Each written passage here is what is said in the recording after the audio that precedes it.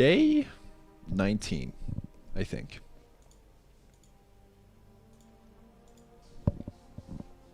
Yep. Another day. Inching closer. Every day. Towards the online demo on the 14th of Jan. We've got 10 days?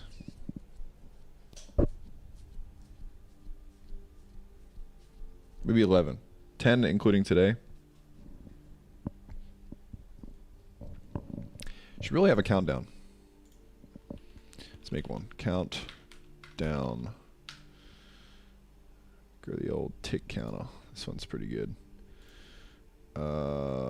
January 2025. It's kind of nuts that we're in 2025. It's a little bit silly. A little bit goofy. Yeah, so I'm going to say 8 p.m., maybe 7 p.m. on this. So yeah, 10 days. Web demo. In 10 days and 7 hours. There it is. That's the countdown. So, yeah. 10 days plus 7 hours. 7 hours being the work session that we're going to do today. So, we've got 11 full days ahead of us.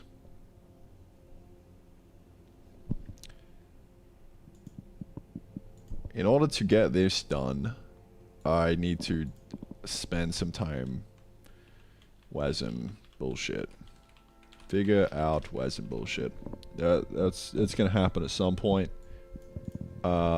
Yeah. We just did version 0.2 last night. I sent it out to some guys. Thanks to the peeps who joined the Discord server and did a little bit of a test. There were some issues. Namely, hold up, let me go dumpster diving in the Discord real quick to figure this out.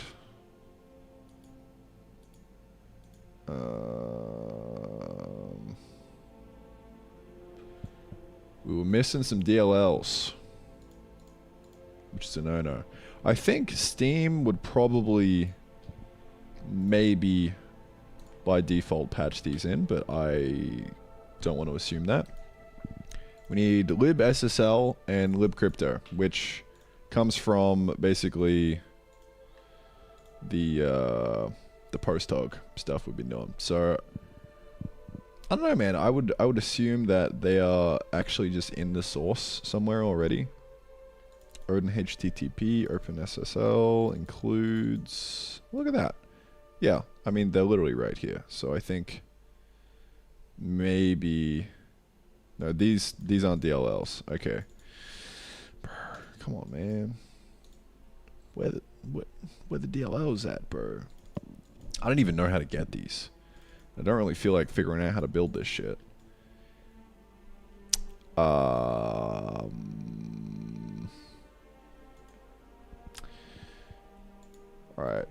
ChatGPT. Time for you to shine, my brother. How do I get libcrypto and SSL.DLLs?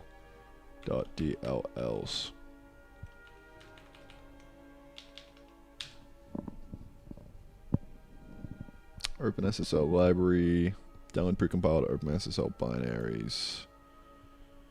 Okay, look at the DLLs. They're probably somewhere, kind of lurking. Because, like, how else would I be able to run the game, right? So maybe I just do a little search and just grab my copies and throw them in. I don't know. I don't really know exactly what the standard operating procedure here is. But I'm just gonna try and get it working.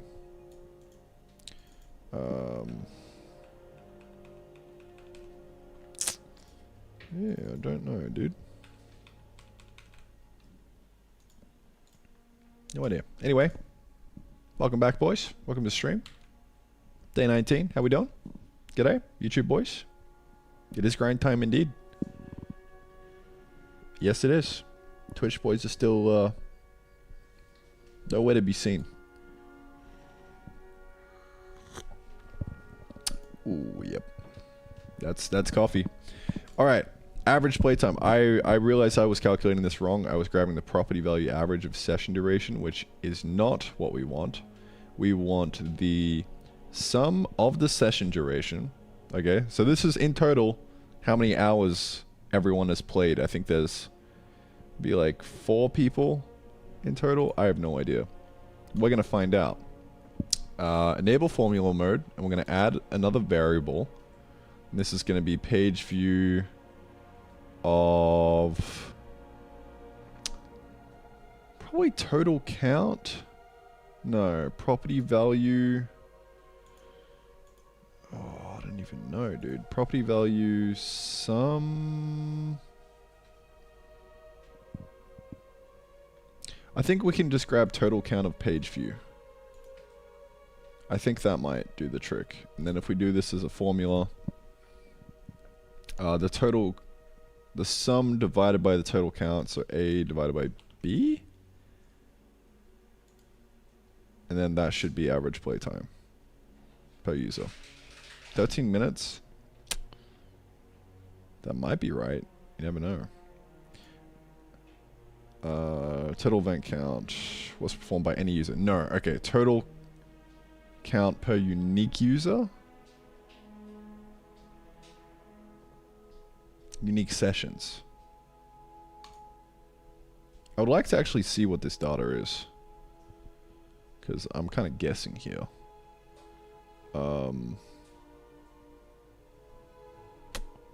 Yeah, this also doesn't really seem right. It might be, but don't know, dude. Don't know.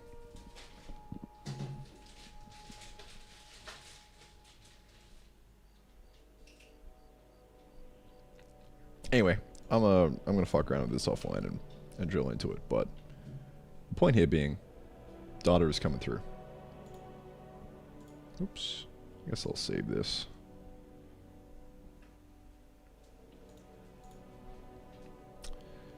Five daily active users. One of them I think is me, or 2 of them are probably me. Epic. Okay. Well, 11 days. What are we going to get done? What will happen? Who knows? YouTube better than Twitch? True. Ryan, what's up, my man? Skyrim soundtrack do be goated, right? I have this playlist that's just called a Lock-In, and it's just a bunch of Skyrim. And like a little bit of this elven ambience. You know? Just gets the trick. Gets the job done. Does the trick.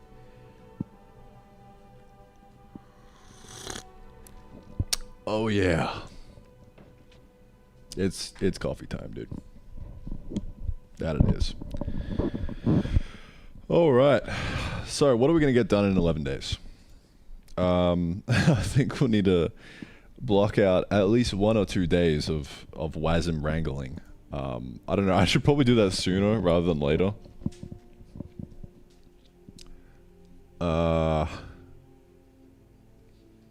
But I honestly can't be fucked. So we're not gonna do that. And I'm gonna leave it till last minute. And things will totally go fine, alright?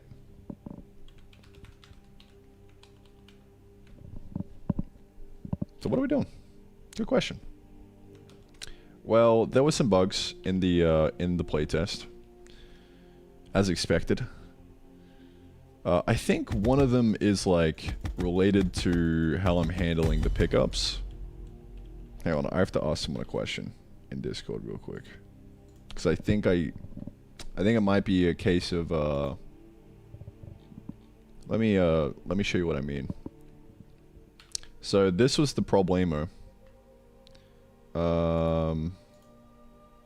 Thank you, CL, for picking this up. Like, what the fuck is that? I have a hunch that this guy's running at 60 Hertz, and it's basically missing the pickup window on the item, and it's like skipping to the other side, and then it's just kind of flipping backwards and forwards. So yeah, that would be my guess. But who knows, dude? Who knows? Maybe it's just something completely random, and not that.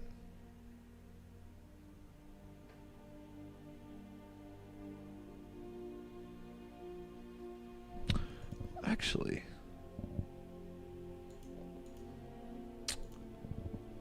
I think these guys are getting stuck.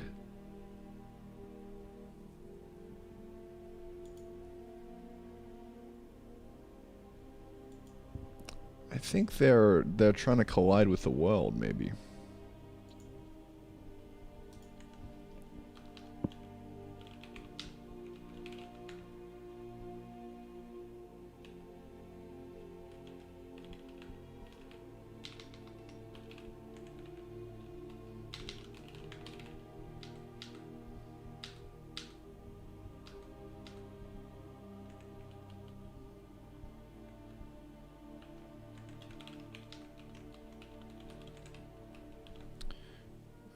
Can entity be opposed? Collision check. No, this should be fine. Alright, scrap that. But yeah, I mean, I think it's got something to do with my pickup. Because what I'm doing is I'm just accelerating to the player's position, and we're doing a distance check of less than 2. And that's probably not cutting it. Because it could just accelerate past, and it's game over. Especially at lower refresh rates. So that might be the issue. Could just increase this and call it a day. Or figure out a better solution. I think in Arcana I figured out a better solution. So let me go suss that out real quick. We could like basically see that when the maybe like dot product or something flips, I don't know, something to do with the dot product, maybe. I don't know, dude. Alright, pick up. Let's see, what did I do here? Is being picked up. Did cross threshold. Yes. So I did a threshold along the X. Huh. Yeah, since we're top down now, we're gonna have to do something a bit more fancy. Yes, sir.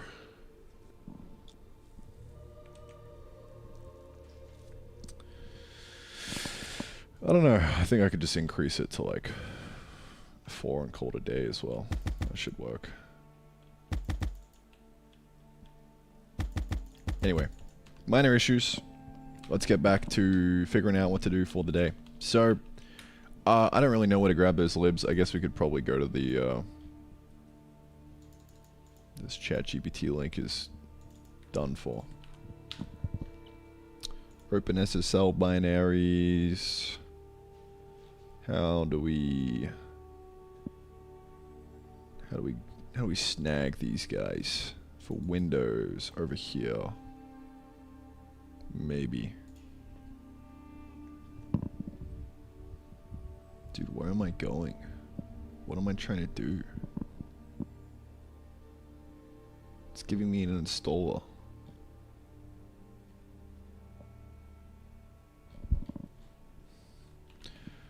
Open SSL, DLL, Windows.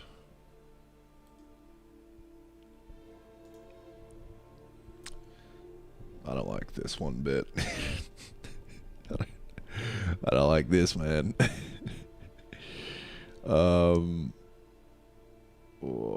Dependency walker utility can be located all DLL dependencies in your application.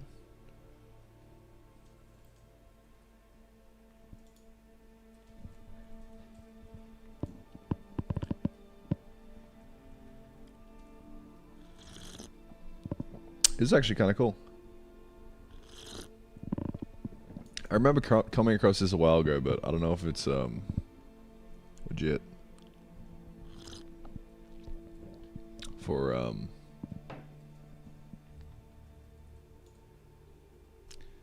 suspiciously lacking Windows 10 or 11 in this description.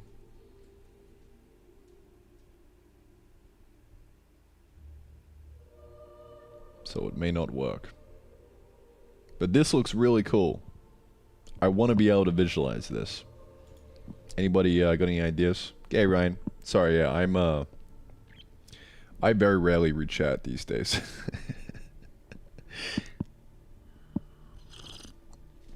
Let me catch up. I actually use that Elven ambience for long distance running. Oh shit, nice.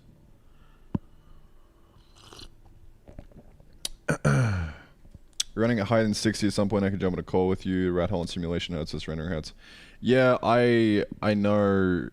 I've been down this rabbit hole of locking the game at whatever 60 or whatnot, and then rendering it a different one. I just like ignoring that complexity and going really simple.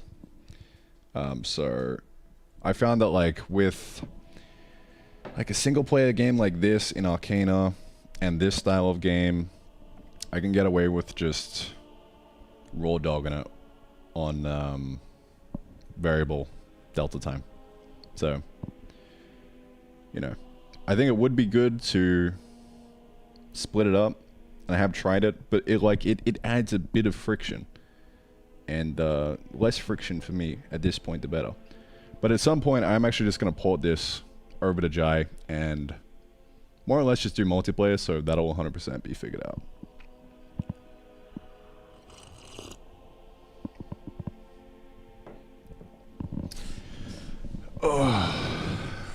Takes a bit of machinery to support that these days. Yeah, like there's cost to it, and I don't really want to take on that cost yet for this guy. Yeah, just trying to get the game feeling good, you know. All right. Yeah, so I need to hunt down these DLLs real quick. I mean, this is kind of like a bit of a side quest right now, but you know, maybe. What do we got here?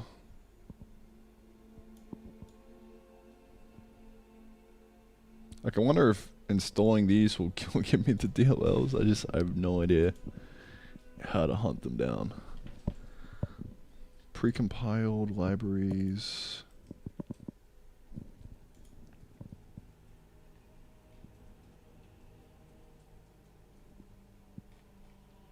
Download OpenSSL binaries.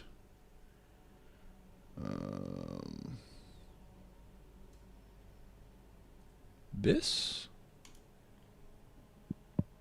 What do we got? This is promising. We have a zip file.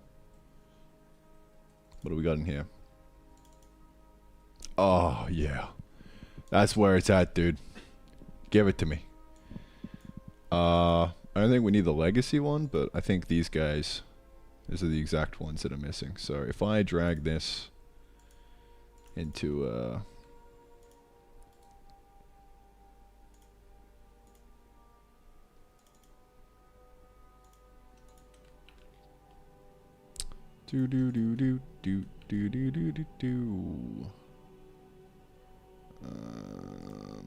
bonk.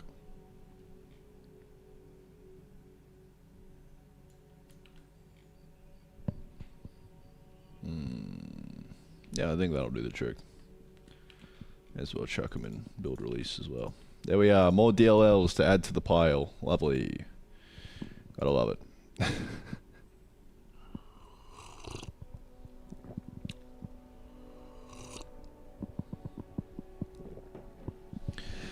Alright. You're better at me than this. You were better than me about this kind of crap. Are you talking about the not rally howling on tech and just trying to do gameplay?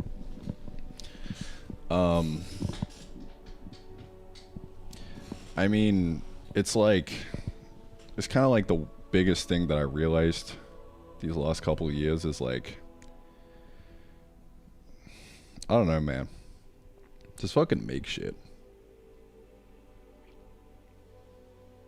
It's so easy to work on problems that don't matter, you know. And there's only like a certain number of things that'll.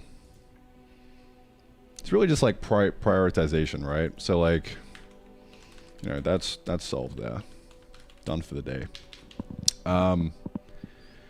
Like even when I look over playtests and I see all these like little bugs, I'm like, yeah, I mean, like I could fix this, or I could just add in more content and like make the game better.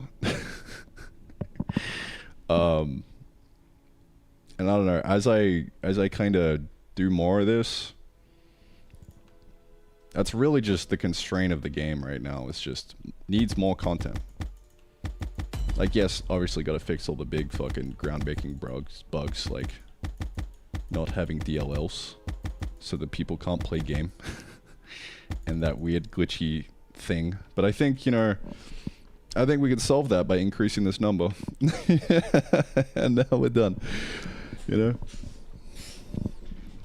know? Yeah. I don't know. I think it's a muscle that I'm like continually trying to remind myself of and building. And the more I do it, the faster I get at like actually just shitting out gameplay code. Like this whole thing, we're on day 19 right now. And man, this is the most game I've ever been able to make in such a small amount of time. And it's just because of ruthless focusing on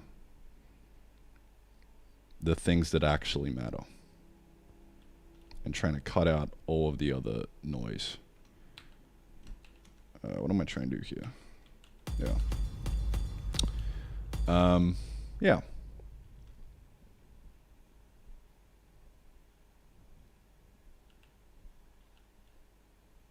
So what are we gonna do? We got what? 11 days.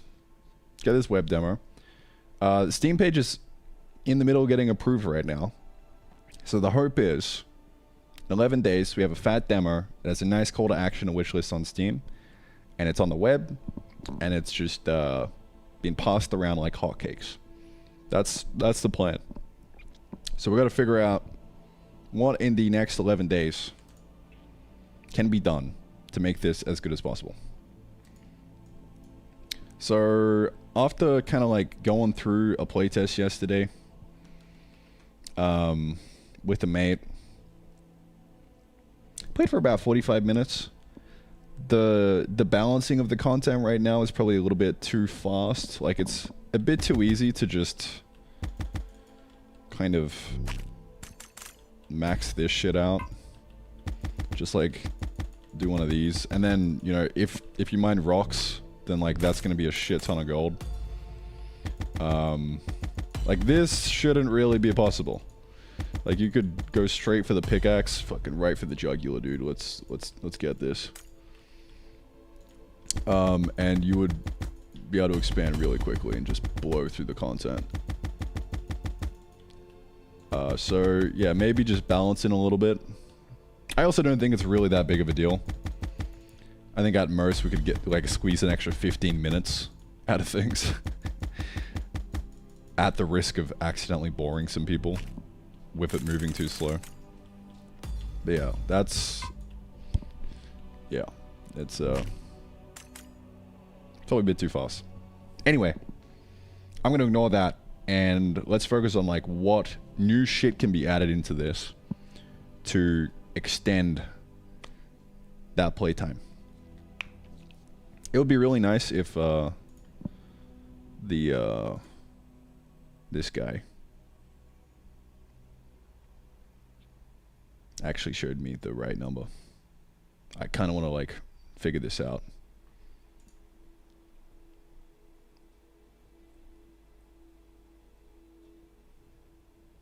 But that's alright. I'll do that offline and I'll grind. Gangsta.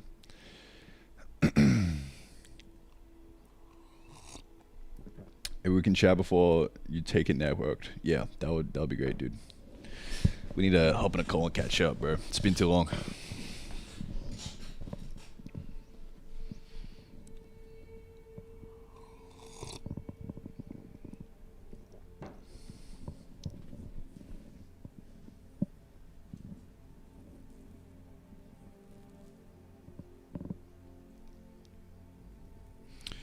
I was running the game on a high refresh rate monitor. Could that be a potential cause of the ghost issue I was having? I was thinking it would actually be an issue at a lower refresh rate monitor. But if it was higher, I don't know, maybe. Maybe. Because I was thinking if it's lower, then the delta time's bigger, right? So then there's like more likely it'll skip over the threshold, but I don't know. Yeah.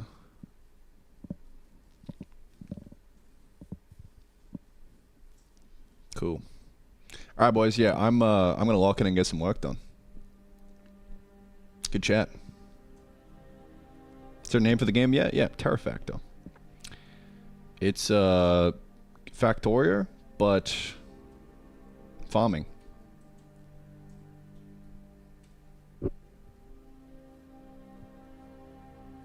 With a bit of Forager sprinkled in. Think Forager, but multiplayer.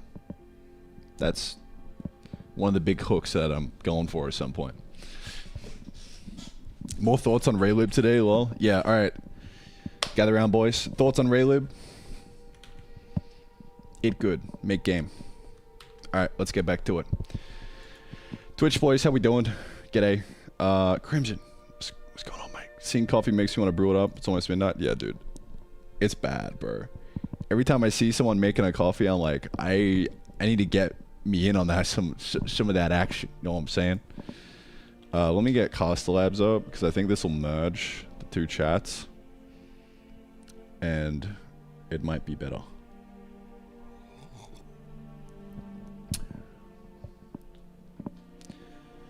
But regardless, coffee is almost at the bottom. Once it's at the bottom, you know what's about to happen. We're gonna lock the fuck in, alright? Gonna crank. Okay. Yeah, I think maybe this will merge the chats, who knows? Okay. Yeah, no, this is getting lukewarm. We're heading into dangerous territory here. Gotta suck it down, mate. Okay, this would be a really nice utility. I wonder if it'll just work.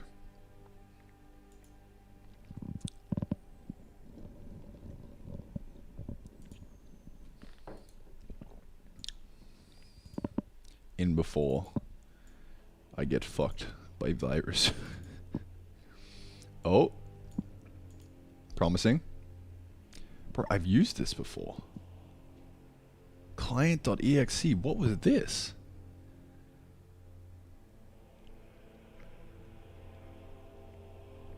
I think this was when I was trying to make Arcana multiplayer like a year ago. Wait, what? System information? Completely doxed. Yeah. Open.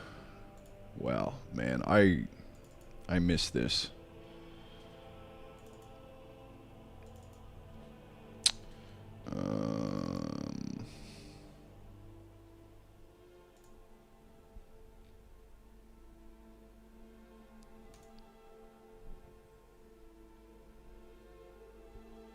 Okay, yeah. So from memory, this is exactly what happened. It just kind of hung.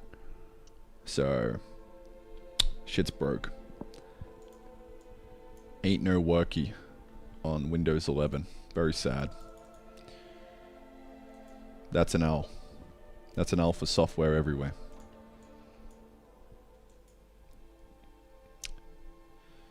Taking a nice, perfectly good program and ruined it.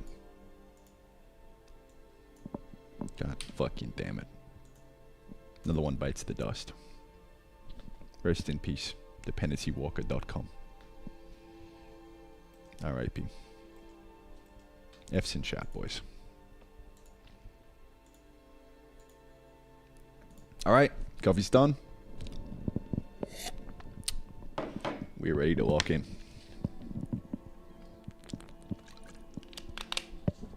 Okay. So, what can I help with? Can you make my game for me? But nah, that's your gig, mate. What? What the fuck? Wow. That's almost like... Does it know I'm Australian?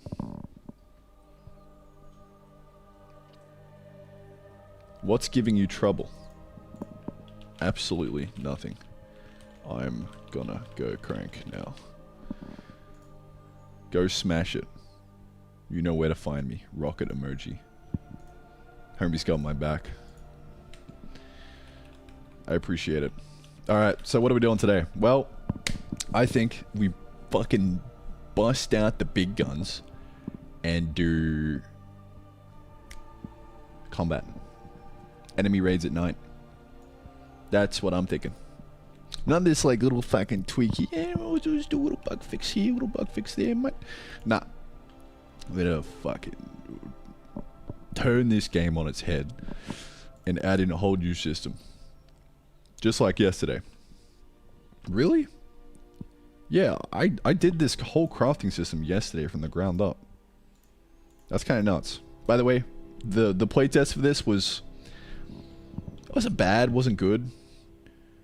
There was an issue where like the issue here is you can't actually tell what you're crafting.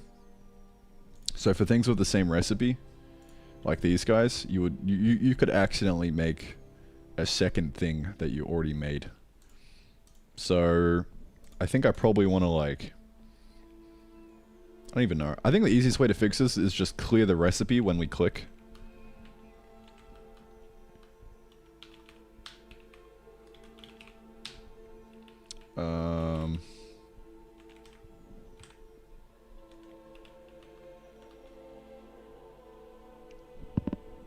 What am I thinking of? Where am I going? In this lovely 6,675 line file. Where are we today? Gonna get to the altar. This guy. So I think when we do the interaction with this guy, basically, if we go to open this down here,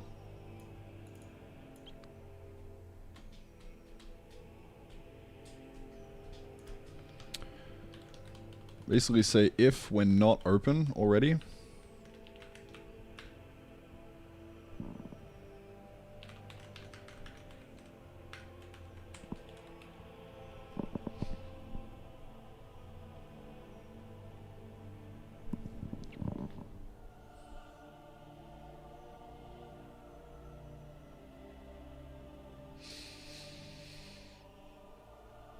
then we just clear it.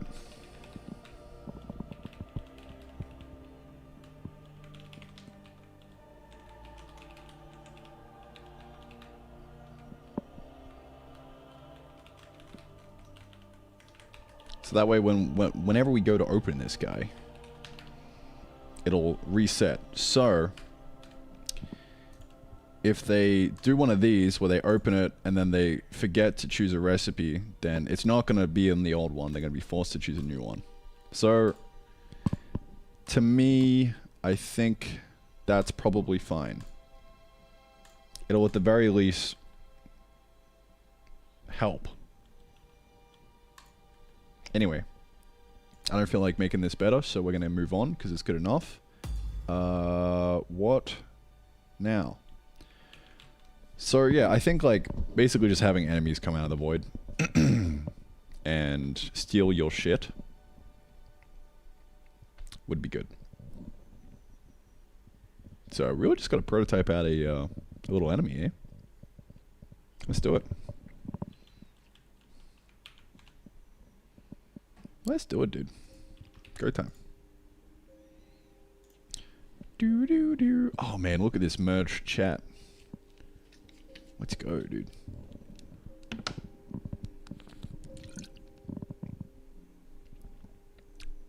Should really just build a spray from source. But I cannot be fucked.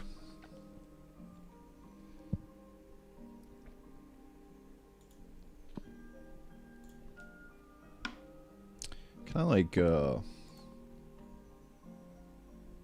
show platform? There we go. Look at that. Dude, they've turned you into ChatGPT. what's going on, bro?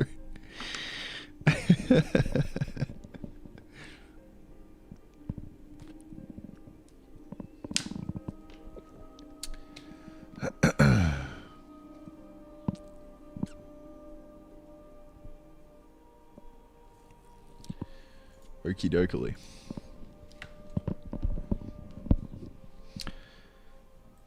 Enemies. I think we can get away with just having a big red chonker. And that's all we really need to do for now.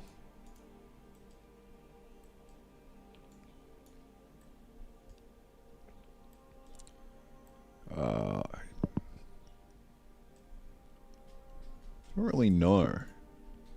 Purple? Like a deep purple? Deep red? That'll work. Yeah. Just have this guy kind of come out of the void. Why not?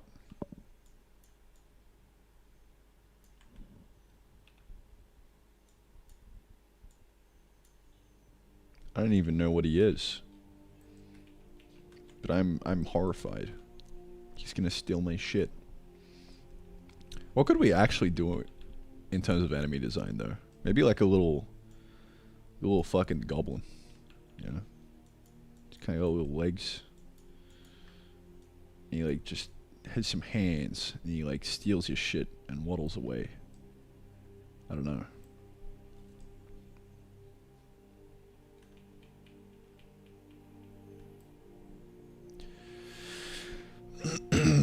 Don't know. We'll workshop it. For now, let's just get it working. What's this guy?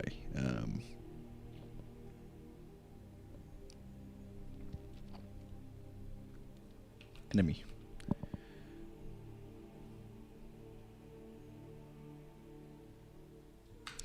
I'm just gonna call him Enemy for now.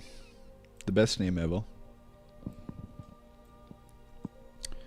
And what is the behavior going to be like? Well, we're going to be in the void. And we're going to slowly just... And we're going to waddle around. And just path to the nearest thing that we want to yoink. So maybe we want to yoink these fucking potatoes. We yoink them. Now we have the potatoes. We run back in the void. Gone. What else could we do? Well, I think...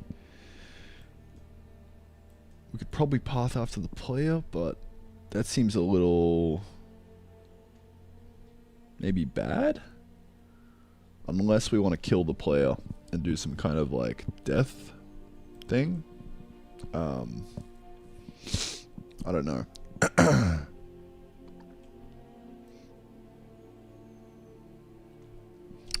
Because now, with the new coins kind of squirting out of the hole, we've technically got the coins on us, right? So I think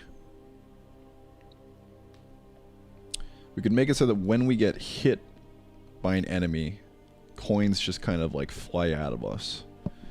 And they'll take the coins and run back into the void. Kind of like what Kingdom does.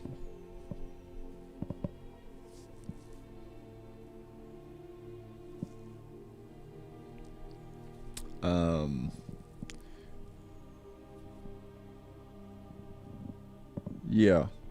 I think this is just a case of like not thinking it too hard about this and just putting it in and seeing what happens. Seeing how it feels. So yeah, hit the player, coins fly out. What happens now? I don't know. That's a good question. Let me actually pull this in.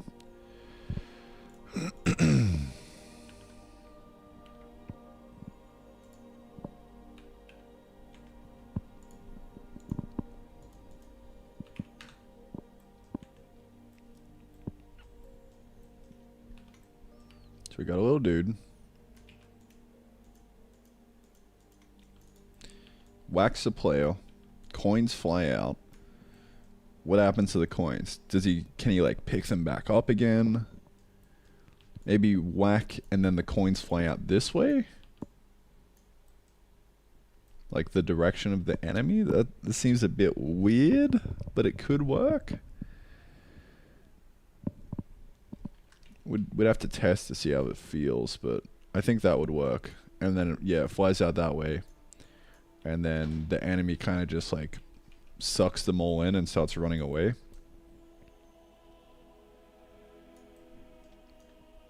Just like a little fucking gremlin dude. Just steals a good chunk of your coins and then runs away into the void. Now he's gone.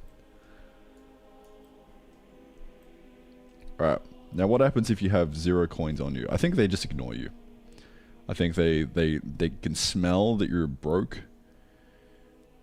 And then they just go after crops instead.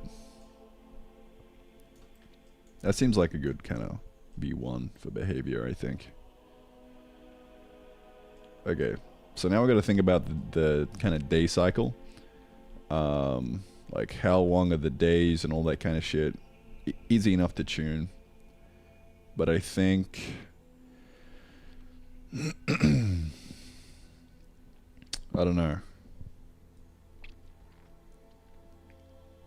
We're gonna need to do a basic kind of like day-night cycle, but it's not needed right now. We can just do the enemies and then get the timing right and just say that they come in waves every like 5 minutes or so.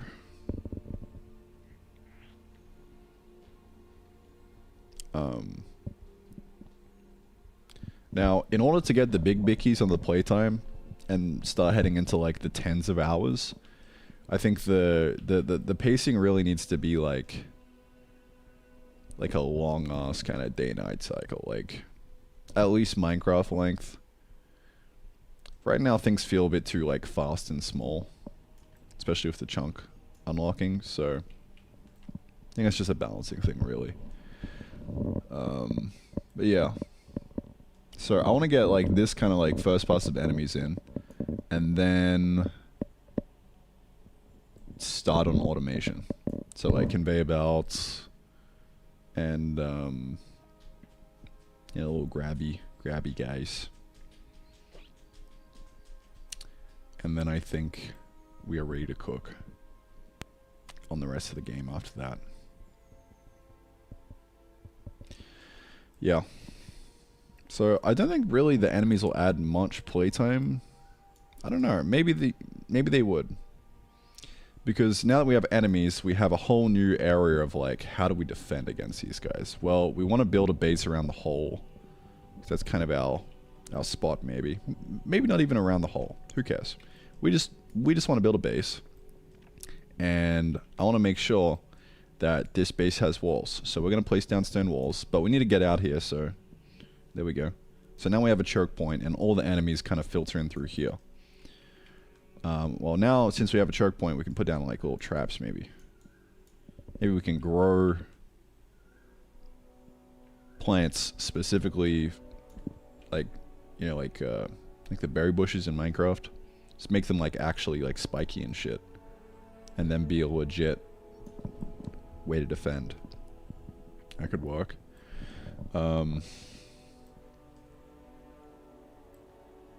Yeah. This adds a lot to the game, I think, in terms of like base building. Because now you've got a reason to build it kind of tight and defendable. Instead of just kind of like sprawling out and doing whatever. So yeah. I'm gonna say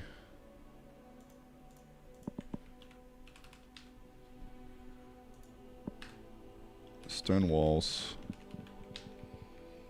Enemy V1.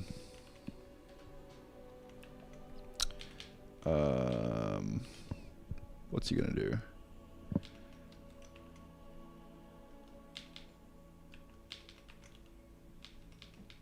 Yeah, just enemy V1. Steel crops.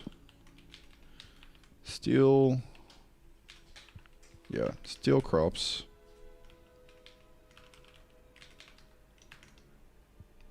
Whack gold out of player.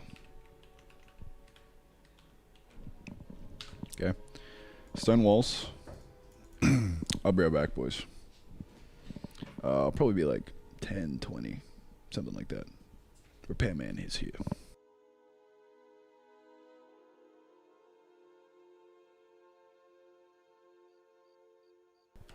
I can't talk, but I'll just like sit here and program. And we'll just keep working.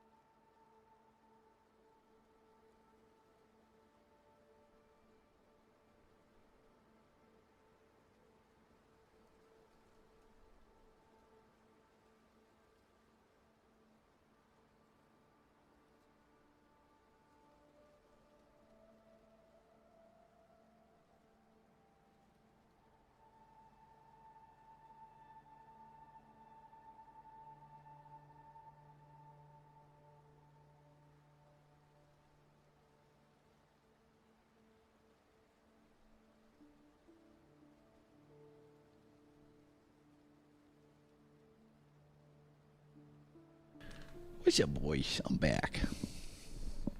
The sync has been fixed. Tremendous W right there. All right. What am I doing? I'm trying to debug why the enemy is getting completely fucked. I wonder if it would actually, like, can I legit do an expression here? I wonder. I don't really know what the syntax for this looks like. But this would be cool if I figure it out.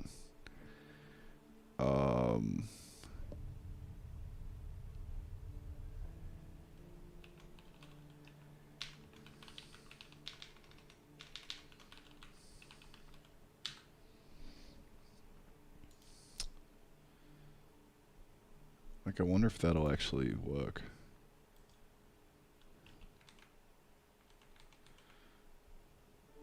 No. Do not think so. I gotta figure out what that syntax is. Anyway. How are we gonna break on this?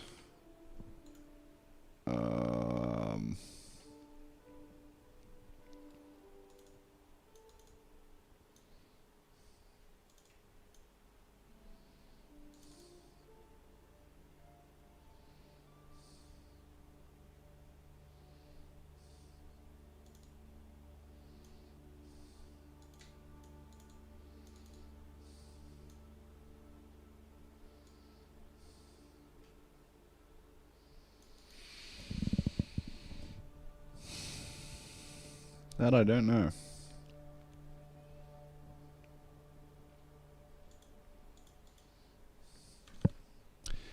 Do it the old-fashioned way, eh?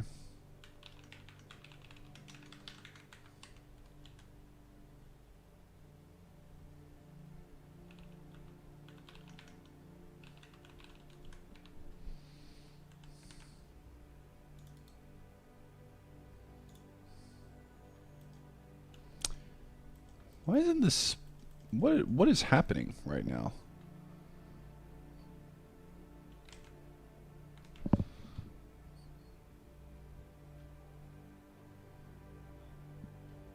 Why is it when I add the physics flag, it just dies? Oh, because I'm doing an equals instead of an or. Fucking... I'm stupid, dude. Holy shit. Alright. So maybe the breakpoint stuff does actually work. Let's try this out. Kind equal.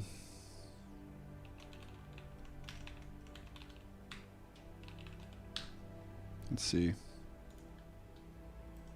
No.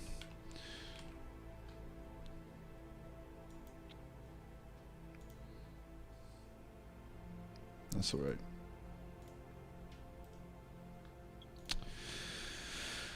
Okie dokie. Well, that was a little bit of a silly goose moment right there. But we're back.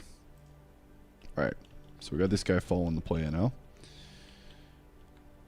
Very nice. Very violent. What next?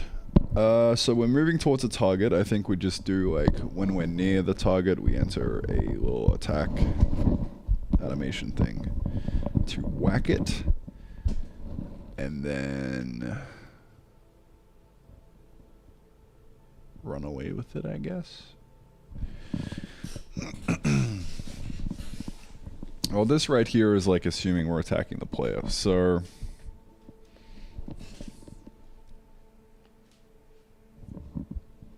I don't know.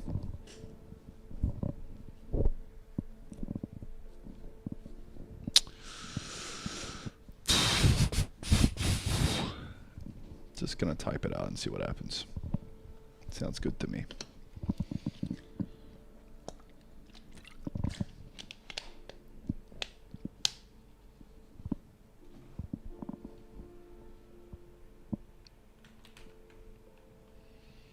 So yeah, I kind of want, as soon as it gets hit, bang, into an attack state. So if the diff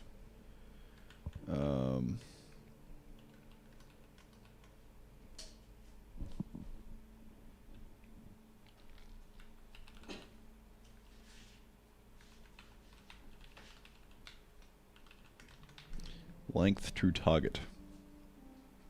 Can I do a or dist to target? Distance target pause, Ian pause. If dist to target less than 10, then we want to enter an attack state. So time to do a little bit of state goodness, mate. So we're gonna say, I'm just gonna add in a attacking. Why not?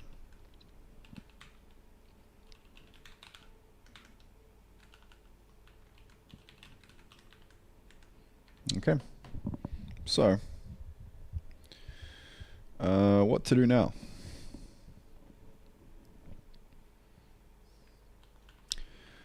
Well, basically, I think I could do like I kind of want to split this up into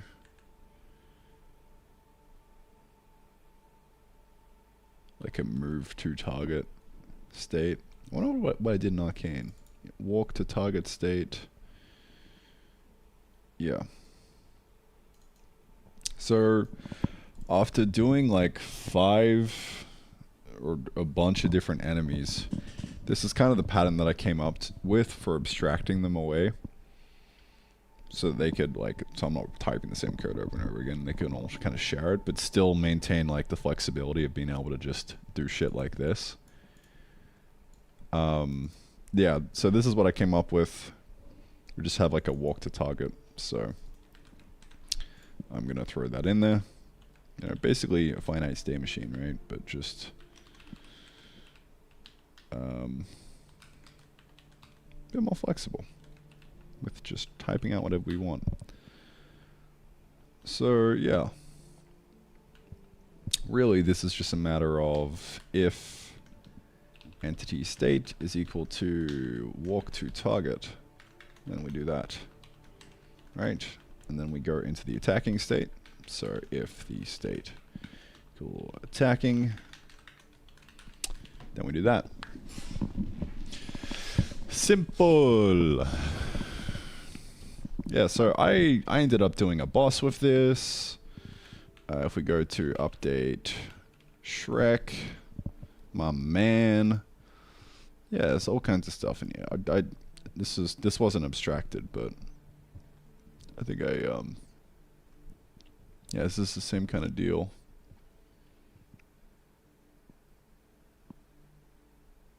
Except, you know, with here I'm doing a bit of extra stuff. Yeah, we just got a bunch of different attack states. We got the stomp, we got the smash, we got the pound jump. I never really did the pound jump. Just have that as a to-do. But yeah, slime, pretty chill. Little jump attack. Yeah, so it's really just a matter of typing shit out and seeing what happens. That is all. So if we are attacking, at this point we should stop moving because we've well, we're setting the velocity. So maybe instead of the velocity, we actually want to set the acceleration. I don't know.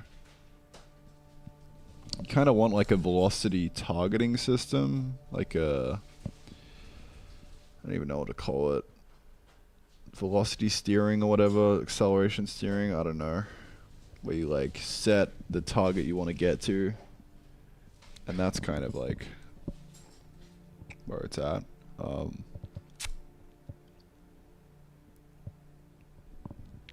yeah, we could do that. So we could frame this in terms of, in the frame, vel target.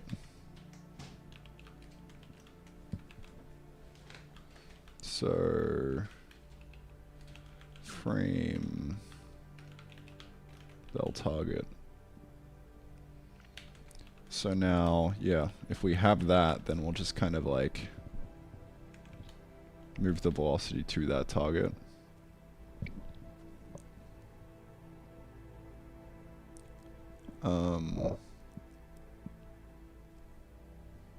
For now I could just hard set it and it will be fine, I think.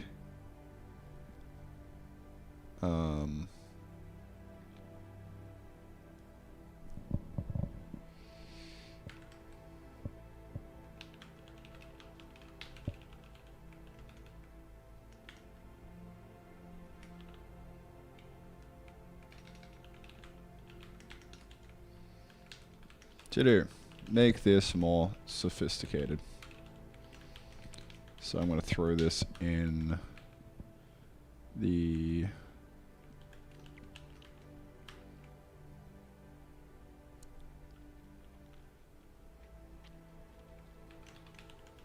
physics.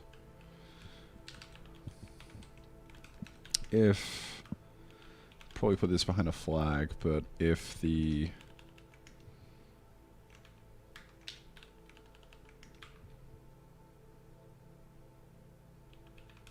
velocity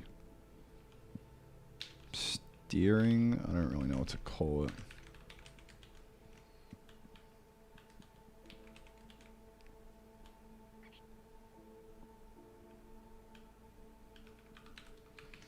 Accelerate up to it.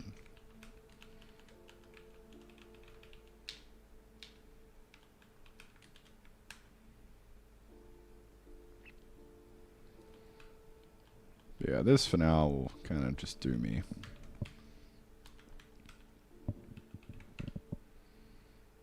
So we'll chuck that in the flags. I really am not having much flags for this game. It's all just like, I'm just edge casing it with like the kind and shit. For the most part.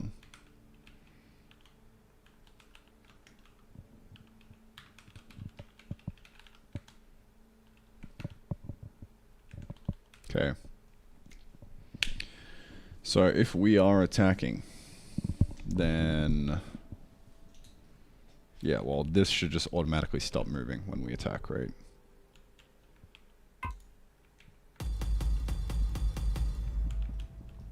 Bonk. Alright, we're in the nil state right now. So if state equal nil, you know, maybe we want to do some kind of wait here. You could also probably call this the idle, but I'm just going to set it to the walk to target. You know, you could have some kind of decision making process in here and what you want to do and shit, but that'll be fine for now.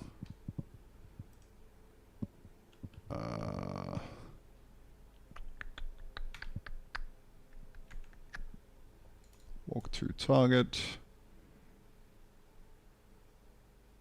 Why isn't this working? Frame velocity target. Okay, we got velocity steering. Yeah, what's happening here, bucko? We got 3143. Let's do one of these. Alright, distance 80. God, I fucking love Red Debugger, dude. Holy shit. This hover evaluation. Gonna bust a nut.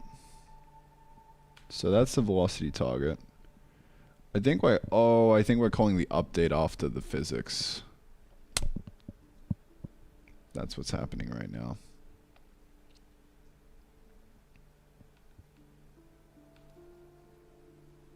Yeah. Physics happens here. Update. No, physics happens. Right, yeah, we're calling update after physics. So we kind of need like a pre-physics update, I would say. It's not really necessary, but pre-physics update enemy. That'll kind of do the trick, I think.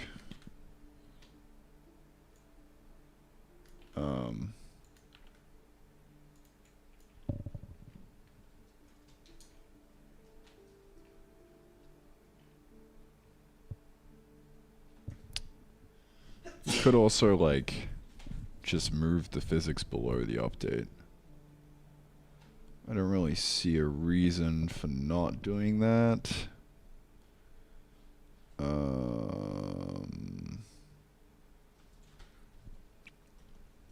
Let's see. Let's see here. Fade out, grow. Setting some velocity. No, those are particles. Yeah. We could totally just move this below. Let's do it. Do physics. I'm gonna put this into a function.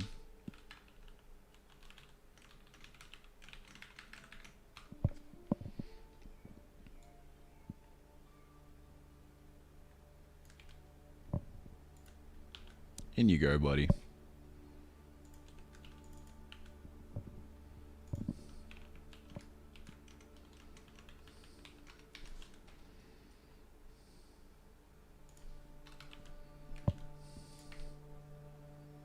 There we go.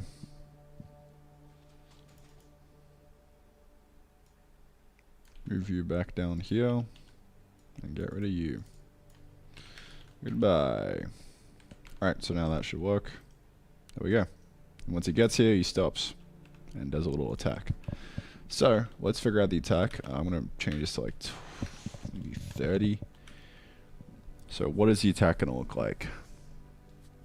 Well, I think what I'm going to do up here is I'm going to say prev state equal en state. So we can do one of these. If en state not equal to prev state, then this is the entry. So on entry, I think I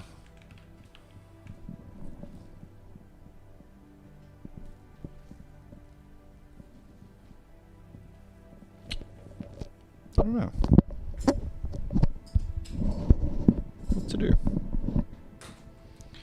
What to do?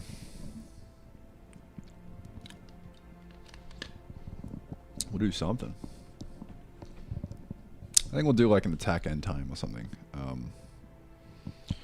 So really it's just a matter of like stop, attack, and then just kind of like, I don't know.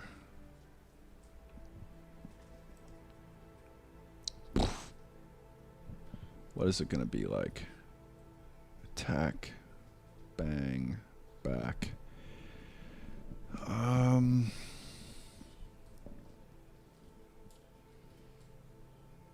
We could like physically move it towards the player. So like the first half of the attack is physically moving towards the player, then once we hit it, we then bounce back.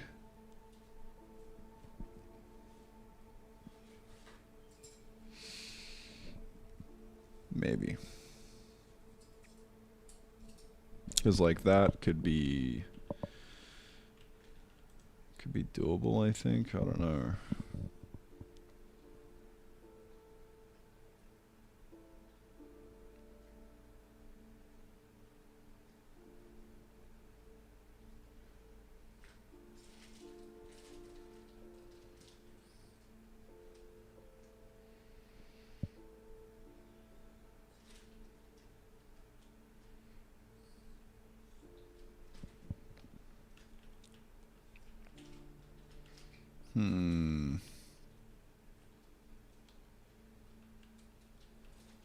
Yeah, that'll work.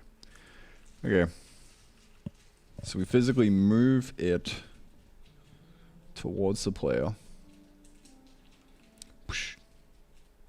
Once it hits, we then just invert the movement and just, yeah, okay, so once it collides with the player, we just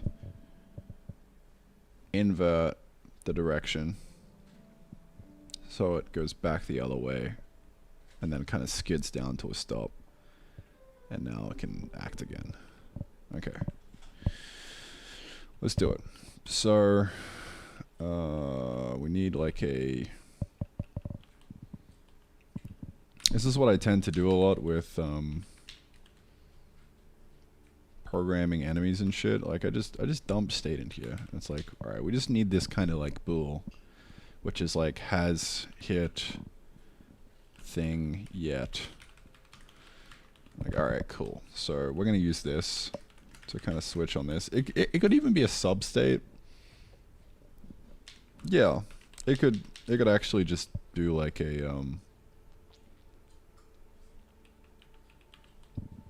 you could break it up into like a attacking, like start attack,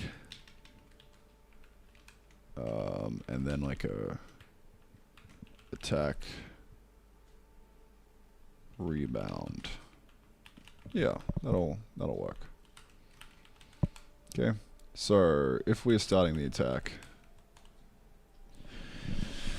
then we are just trying to move towards the player.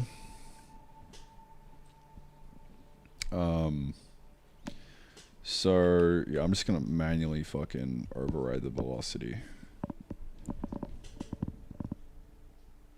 Maybe. God, I don't even know. You know what? I'm gonna get rid of this fucking velocity steering thing because I think it's kind of bullshit. I think we just be big boys and do whatever is needed.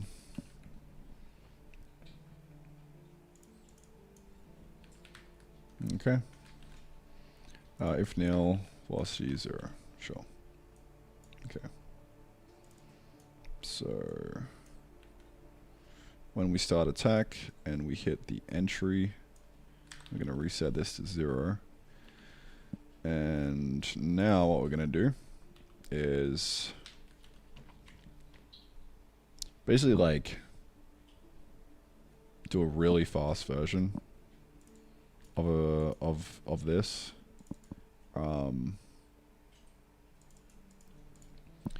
I'm gonna say dir to target, throw that up here.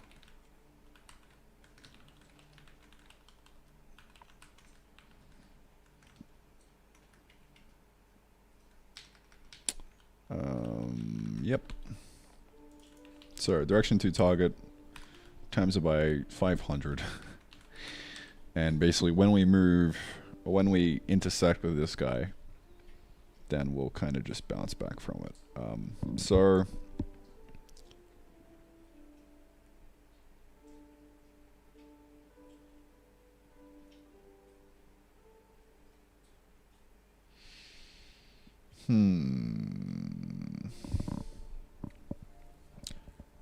we're gonna run in the same issue that we have with the physics-based item pickup, in that like it could get into a bad state, but I'm just gonna try and get it working for now. So also have the distance to target. So I'm gonna say if the distance to target is less than 5, then we've successfully hit the thing. And our state is now attack. What did I just call that? Attack rebound. Okay. So yeah, attack rebound, and I'll just want to kind of like invert the velocity. How do we actually flip a velocity? Like, can't we just times it by -1? Like, what's that gonna do to a vector? It should flip it, right? Yeah. Yeah, it will. Okay.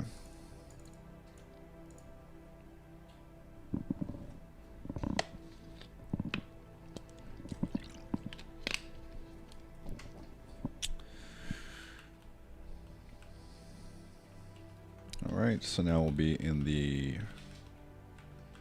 attack rebound state. And we just kind of want to like wait here and slide back. So I would say friction equal 10 or something.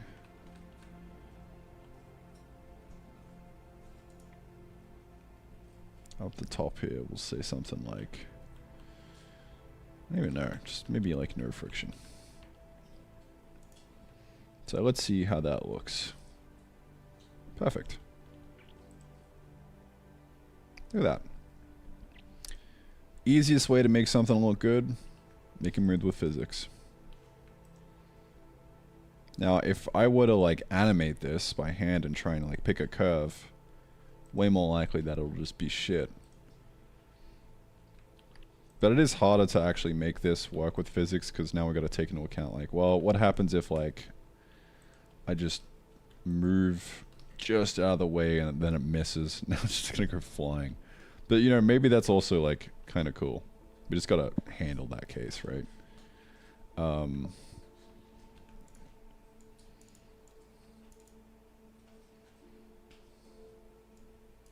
gonna just proof up the friction a little bit. And then we'll say we're gonna exit out of this state when the velocity kind of calms down. And the length of the velocity is, I'm going to say like less than 2. We're going to reset back to the nil state. Look at that. Look how fucking easy that is as well. Like, it's just so free. Add a bit of juice to that and kind of just call it a day, you know? Like,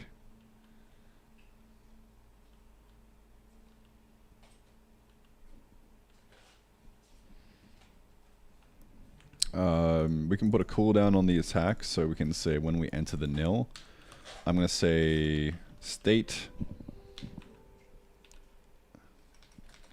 nil state end time. Now plus, we'll say 2 seconds or something. Nil state end time. So now we just want to, in here, if has reached end time. Now we just have a little timer on that guy.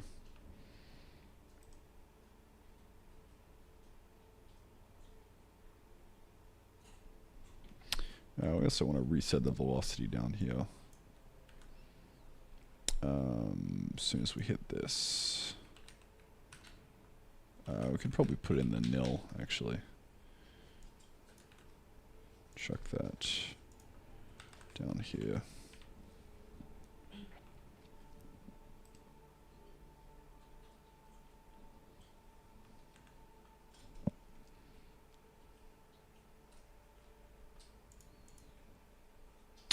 You got 1 second. And yeah, call it there. That's kind of like V1 of attacking. Bonk.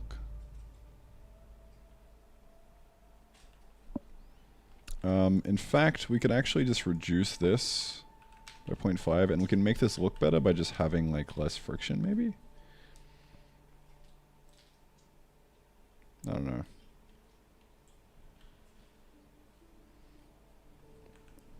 That's the thing with like trying to tune this friction. It's like a bit of like push and pull with the velocity. So we could reduce velocity and friction, and it will just kind of like slide more slowly. Yeah, there we go. Make that 200 milliseconds as well on the wait. So yeah, that feels pretty good now. So yeah, having him collide with the world would be good, but I think it's really that necessary right now. Having a dodge would be nice as well. But yeah, no, this is good kind of like first pass. So now we just got to actually make this hit do something, right?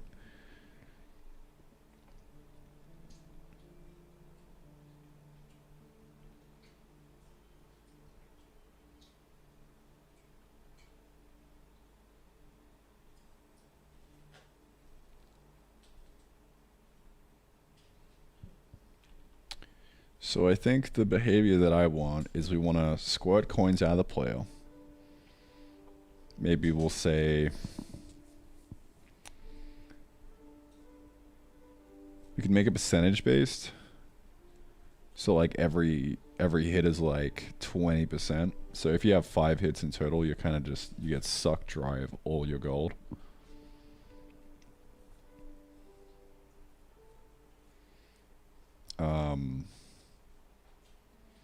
Don't really know how that's gonna work with such high amounts of gold right now.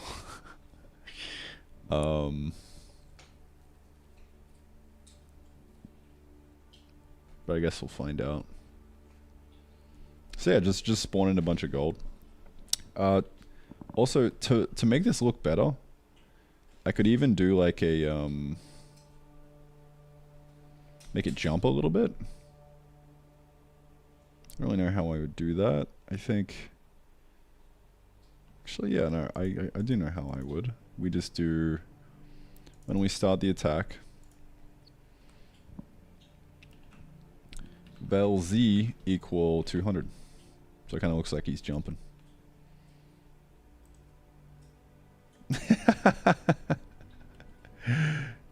Oh, that's actually sick.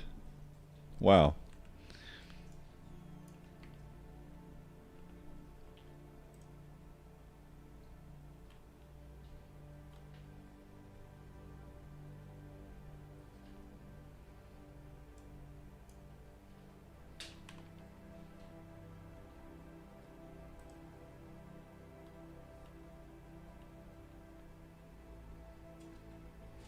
Yeah, it fucks with the tuning because now now there's no friction being applied to it when he's jumping in the air.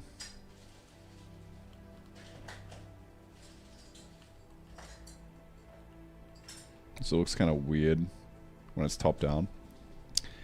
So if I wanted to do this properly, I would like try and actually figure out the 3D perspective and like what the values are for all this, but like I honestly don't really care. Even though, yeah, it looks fine from side on. It's just top down is a little bit funky. So yeah, I'm just gonna ignore that. It is a tool to be used if we need it. Yeah. Okay, so time to squirt coins out of the player. That's what I'm thinking. Attack, rebound. Okay. So what I like to do, I don't know why, but I kind of like getting in the habit of entering the state and not actually doing an enter here, but doing an enter here. That way you can kind of come at it from any state for the more complex guys. So yeah. So this is like the hit, basically. Hit target.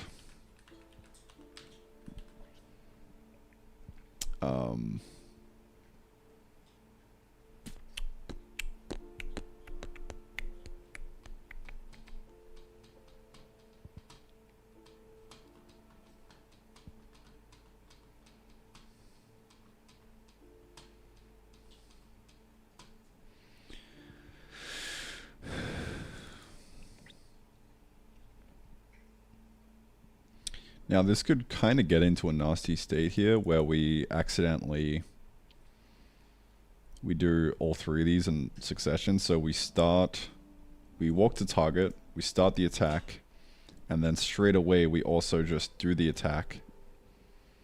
And now we're in here and this wouldn't hit. So in order to combat that, I think the easiest way is just to remember to explicitly set the previous state like this when we're switching states.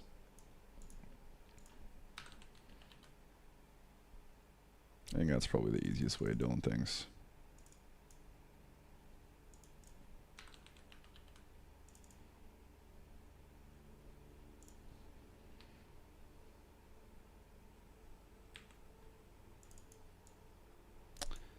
Kind of jank, but it is what it is, you know.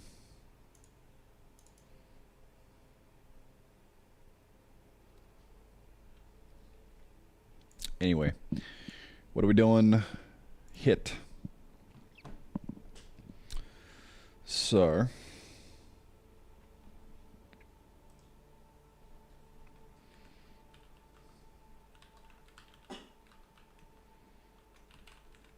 should have a hit flash in here. So if I set this to white, that should do a hit flash. Nope, that's the entity. So target hit flash. It's not really doing me. But the entity hit flash actually doesn't look too bad. I mean, it's a bit weird, but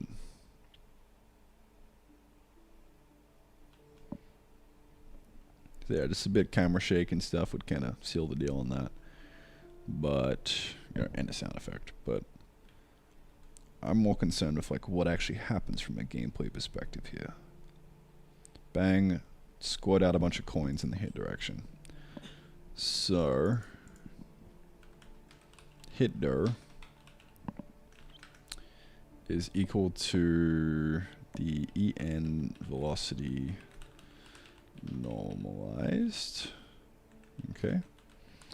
So that's the hit direction. Oh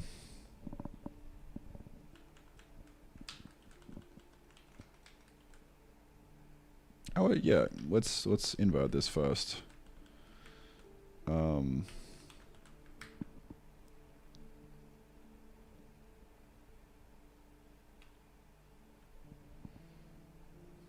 So yeah, just spawn a bunch of coins. Honestly, I think it's I think that's the way to go.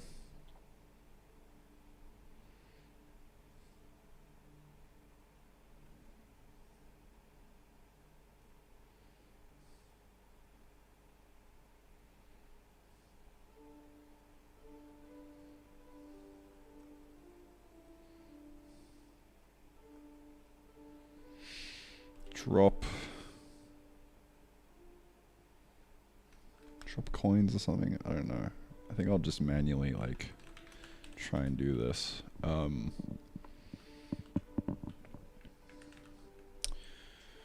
Well, really, we're only attacking the player right now, so we're kind of assuming that this is the case.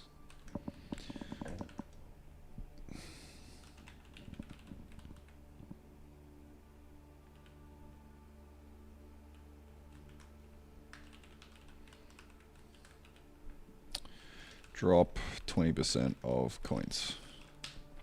So, player, really GS gold.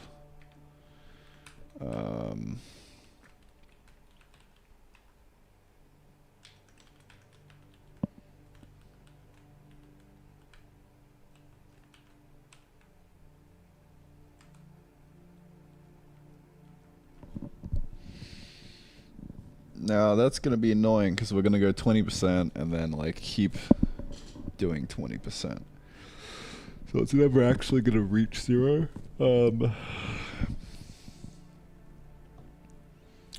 So maybe we have like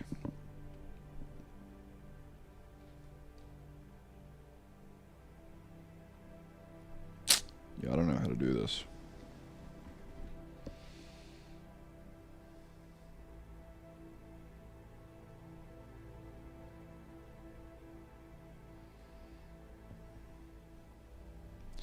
Like, how do we define a semi-constant amount but also have it scale it up with the late game? I don't know. We could just say we drop 100 coins. I don't know.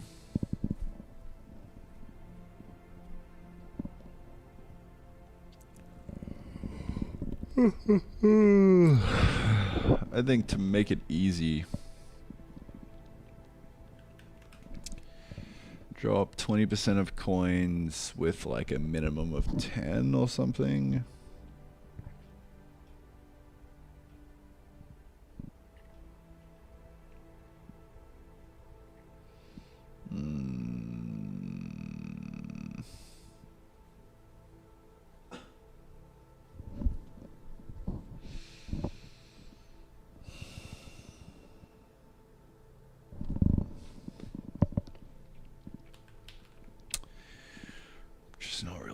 overthink it. I'll figure something out.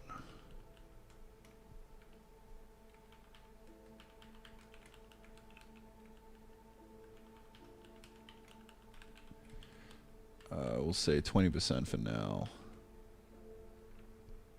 Why not? Okay.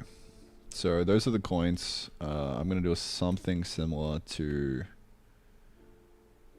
the hole.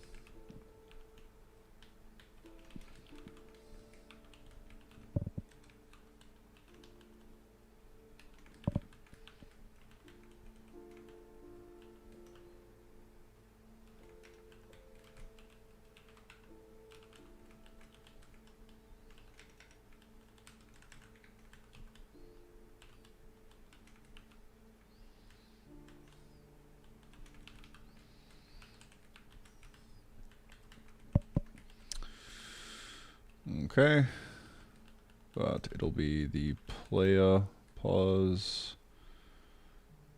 and then the X of this is going to be, wait, no, yeah, we could do a little bit of that.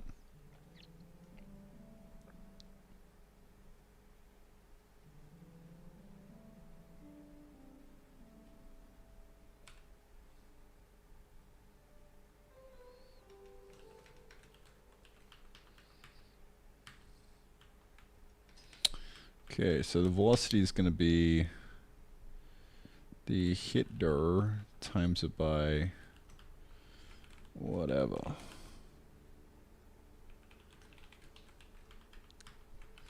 Gold amount equal to this. Okay, so that should probably do it. Let's see. We do have 90,000 gold right now, so I did just try and spawn in like a lot.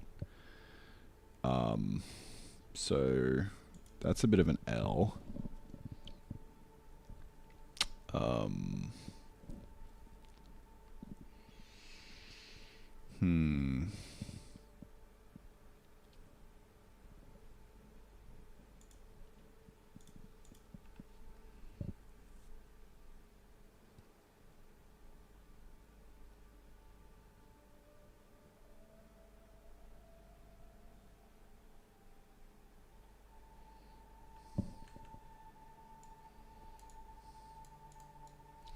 We could cap this.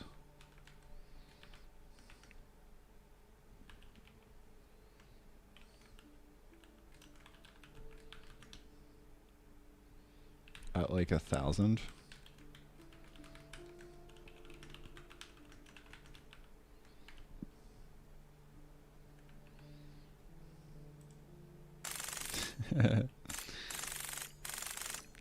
It's sucking me dry.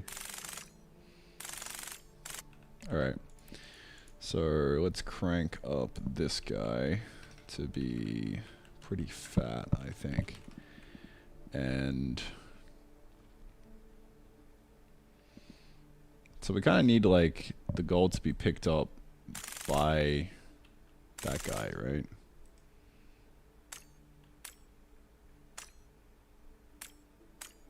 And like not by us.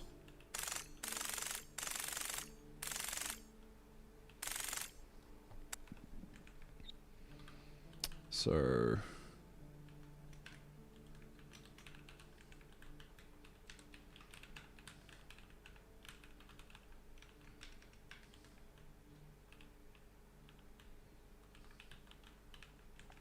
pick up cooldown end time. I'm gonna make this specific to the player.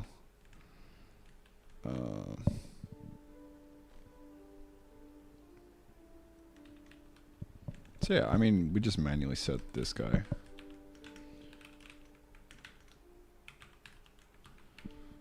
So then you should have a cooldown.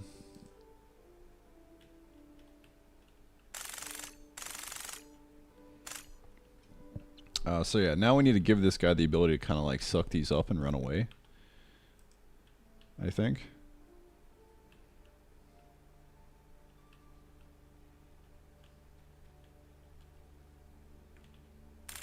We're slowing down.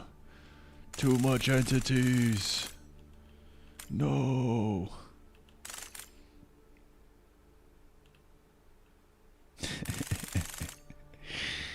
No. He's gonna make us crash. He's gonna hit us until we fucking crash, dude. Fucking savage, bro. The man's a ruthless killer. He's not just after your gold, he's after your fucking world save. He's gonna corrupt the shit out of it.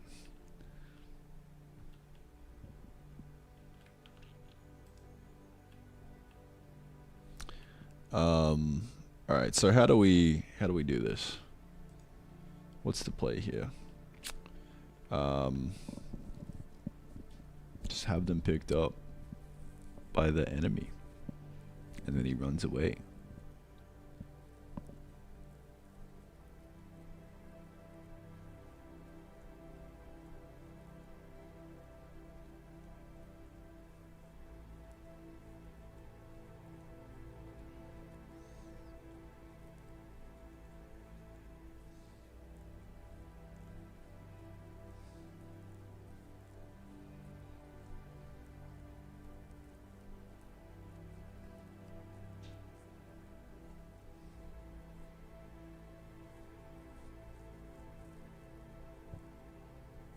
Yeah, that's kind of it. So, pick up, can pick up.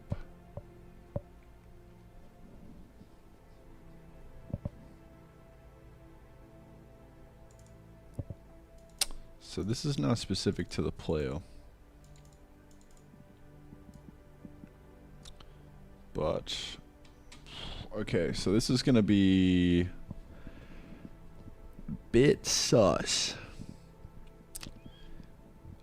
Because we need to loop over all entities again to figure out which one we're getting picked up into now. So that kind of sucks. Probably have to do some kind of like spatial division thing. But outside of that, I think okay, how can I scuff the fuck out of this? Well, we know for a fact. Okay. We're gonna say gold dot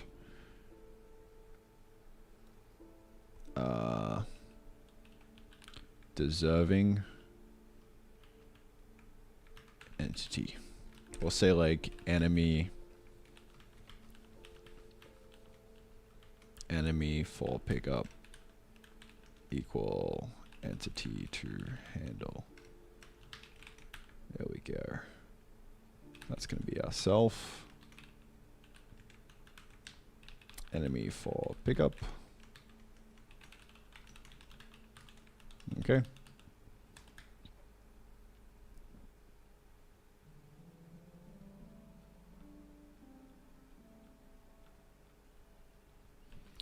Okay, so can pick up, has reach end time, yes.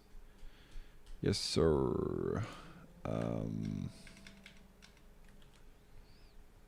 We basically say pick up target pause, player pause, okay. If enemy for pickup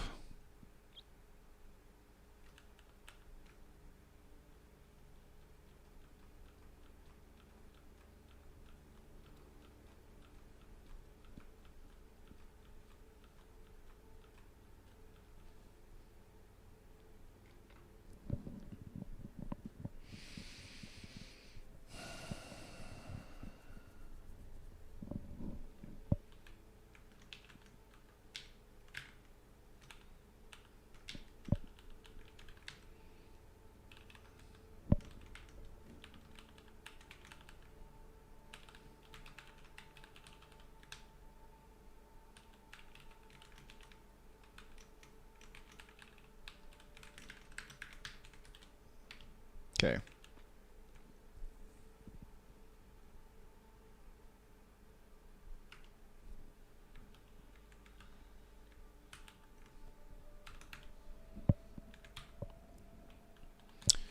So, if we have an enemy that wants to be picked up, then, you know, we'll just kind of pick up target pause equal enemy pause. Okay. Just got to get rid of all the player specific stuff. Distance less than the pickup target. Okay. Coin. Add item to inventory. Okay, so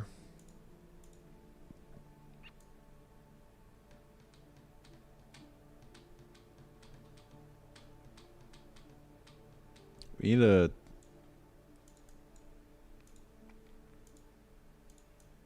branch on this as well. This is kind of scuffed, but we can say like if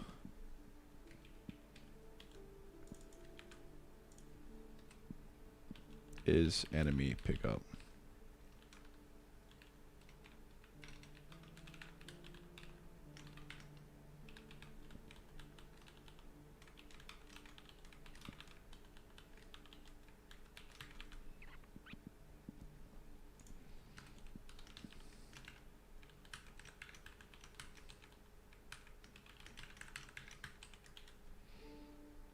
Yes, this is all kinds of fucked up, but that's alright, dude. I'm a fucking gameplay programmer right now.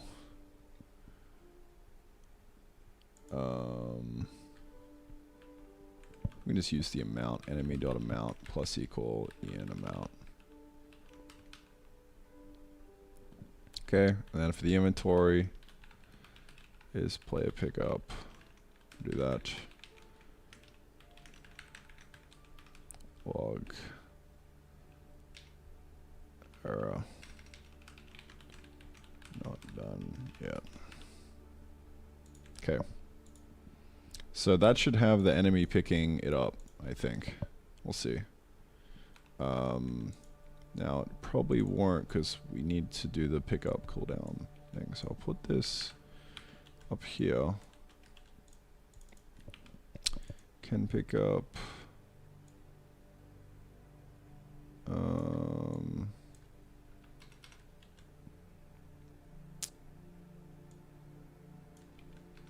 I need to mask this. If is player pickup can pick up equal and equal with this. I don't know if that's really the play, but I think I'll just do this. I think it's the same thing, but I don't really know. Unclear name pickup target pause. Okay. Bonk.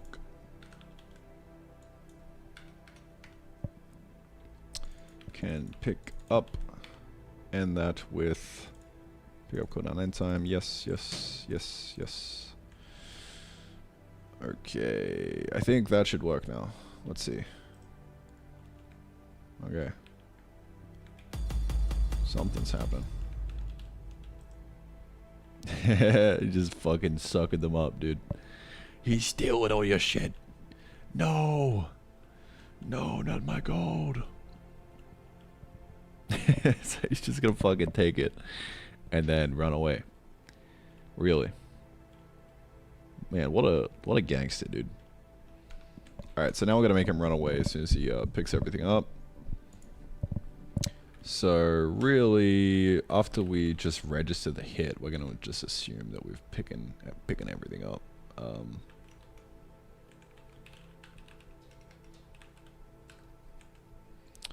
So let me mark this up.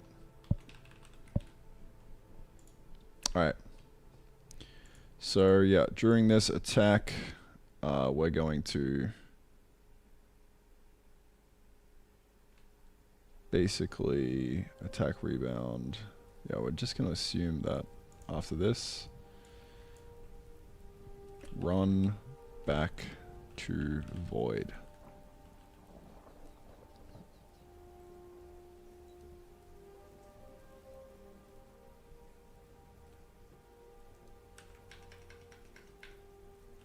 That's what I'm saying.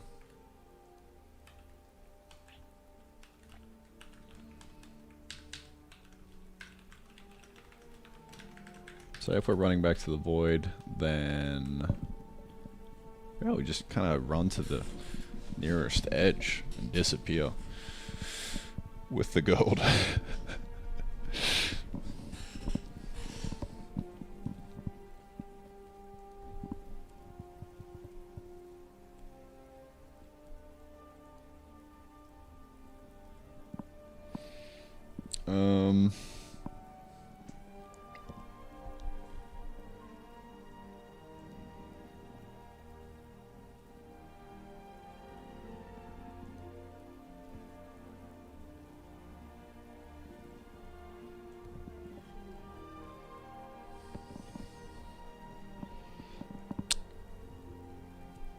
Kinda gonna need some sort of pathfinding at some point, but for now we can just kind of like run in the opposite direction of us hitting. So I'm just gonna set like a I'll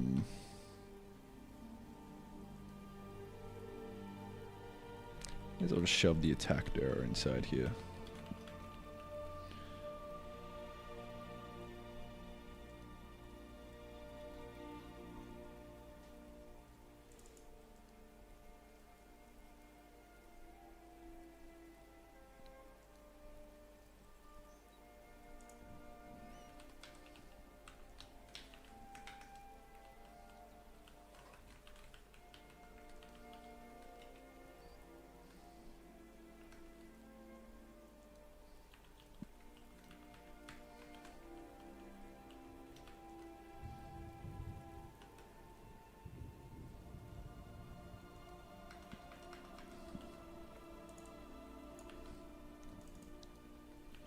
So the hit door is going to be the negative attack door. And then, yeah, we're just going to run back into the void. Really.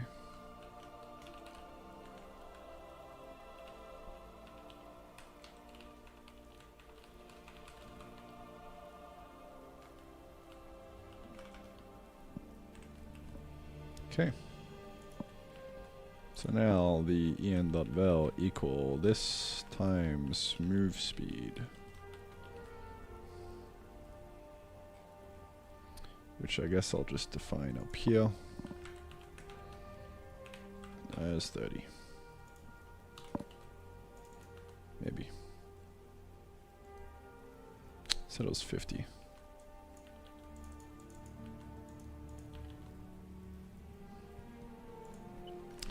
Maybe run a little bit faster. Got a bit of a pep in our step. Now that we've got some gold. Alright, let's see.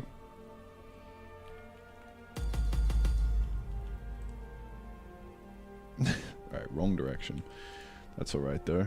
So we're gonna run in the negative attack direction. Let's see.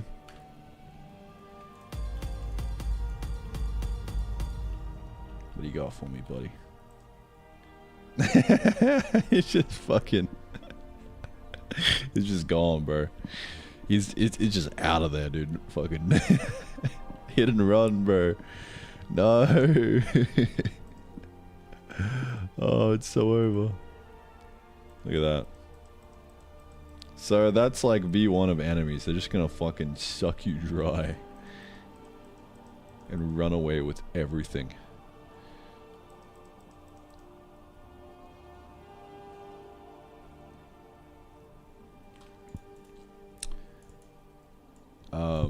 We can also say that like once we're actually in the void, we just delete ourselves.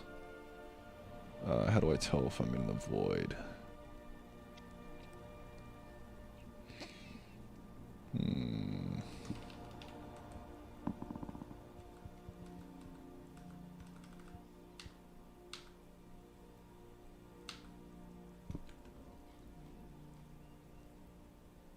Is entity visible?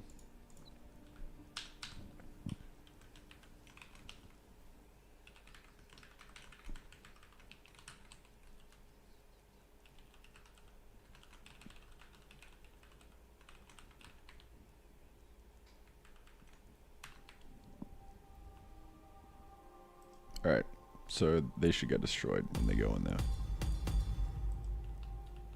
Just to prove it, we can unlock the chunk. And they're not there. Okay, cool.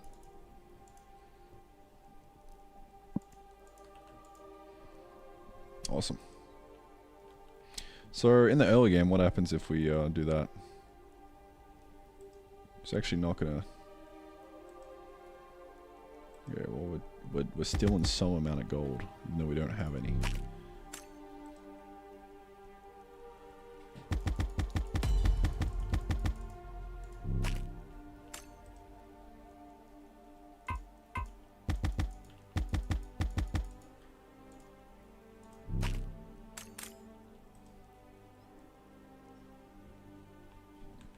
Okay.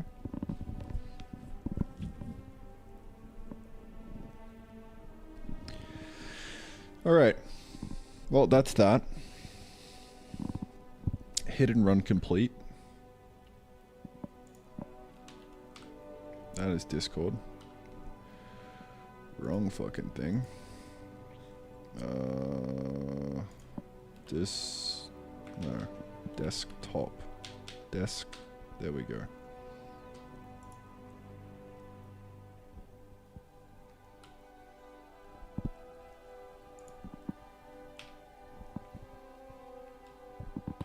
What is up with my hotkeys, dude? Okay, we're back. This, I'm just gonna say...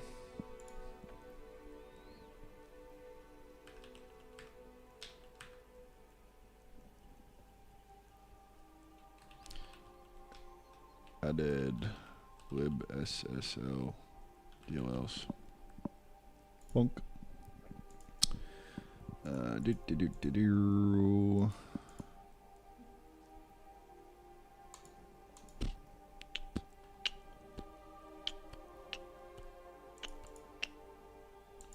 Throw that up there.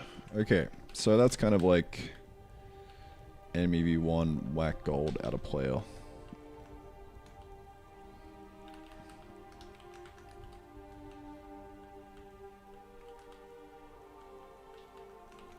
Enemy steal crops. It's kind of like up next. But yeah, no, that's kind of like v1. What is this? Fmod metadata. Okay, I'll take it. Enemy init whack player to steal gold. Nice. All right. So yeah, that's kind of like, that'll be good enough as like a start, I think. We kind of just need like a way for the player to fight back and like hit the enemy instead of them just running away with all the gold. So yeah, I think just clicking on the enemy to start things off will be fine. Eventually I want to do like proper swords and some juicy attack slashes. But yeah.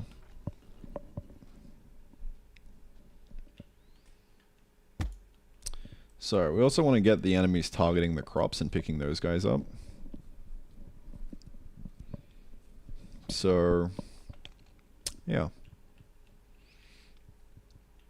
I think that's probably next on the to-do, because like actually just taking the crops is kind of interesting, because now you also have to defend your whole farm, not just yourself. But we will tackle that right after this very short break.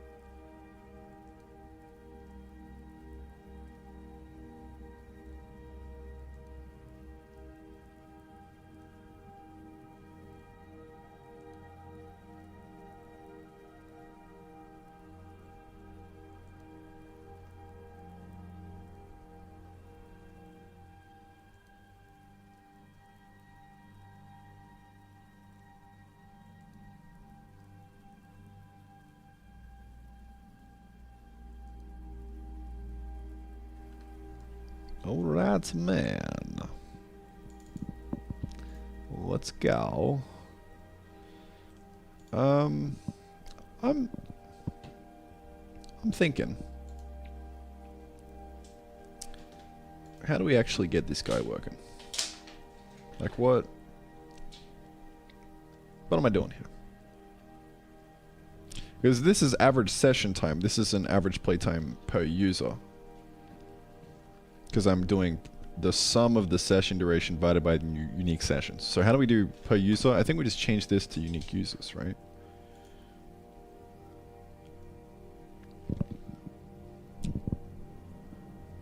Really? Bro, that can't be the average playtime right now.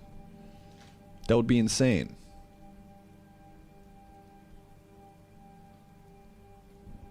That'd be really cool if it was legit. I guess if I just like dive through... Okay, I'm gonna save that. I'm gonna create a new view. I wonder if I could use Max AI. Hold up. Just want to see like if I click on a user, am I gonna dox anything bad?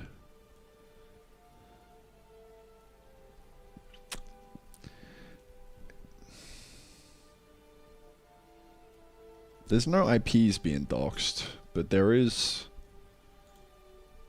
town or like location of IP, which is a little sus, I guess.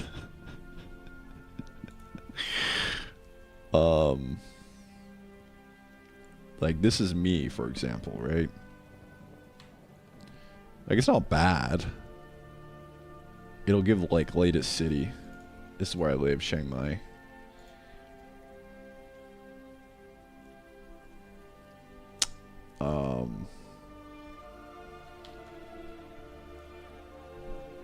People live in cities. Right? Yeah.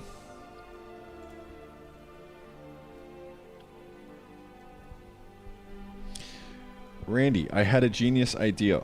Instead of just making a game, start programming ransomware. I think you're onto something there.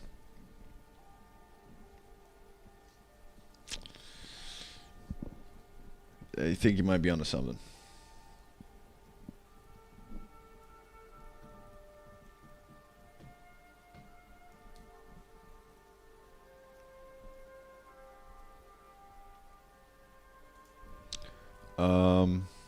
Okay. Hi, I use OpenAI service to analyze our data so you can focus on building. This can include personal data of your users. If you're capturing it, your data won't be used for training models. Okay. Alright. What do we want to ask this little hog? What... list out the total session length for each unique user alongside their country. Alright, I'm gonna hit enter on this and we'll see what he does. Because this is really cool if this actually works. I see no reason why this wouldn't be perfect right now. Holy shit.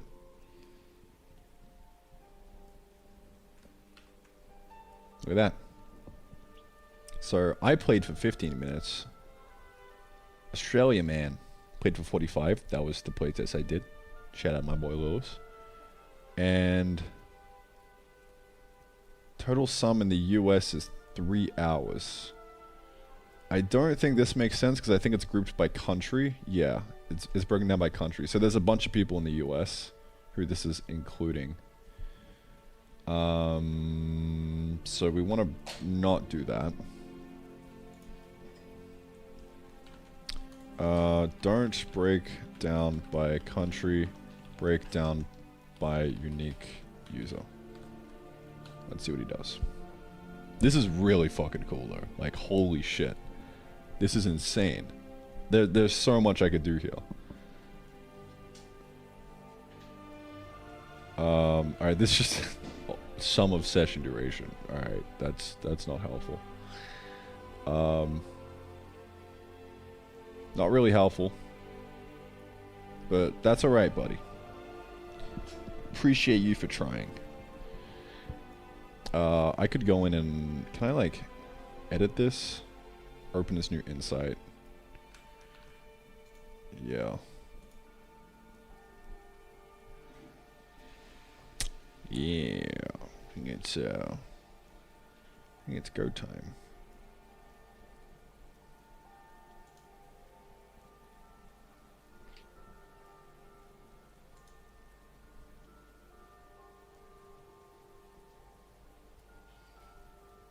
Breakdown by...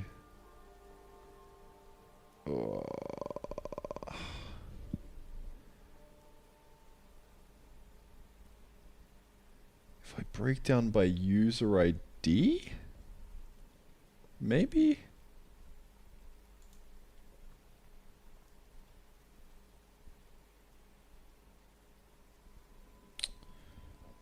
Why the fuck is user ID?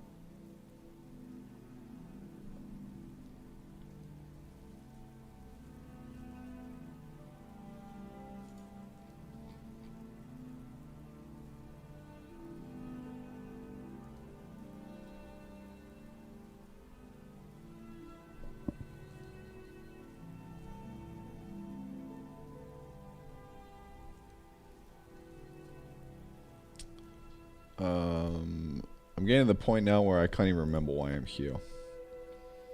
Why are we still here? Okay, well this is kind of helpful. This is like a breakdown of all the sessions.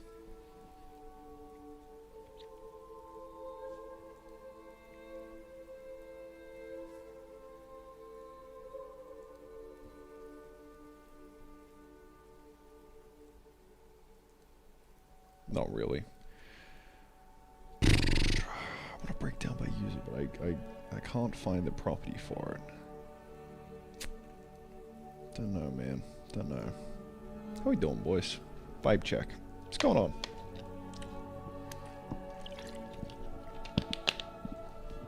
Don't mind me. Just doing a bit of procrastinating by diving into data. Trying to figure out how the fuck to use PostHog. Yeah.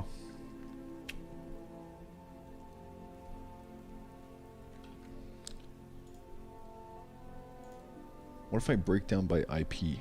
Will it show all the IPs? Probably will.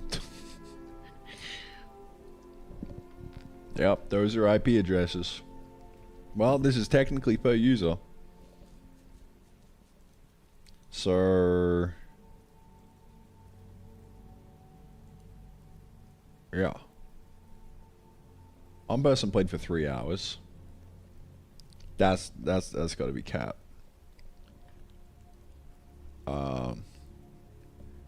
Another was 45, and then another was 36. Yeah. Yeah, that works.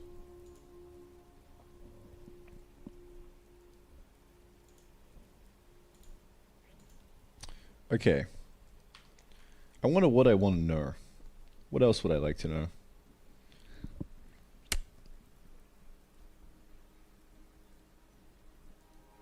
Not a lot.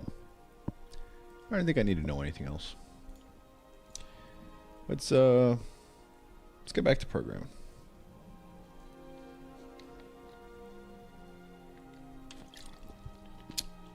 Watching a YouTube video, wondering if it's using a code possible make a 2D extraction game, basically Pokemon meets Tarkov. Yeah, you could do whatever you want, dude.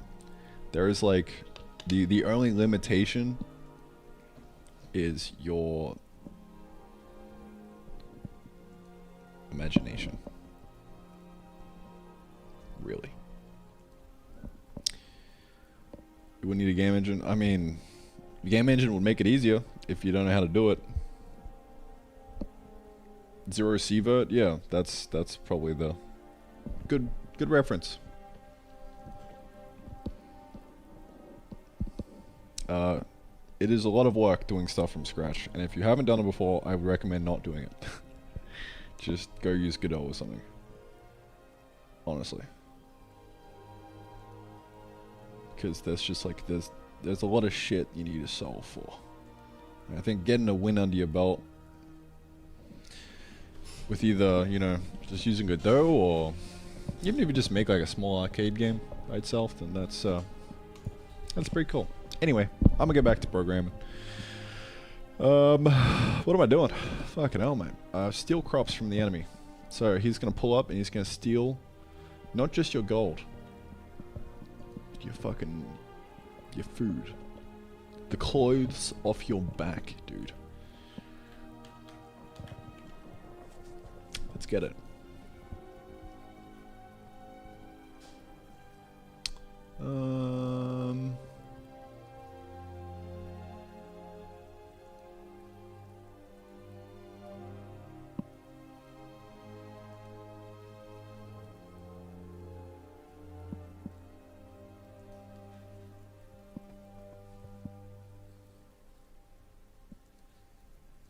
Just daydreaming here. So I want them to target crops. Okay. That's fine by me.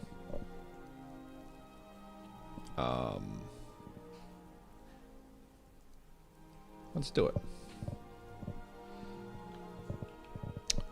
So, at first, I think we're just gonna kind of select a target and go for it, I think. I'm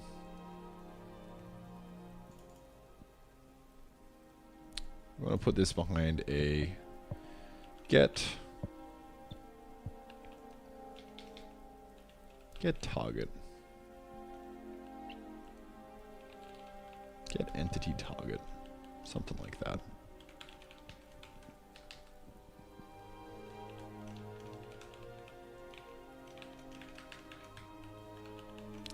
Turn a pointer to a target. Self. Let's do it.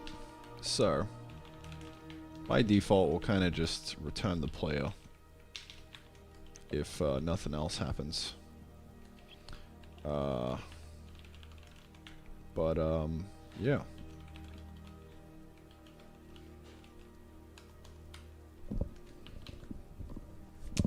I think what we're gonna do .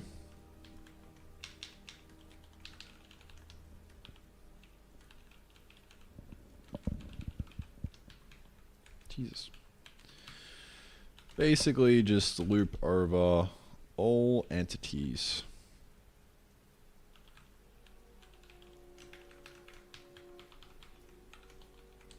If in dot fucking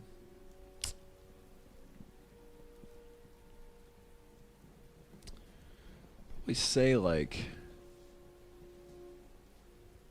what do we say?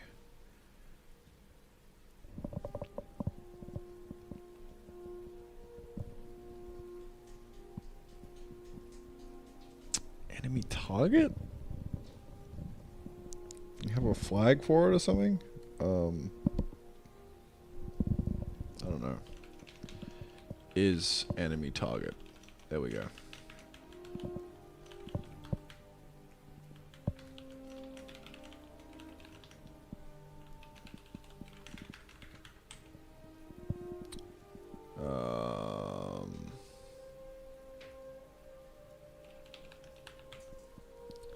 Entity dot big boy plant. Or kind equal player. I think so.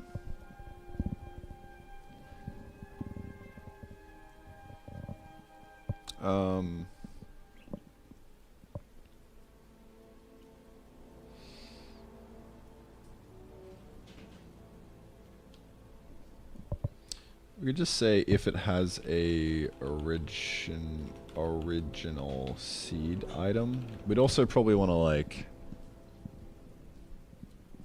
just say, okay, plant target is equal to original seed item and the kind is not equal to grass because, you know, fuck grass. It's everywhere. So if we have a plant target or it's the player, then that's the enemy target. So now, if it is the enemy target, then we basically want to see how far away it is from ourselves. So we'll say dist to target is equal to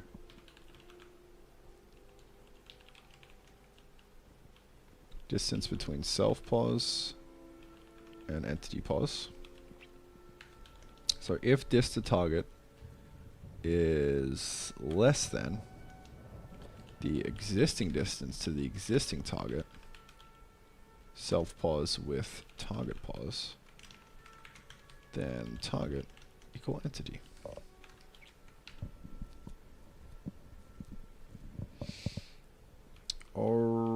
Original seed item kind is not equal. Okay, if the original seed item not equal to nil, there we go. Return a boolean. Get entity target. Okay, enemy target self. Nope. This. Yes, sir. Okay. So we should target things now. Okay. So once we get to the target, we've now got to make sure that if it's not a player, then it's going to be like something else. So, to do. But this guy should walk up to the thing and hit it now. Okay. He hit the rock. It's a little bit sus, dude. Not gonna lie.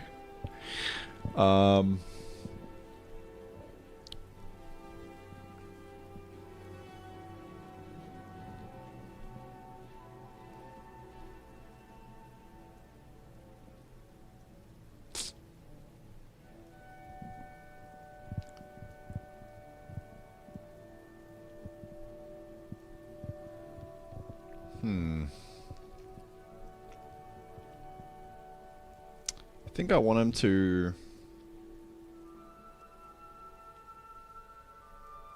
just target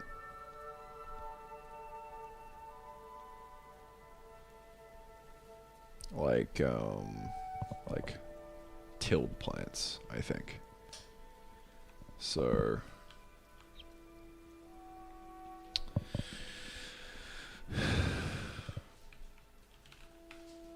we're gonna do that. Iron plant can spawn in wild. I think that's the key here. Because if we can spawn it in the wild, then that's kind of like the thing we want to use. I'm gonna say that that's the key. Those are the keys to the kingdom.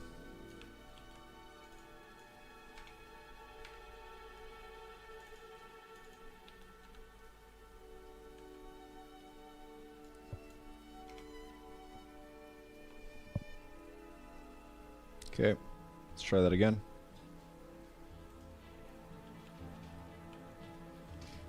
Yeah, he just whacked some carrots and dipped. That's cool. Look at that. Alright, So this is expected behavior. They just kind of go for the nearest plant or you. Nice. And then just dip out.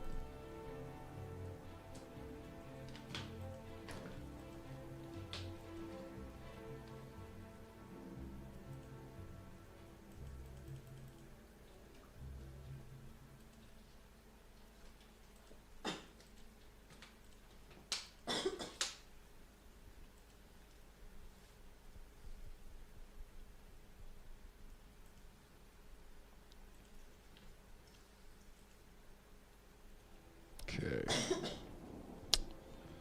So, the next thing is like actually having them destroy and stay.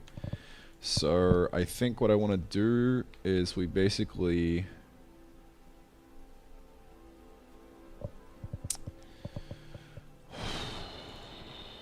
So, yeah, we want to kind of like just hit the plant, kind of break it. I don't know. I would just kind of do exactly what the player does with like the hit interaction.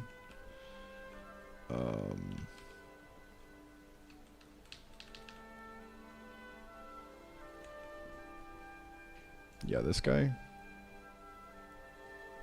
Just do this. Okay, can I put this behind a function?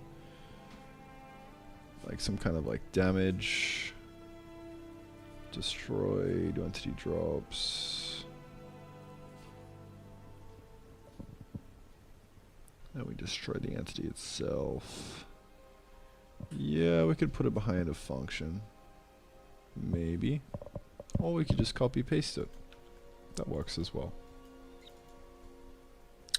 So, we want to make sure that we are hitting the target. Okay. Destroy entity target. Do drops on the target and this guy. Okay. BRB boys.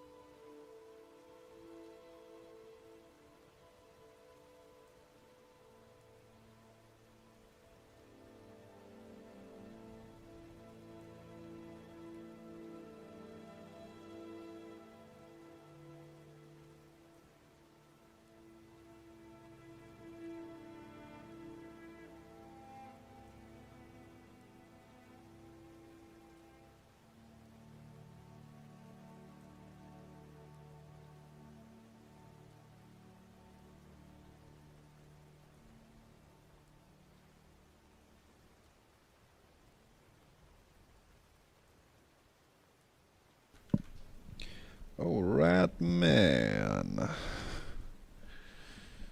Okay. I need to get something to eat. Let me think about this problem. Let me solve for hunger real quick.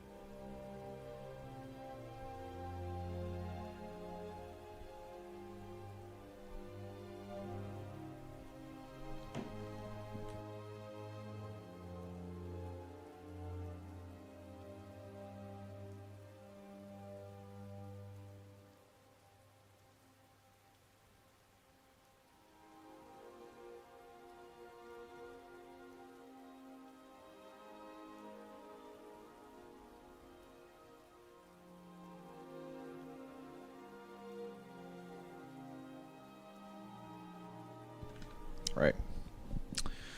Back to it. Okay. So yeah, we just want to like kill this guy. Politely, of course.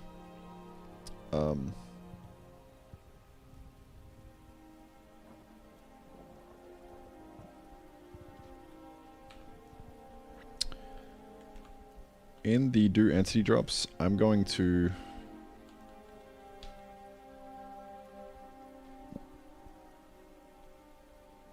also pass in an attacker.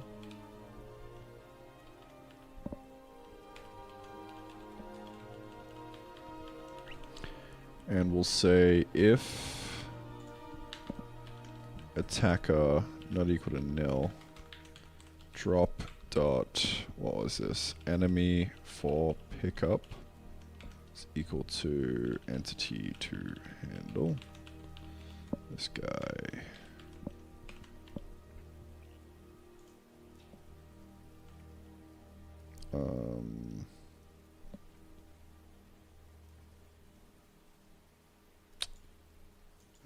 This, oops,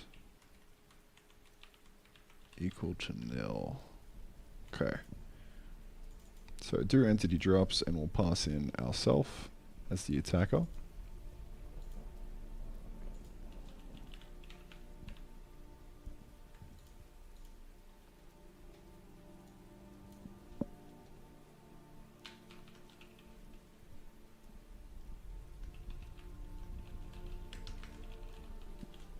Okay.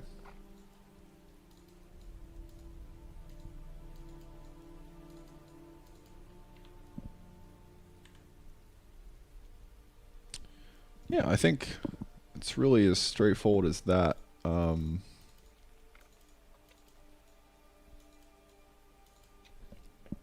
We just want to make sure that at this point we will say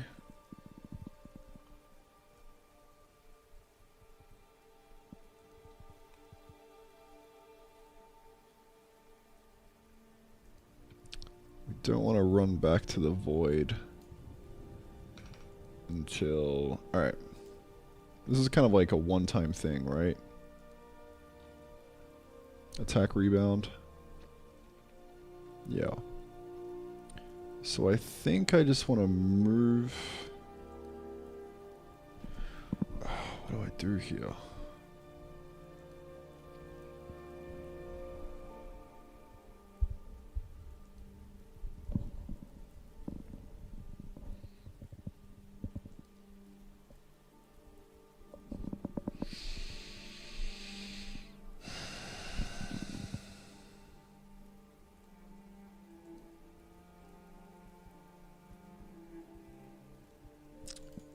Okay, once we settle down. Okay. So I need to define like whether we're done attacking now. So, I mean, well, the easiest way to do that is done attacking. Equal true.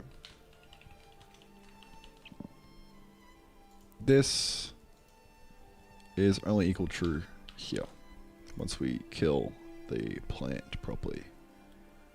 Okay. So once we've settled down, if done attacking, we run back to the void. Else, we're just gonna reset to the nil state and attack again.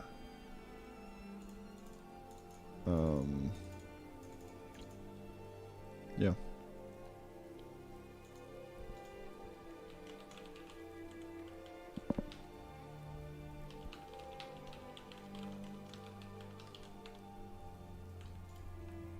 Let's see what we got.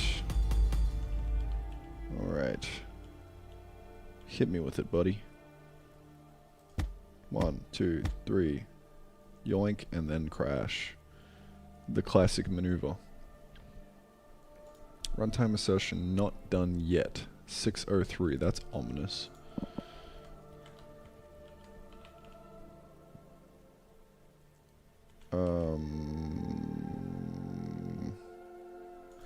Right, I should probably just look at the coal stack. Good idea. Oh, of course. I wrote that like an hour ago. Because I knew that we need to do this. Okay, so is play pickup? If not, for now, I think we're just gonna fucking...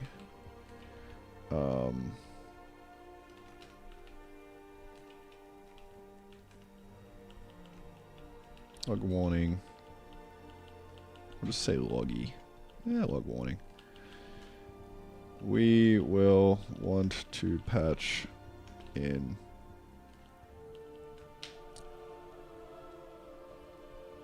item is just being destroyed, not added. No, I'm just gonna fucking, who cares? You're a smart cookie, you'll figure it out later on. 1, 2, 3, yoink, and leave. The classic. Fucking beautiful, man. Off he goes.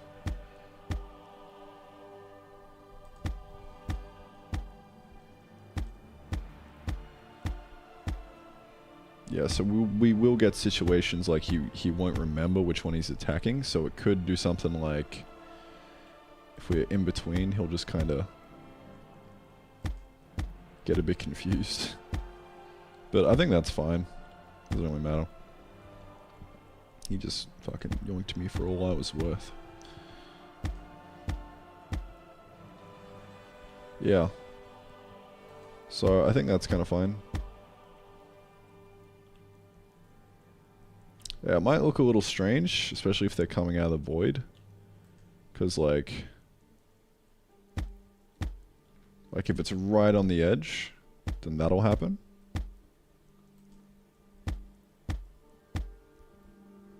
But I guess that kind of serves you right for being a fucking silly goose, you know?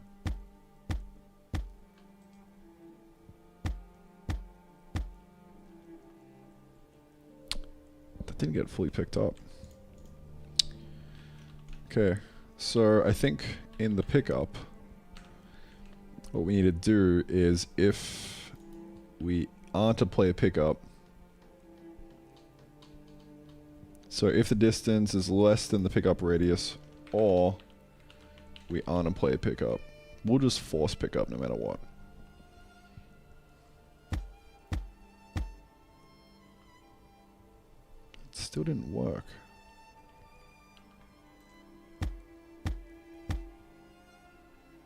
What? Oh, he's getting destroyed before he leaves.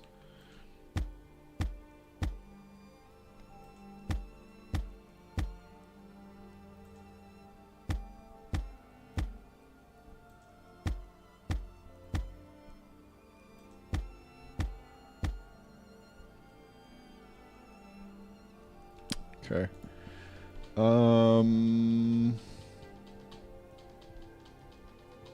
Also, I think we want the reverse to be true. In the enemy, when he picks it up, we don't want him to run away faster. We actually want him to run away slower to give the player a chance to actually whack him. So I would say 0.5. You can say he's heavy now because he's picking up all the stuff.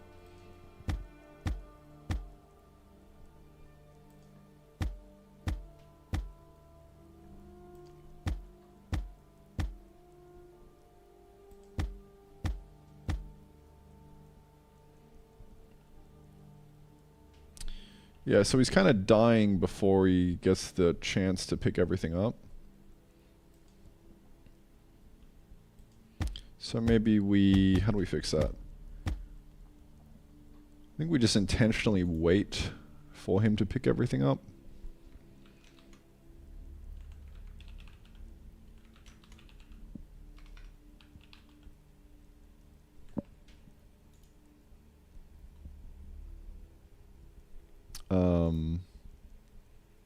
So when we're done attacking here,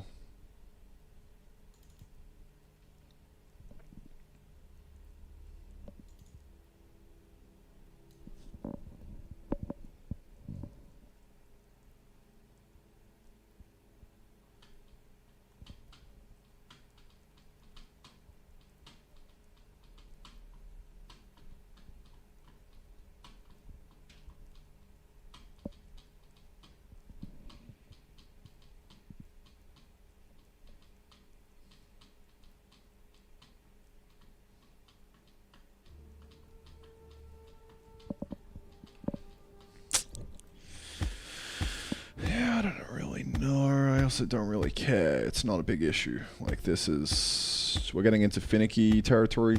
Behavior is already there, so may as well just kind of move on. Right? Alright. This is good enough for me. Let's kind of call that a W and move on. So, how do we want to like spawn these guys in to begin with?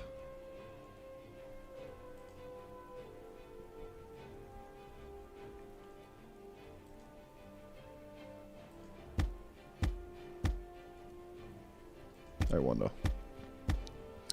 First of all, I want to make them like way more red.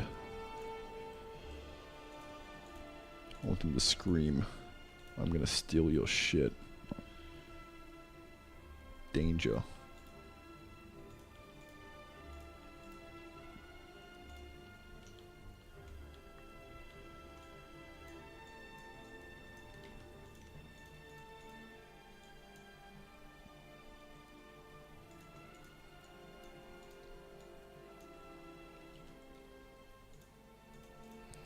You don't even know what I'm doing here, dude. I'm just fucking drawing.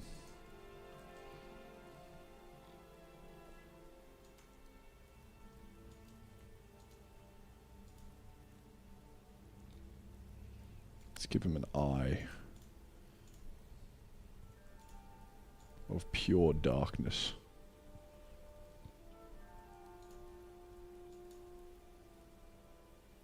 That's not horrifying.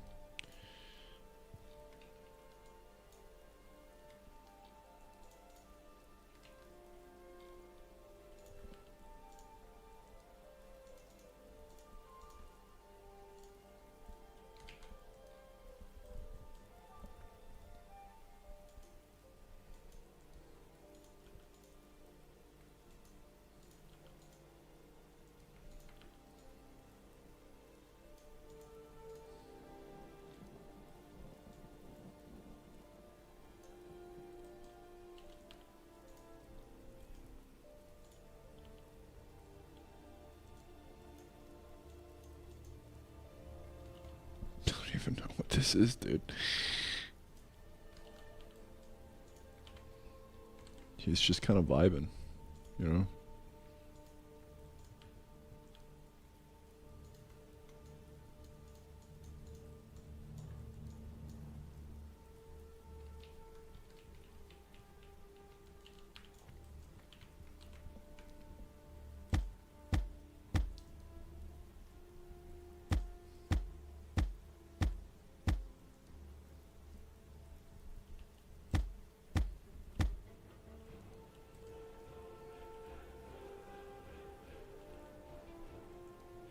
Alright. Well, that's kind of like enemy v1. Behavior done.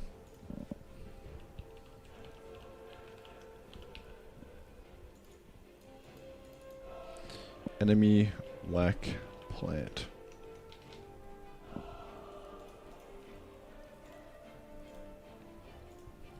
So how do we actually integrate this into gameplay? Because, yeah. We need to figure out how we're going to spawn these guys in.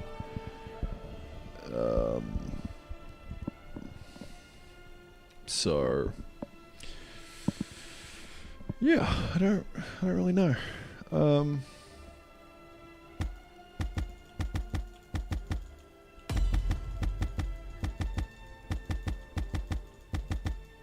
Some kind of like day-night cycle, maybe.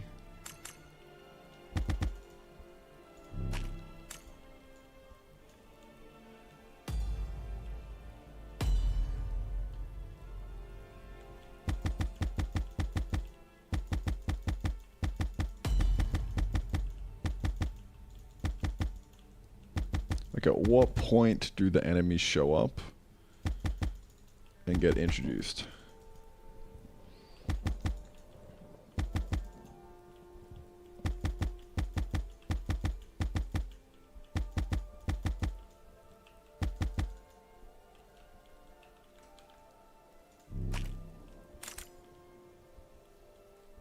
That is what I would like to know.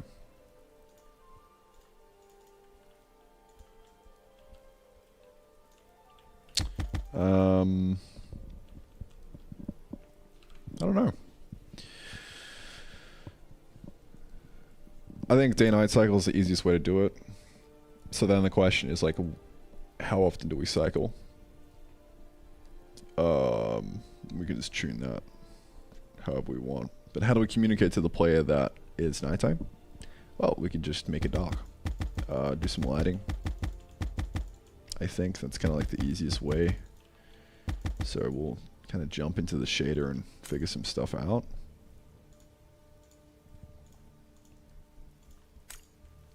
I'd also love to stop accidental hovering of these guys from happening.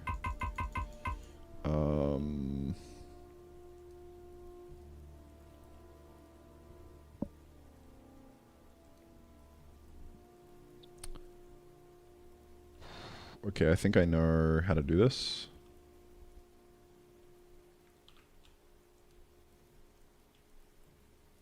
Okay.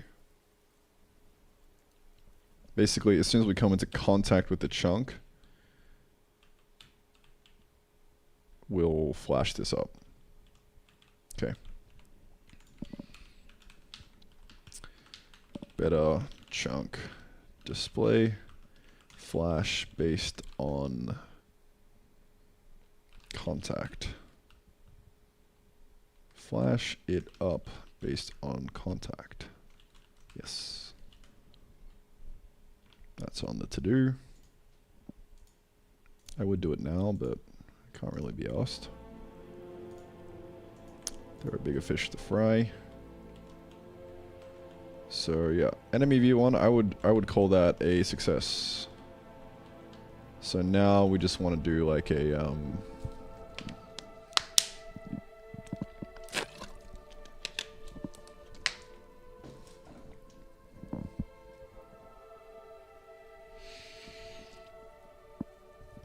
let's figure out day-night. Really, that's it. So day-night cycle. What is the easiest way to get this going? Yeah, really just have a night. night flag that makes everything dark. That's all we really need.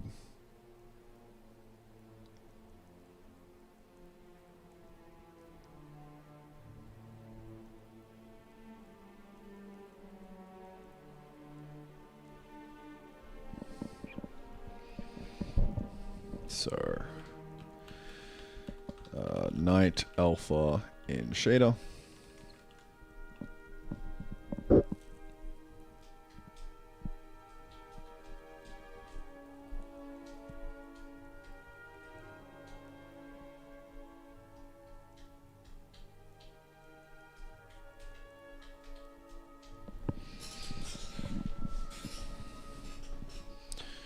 Also like to spawn less rocks. That would be kind of chill.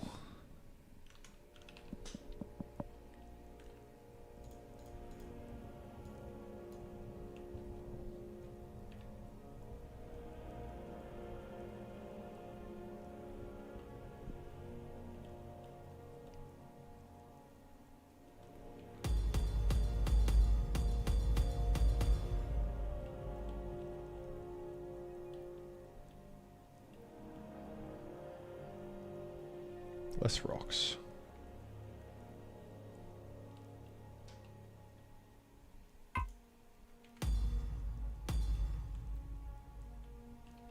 Four per chunk.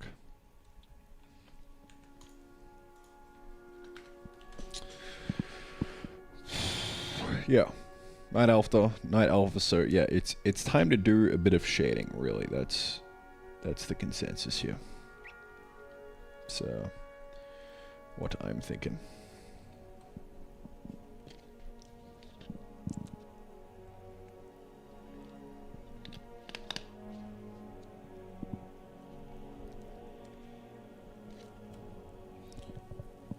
Come out of hole if you haven't fed in a while. True.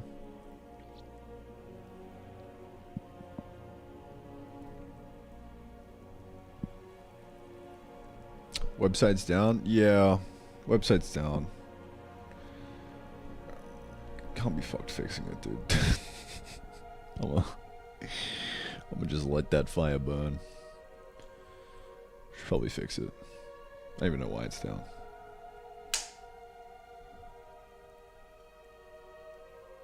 Should probably get on that, you know. It's probably not a bad idea.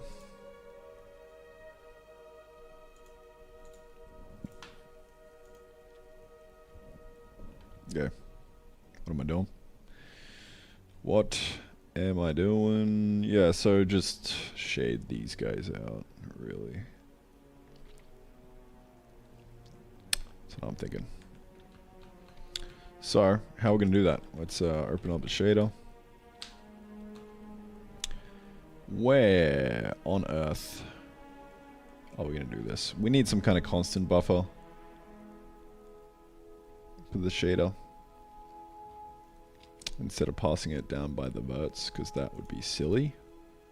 So let's figure out how to do a constant buffer with Circle. Yay! Constant buffer time. Let's go. I would say we just take a little peepsy weepsy at the examples in here, if there are any. I think I might have deleted them all. Okay, let's go back to the repo then.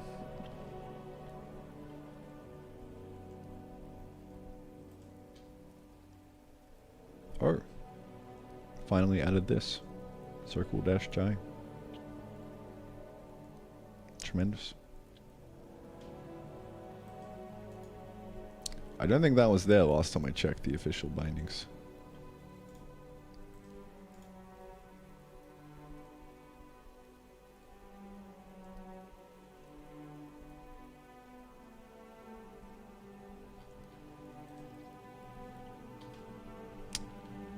Or it could just be blind.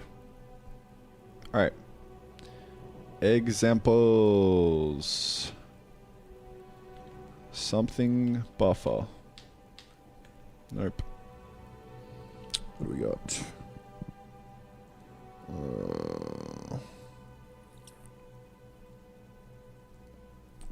Maybe not. Maybe there is no constant buffer example, and I'll be sad.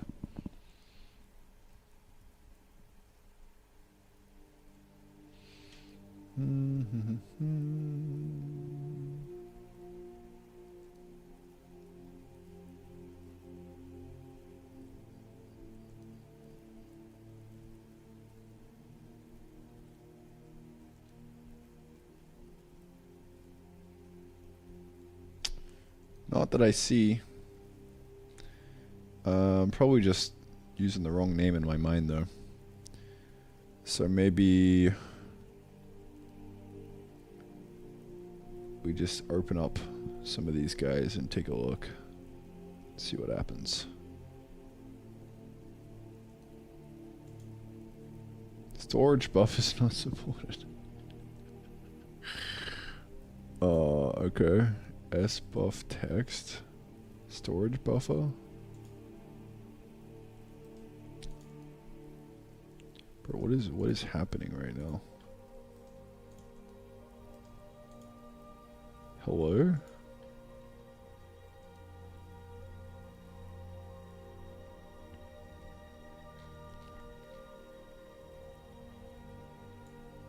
Storage buffer with a cube. Bro, there's no way storage buffers just aren't supported with WASM. That'd be a bit sus.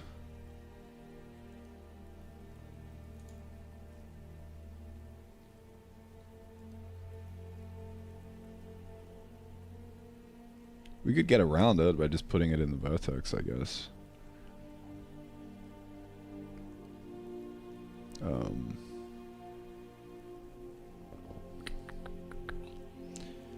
Either way, you know, this should be...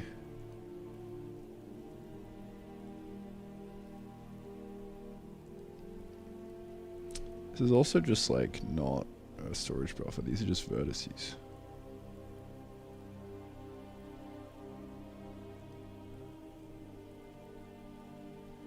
I don't know, dude. I don't know.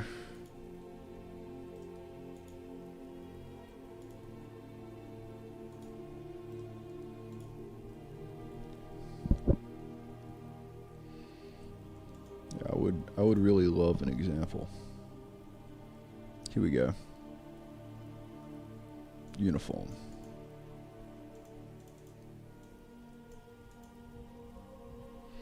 Right.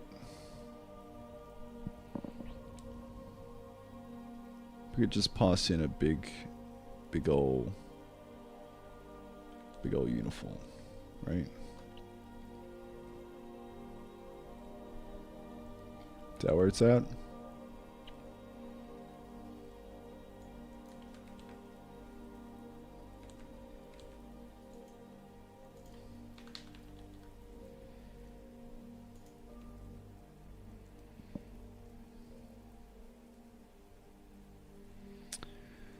VS params. I'm just gonna call this like float night alpha.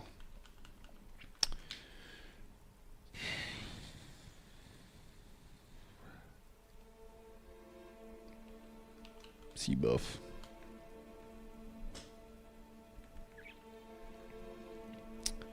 Okay, so I want to pass this down into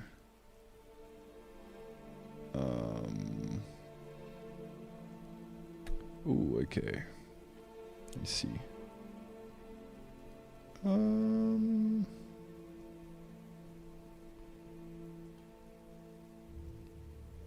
wonder if we're allowed to do this. I don't know. Anyway, I'm gonna pass this down here. See if that just works. And we'll go. I mean, well, this is unused in the vertex, so we can just get rid of that. But down here, I'm going to say, just to get this guy being used, we'll go text curl dot A plus equal Knight Alpha.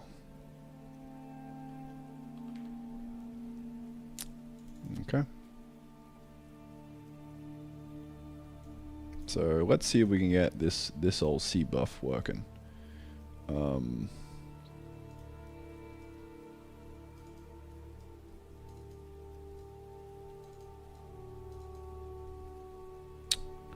How do I want to do this? Times it by the inverse of Knight Alpha. I think that'll be a good test. Okay, by default that's just bye-bye. Missing, okay. Let's try and get this working then. I wonder if... Yeah, okay, so we're kind of broken, which is great. Alright, let's fill this fugger out. Let's go, dude. Let's go to the render pipeline, the render pass. Let's go, dude, let's go. Okay. Bind dot vertex buffers.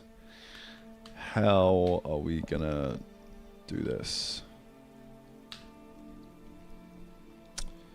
Index samplers storage buffers. I'm gonna assume that this is a storage buffer, but I really don't know. If I'm being real, I don't know. So where do we set these guys? We set them here.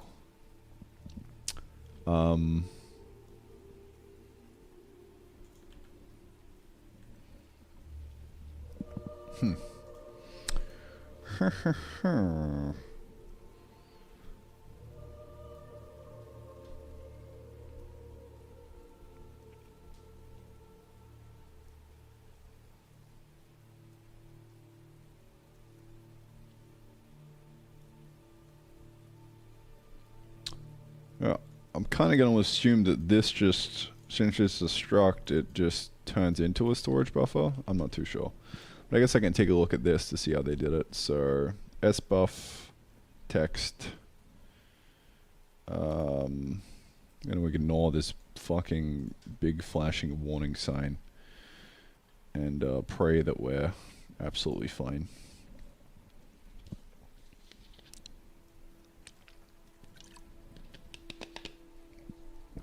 You guys a blog on storage buffers? Who was he? I've probably missed a chat message. That's alright though. Alright, so how does this work? VS params. Okay.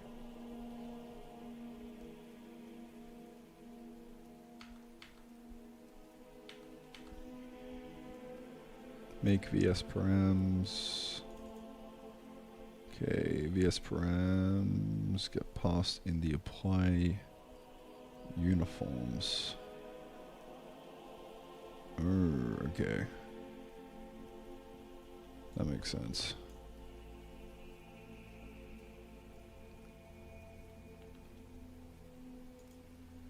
Alright. Yeah, apply uniforms. Alright, that'll work.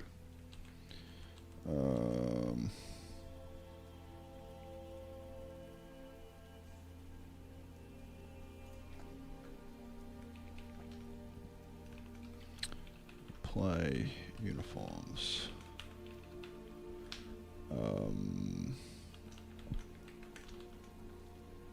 Uniform slot and then data. So 0 or whatever this guy is. I would assume that we get some kind of fancy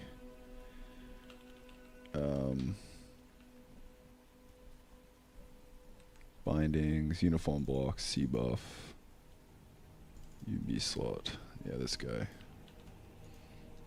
Nice. This is really sick. I love this. Yeah, it basically tells you what to do here. This is really cool. I like it. Erdenstruck C buff. Wait. No way, dude. Holy shit. Fucking auto-gens this? That's nutty. Bro, that's fucking fire. Holy shit. We can just use that.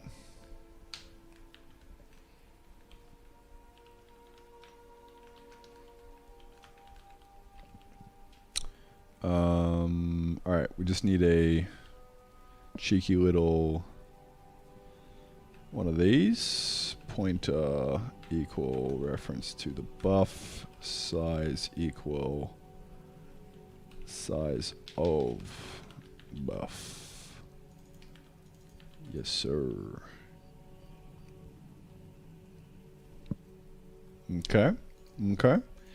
Now, for my next trick. Buff dot night alpha equal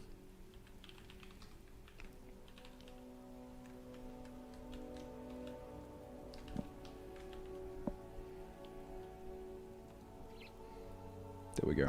We have a day-night cycle. How tremendous is that?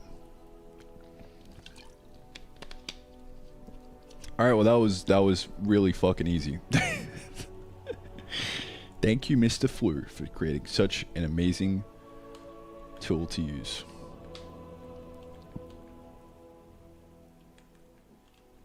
Thank you, good sir. Yeah, so we can just use the uniforms for this. That's cool, I guess.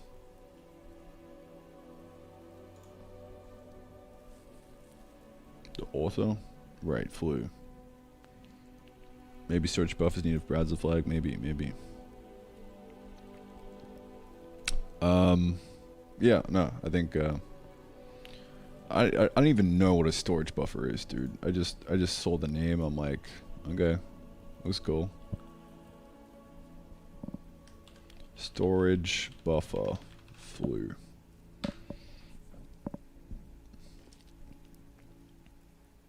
CircleJPX doesn't use the following storage buffers and textures. Yeah, I mean, like, I don't. May 6, 2024.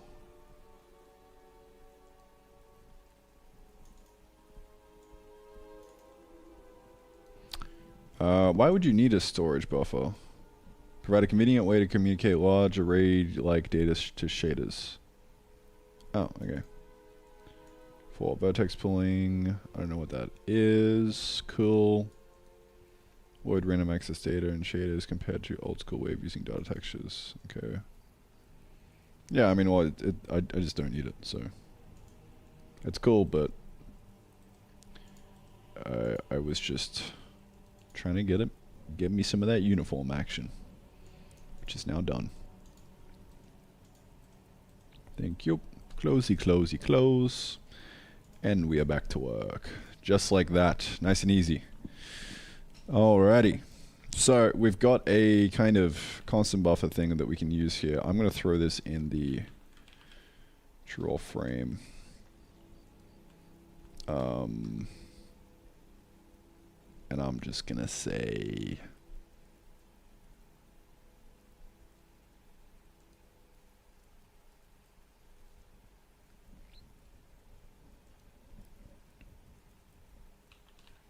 using cbuff. Why not?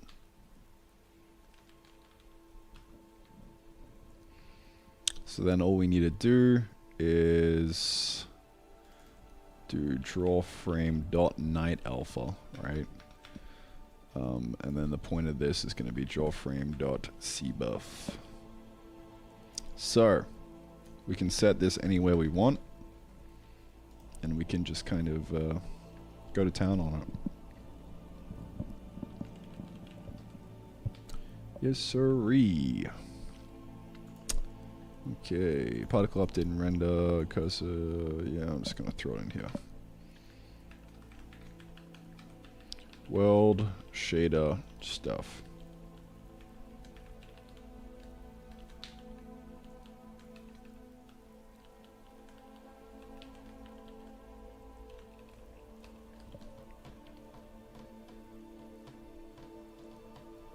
Yeah, it's really cool that this just gets auto-generated now. So if we wanted to pass anything down into the shader, it would literally be a fucking, like a one-liner.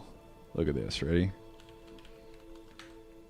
We add in a new variable that we want. This far, very creative name. And then it's just already there. And it compiles and it's just there in the shader. How fucking sick is that? That is cool.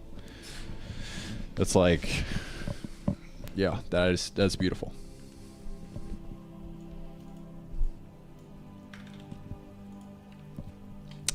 NGL, no cap. That's good. All right, well, yeah, we have Night Alpha that we can drive there.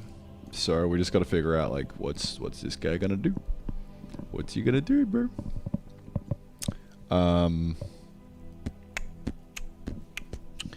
So I think we'll just kind of like cycle the Night Alpha on every whatever.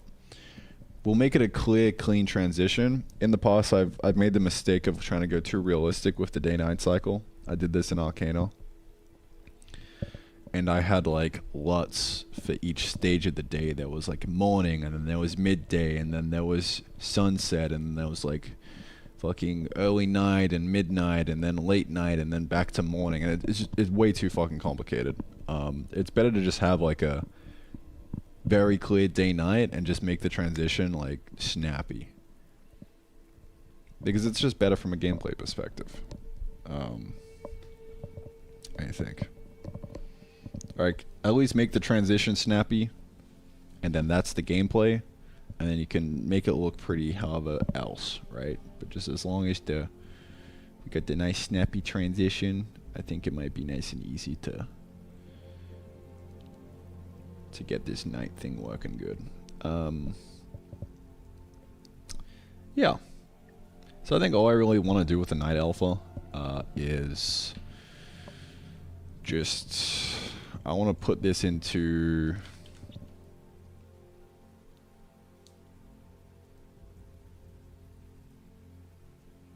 I think we'll take the final kind of color here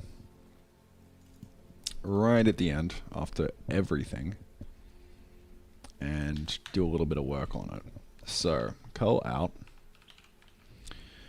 What I'm going to do is I'm going to fucking throw this into HSV. Do I have a function for this? Nope. Let's get a little AI slave to write one real quick. Work for me. Go. Give me a fucking, what do I want? Like a RGB to HSV. HSV. HSL. HSV. Alright. Give me a RGB to HSV function. And you know, alright, let's type it out so we know it's the fucking API. RGB to HSV. Float vec3 RGB. To do. And then HSV to RGB. Fill these HLSL functions out, please.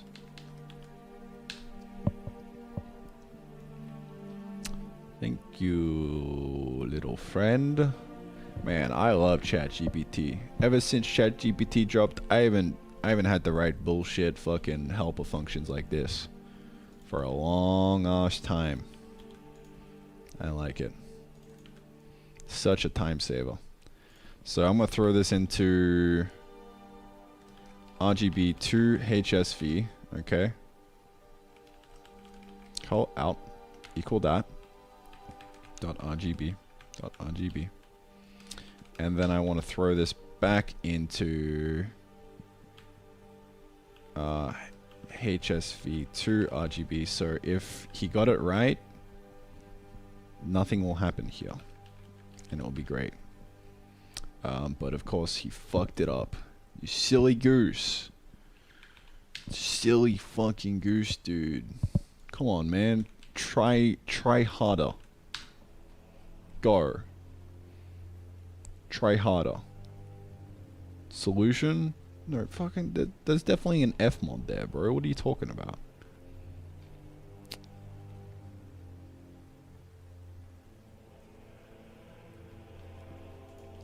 F mod GLSL. Wait. Did I say GLSL or HLSL? My bad. Alright. My bad. I'm sorry. It was my fault. Okay. I fucked up.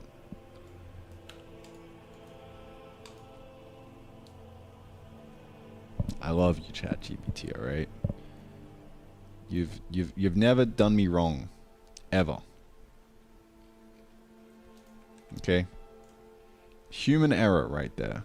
You should be making the game for me. Honestly. No binding found for uniform block C buff might be unused and shit. Okay, yeah. So at this point, we can just do actually RGB to HSV. Float 3 HSV. X, Y, Z saturation is the Y. I'm going to fucking crank this down to be night alpha. 1 minus night alpha. And then this, we go back into the HSV to RGB. Float 3 undeclared identifier. 2 or 3. Vec 3. Look at that. You boys ready? Is he gonna get it right?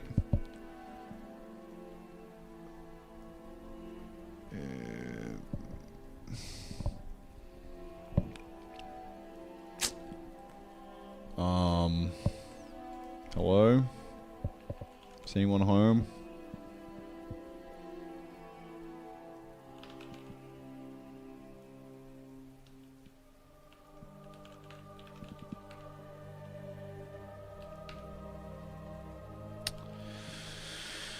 I hate how this gets compiled or optimized out unless I actually do something with it.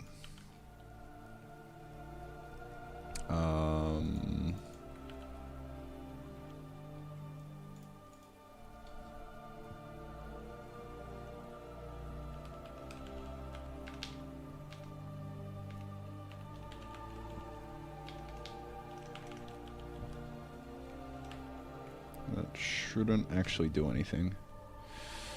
And it's smart enough to know that. Actually, no, it isn't. Okay, good, good. Huh. Call out plus, no, plus R. Yes. Okay. Cool.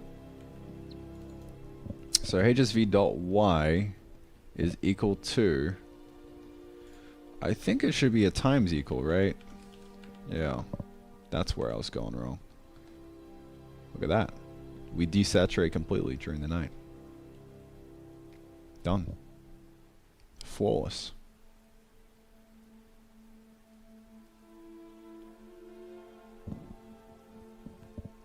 Okay. So, yeah, how do we actually want to do this? I think desaturate during the night. We also want to do XYZ on the value. Just make it completely black or something. I don't know, dude.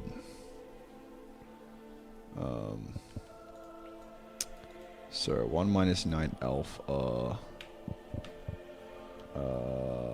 times equal that.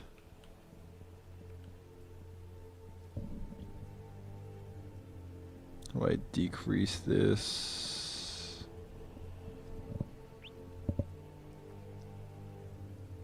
Decrease the strength by multiplying this.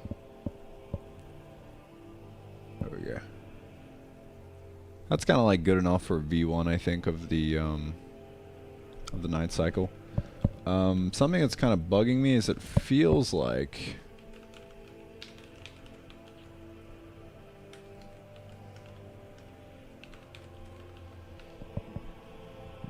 Feels like this is not the right color. I think it is though. Yeah. So we could just say that this is the night and kind of call it a day. Ideally, if we wanted to make this look even better and have full control over the colors, we would do a LUT. But I'm too lazy to do that. I did it in Arcana, and I mean, it's fine, doable, but it's just can't be fucked. So I'm not gonna do it. But yeah, this seems kind of good enough for me. I think for Night Alpha, maybe we make it a bit darker, and we make the saturation kind of half, so we don't fully desaturate. Maybe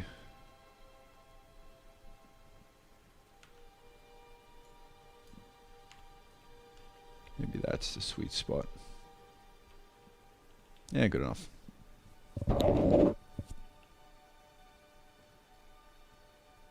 Good enough, I reckon.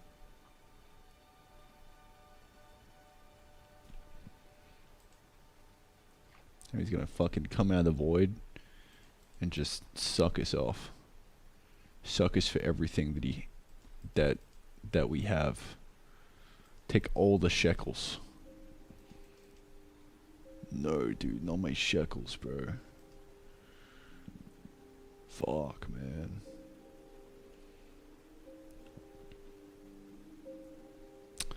Alright. So, the next thing here is making it so that the UI doesn't get grayed out. We could keep it grayed out. But no, it's not a good idea. Because we'll want to do lighting soon, right? So, lighting is going to be fun. Day-night cycle. Shader. We'll say night shader. Oh, I just did that here. Full day-night cycle. Alright, what is next on the to-do? Torch lighting would be great. Yeah, so some kind of lighting would be pretty cool. I want to disable the UI stuff. So, what I'm going to do here is I'm going to say if flags at flag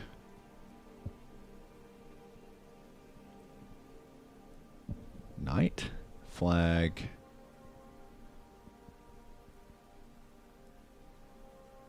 disable night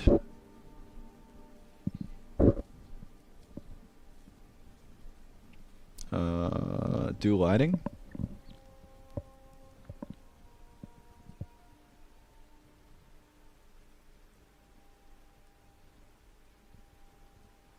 Just no lighting.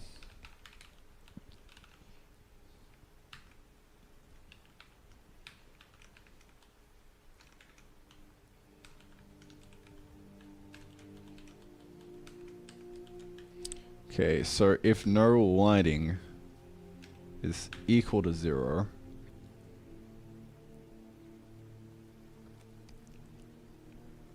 no, is not equal to 0. I think it's equal to 0. I don't know. Anyway, I'll figure it out. We're gonna get rid of this guy now. Okay, so let's add this flag in. Mr. Flaggy Flag.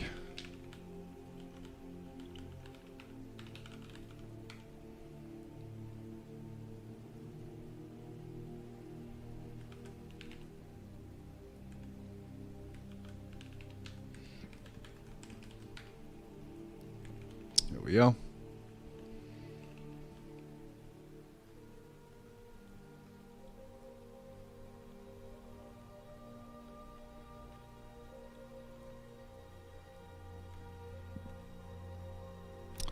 So that means in the quad flags, I don't know why with this. Well, I guess the carrot is kind of orange, so that's why it sticks out. Yeah. Anyway, in the quad flags, you just kind of grab the old no lighting.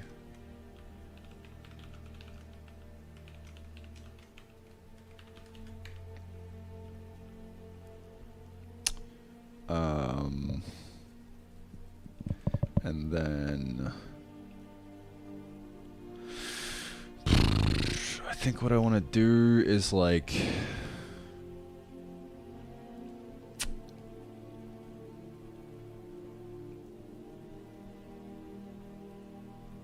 in the UI,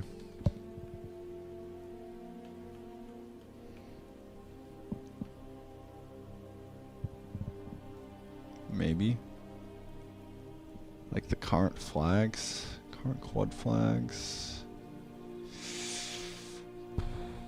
I don't know.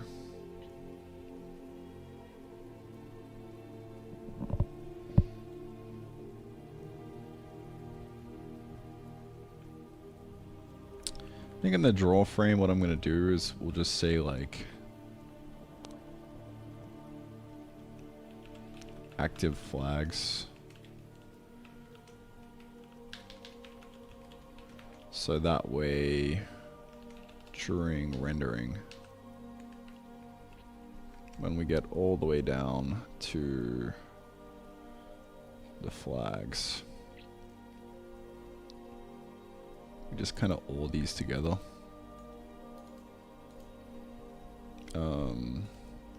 All this with the draw frame active flags.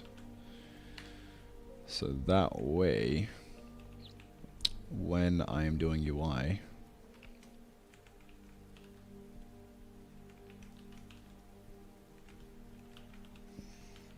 and like do UI stuff, I mean all of this is UI, so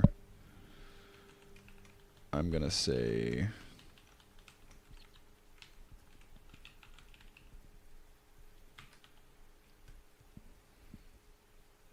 active flags.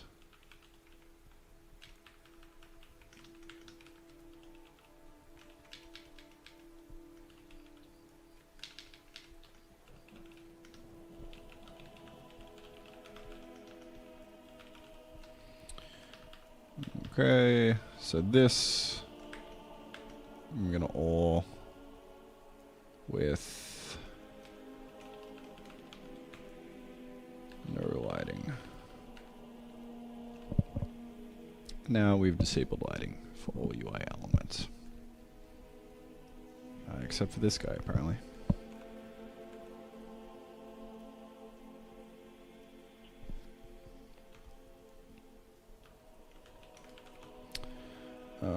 Let's see.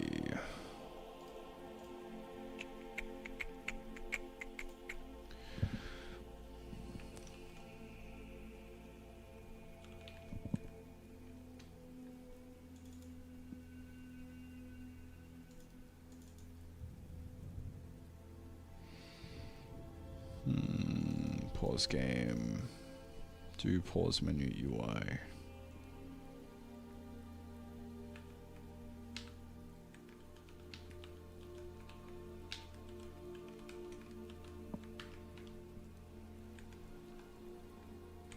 There we go.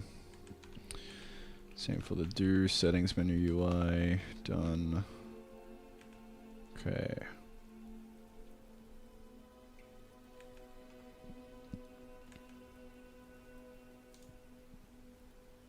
Done.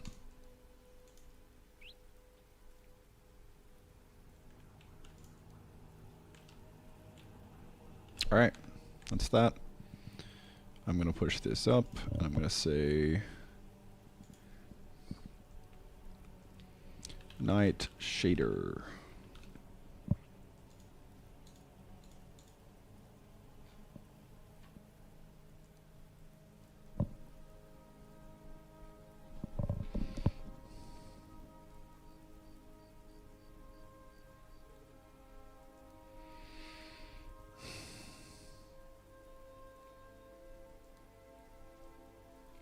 It like adds in mod and stuff.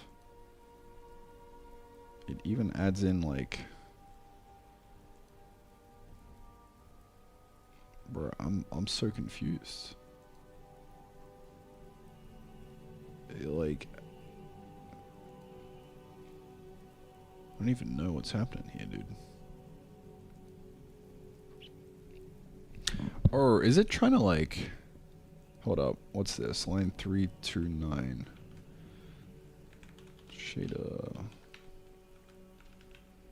No, this is like just a comment. Oh, okay, that makes sense. So this is like what this actually is. I don't know.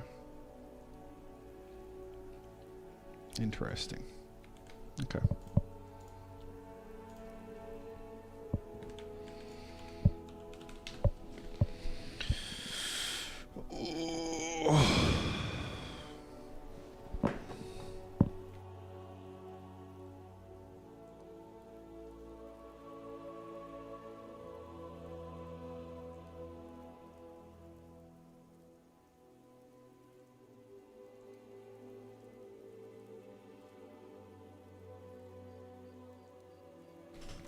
Man, I'm hungry. Food is almost here.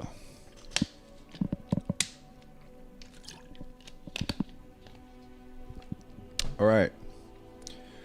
So I think the next thing I would like to tackle is some kind of torchlighting would be nice, but I don't think it's necessary right now. Would be cool.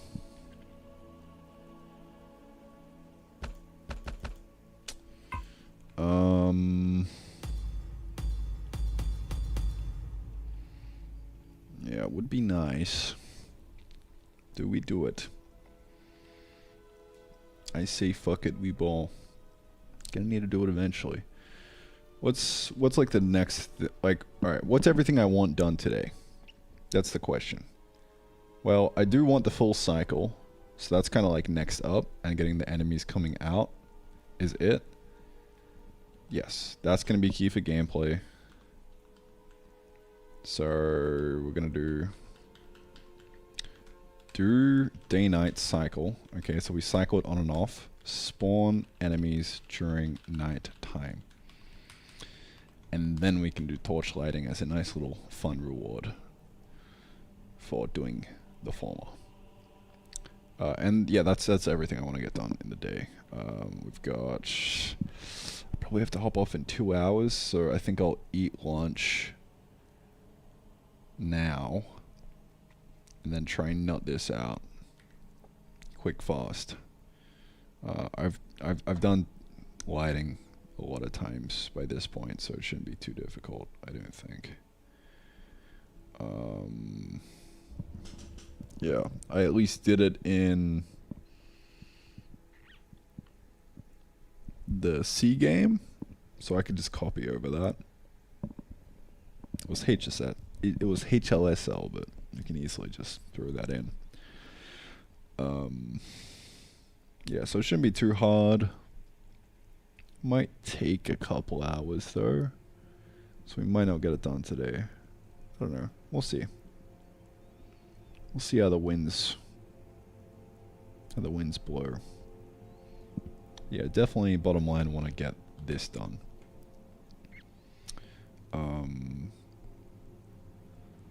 Also, some kind of okay.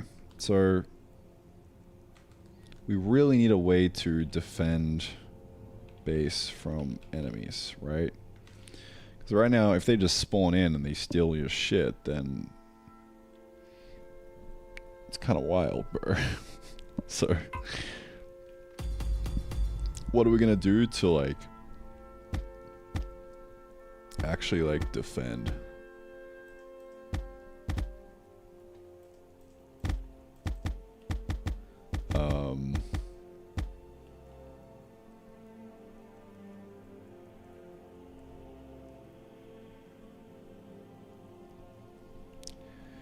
I would say like we just click on them. Click, and that just fucking kills them. That's kind of what I'm thinking. We kind of want like a sword though.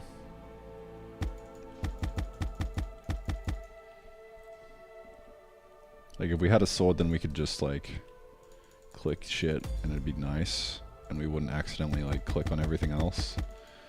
But yeah, I think for now just like the hand click should be fine.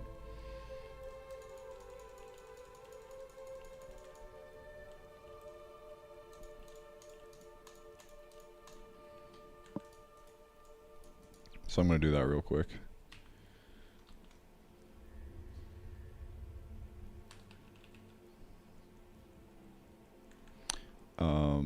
We should actually have it by default. Maybe. If we do the entity destroy thing, I don't know though. No. So that's based on tiles, so we can't really do that.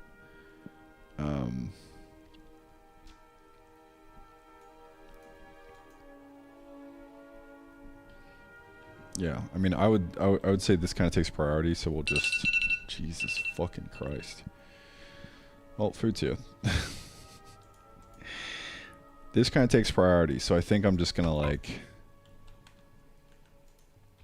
throw in a fucking something right here. To do.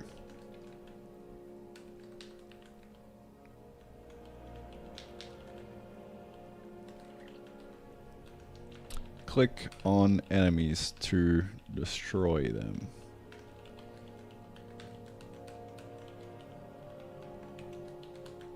That is the goal. Alright, I'm gonna grab my food and chomp it down for like 20 or 30, and then I'll be back to tackle this and finish off the day-night cycle. So, way of killing enemies. If we don't have that, then the game's not playable. And I want to do the playtest.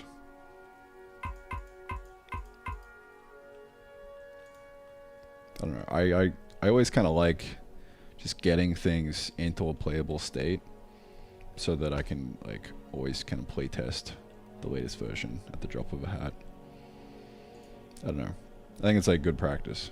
Instead of me like leaving things in kind of like a half-finished state, like actually just fully fucking integrating them into the game. That's kind of where it's at for me.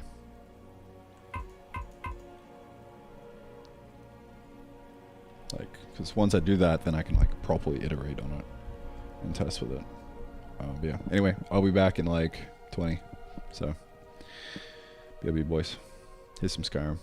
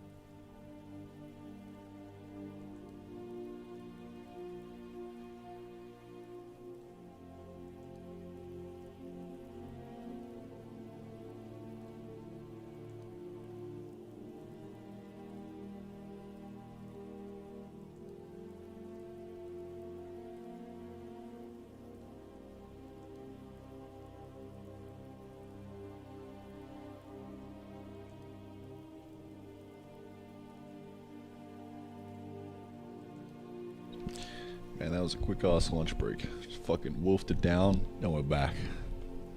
Programming time. Let's go, dude.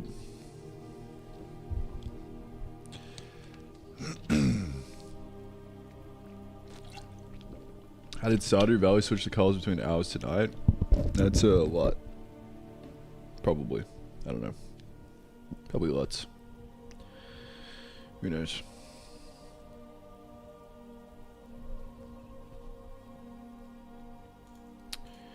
Who knows, dude?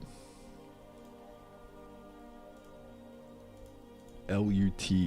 Look up table, I think.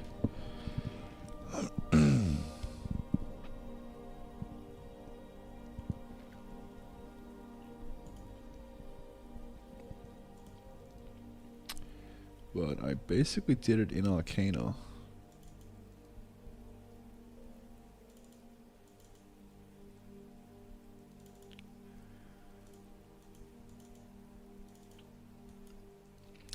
You have basically your neutral LUT. So this is what, 16 by 16 or maybe 32? I'd say 16. Yeah. So, you know, this is R, this is G. And then along for each square, that's the B. Right? So this is B0, this is B1, all the way over here. And then, yeah, you just do some math to, like, convert this to, like, basically, yeah, look up into this table of colors. And you can basically get the sampling. Because, like, this right now, this is only, like, 16 by 16, right? So it would be, like, a low-res thing. But, you can get this to kind of filter in between for whatever you need. So then now, once you're rendering based off this neutral LUT, you can then swap whatever LUT you want underneath it. So like this is kind of like a late night LUT. You can see it's, you know, way more darker and stuff. So yeah, this is how you go beyond the confines of the just tweaking shit with HSV or whatever into like any kind of wacky color space you want. Because you basically bring the neutral one in Photoshop and you just slap adjustments on it until you get the color you want. Or just like take a screenshot of your game, slap adjustments on it until you get it looking how you want, then copy those adjustments into the neutral LUT, and now you've got your kind of like midnight or whatever you wanted to do, right? So that's how I did this. It's like dusk, look at that.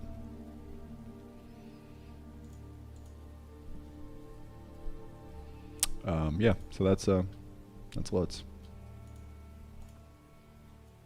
Fun times. But honestly, really fucking overkill. Just desaturate and reduce the value. Call it a day. Done. Alright, so let's do a quick little way of killing enemies and then do the full cycle and then get them spawning and then see if we can test with that and see if it's any good. And then continue making the rest of the game.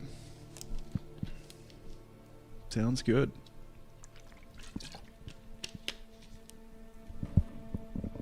Sounds good to me. I think I'm gonna do a quick build though.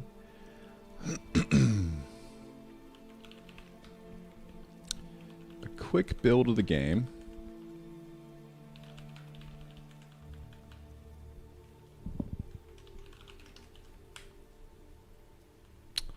I'm gonna disable these. Okay.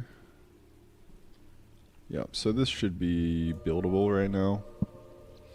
Do a quick little release build.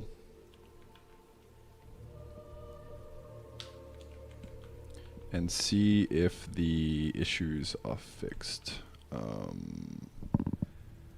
Where do I want to go? Let's go. I want to make sure that the pickup has a big distance.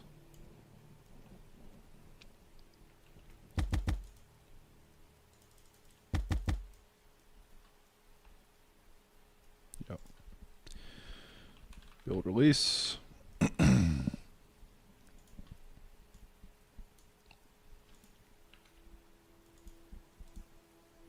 Thank you.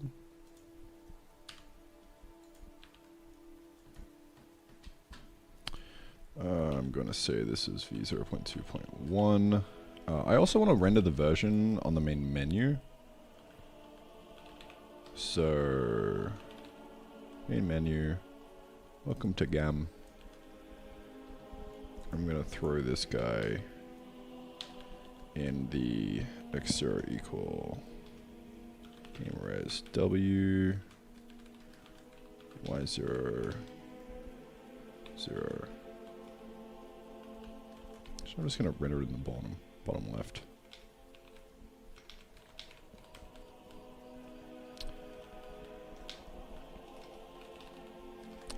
Version.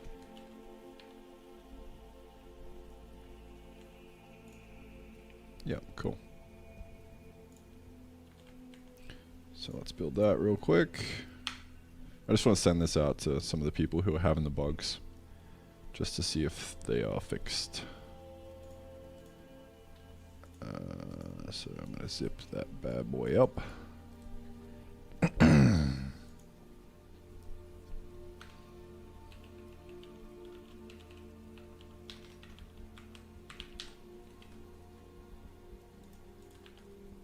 going to send this real quick.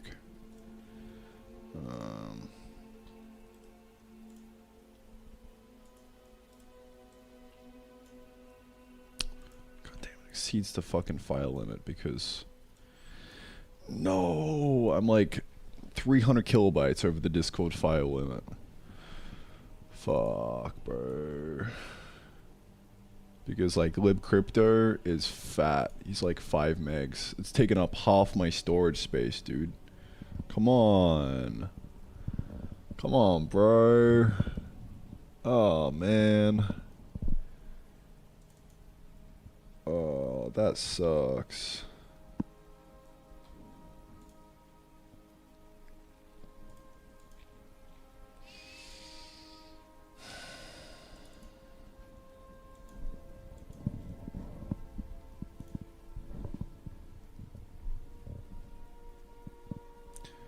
Am I gonna have to pay for Discord Nitro, dude? Yeah, fuck it. God damn it. Discord fairies got me. Not happy about this.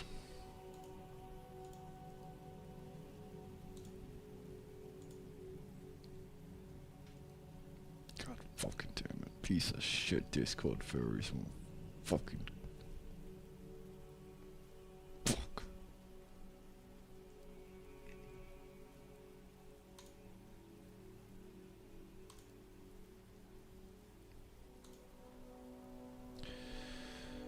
Give these fucking Discord fairies all my money.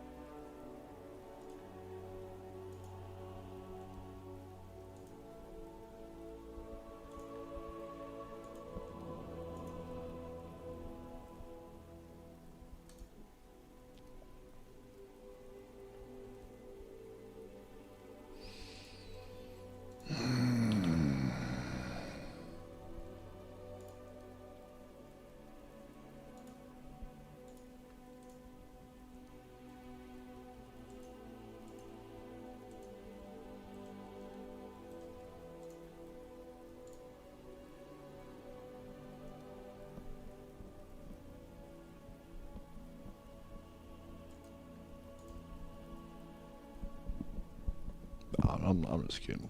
Discord furries are alright, dude. I don't mind them.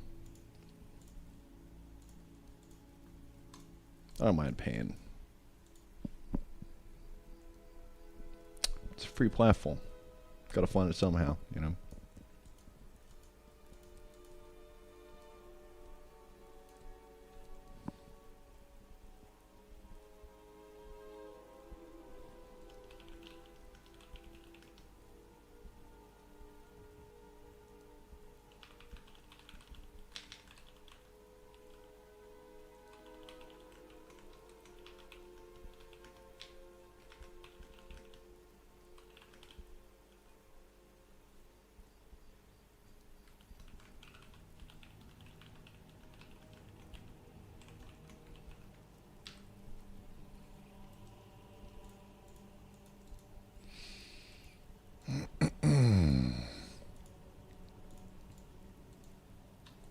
Alright.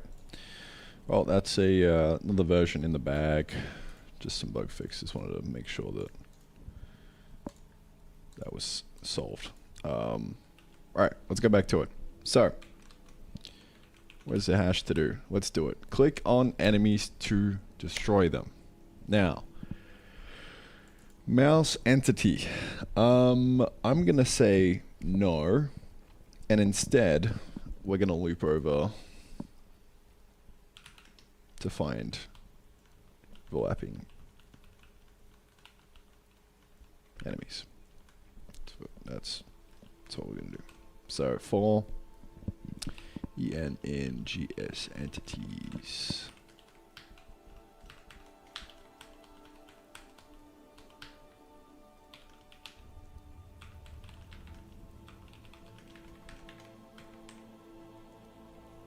I'm going to type this entire thing with my eyes closed and see what happens.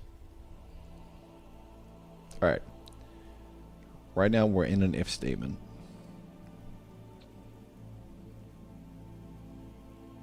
What do I do here? I'm trying to find if they are overlapping our mouse cursor. So, I'm going to say...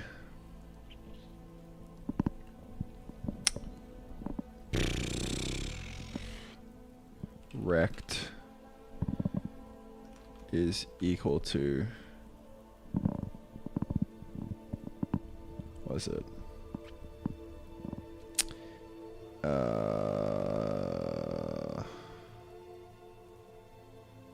don't know. Entity collision bounds. I don't know what this is called, but okay. Now, I've no idea what I'm typing right now, but if rect contains, God, this is trippy. Rect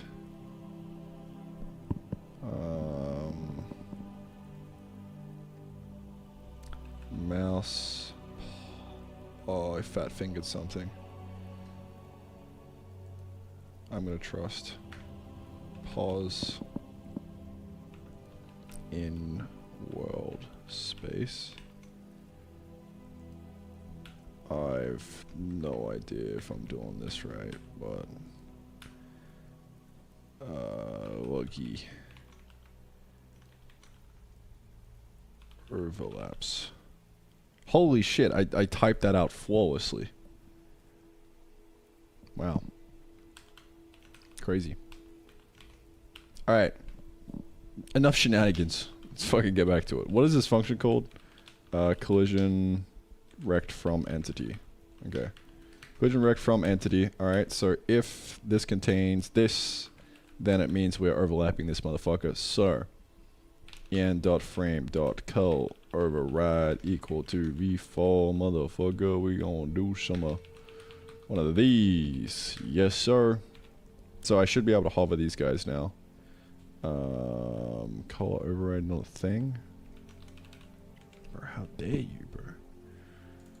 It's right here, man. Oh, because this isn't a pointer. Alright. So I should be able to hover these guys now. Yeah, look at that. Okay. Now I'm just gonna click the fuckers to death. So...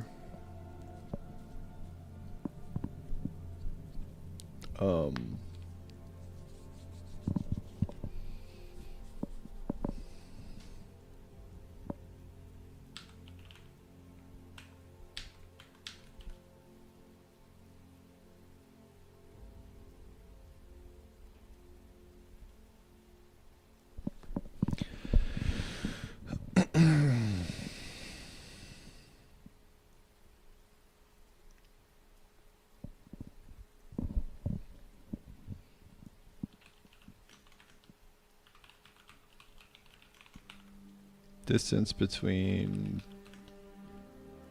the entity pause and the player. Pause. If dist less than whatever the range is, say like 100, I don't know. and we'll do this. If not, then we'll do one of these. Not quite, buddy, not quite.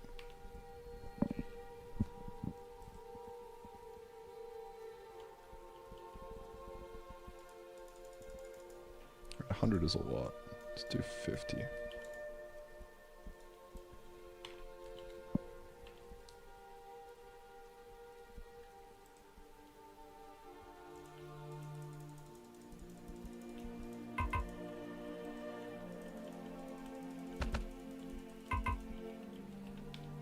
That'll work.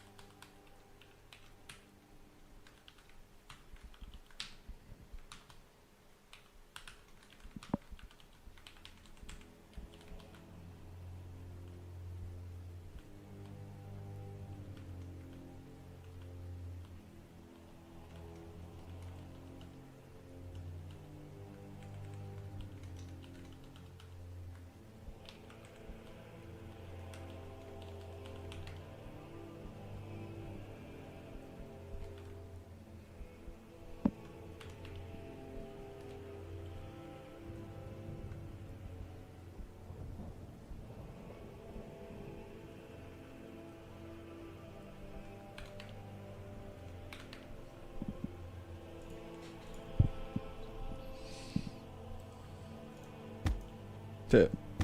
Just fucking whack him.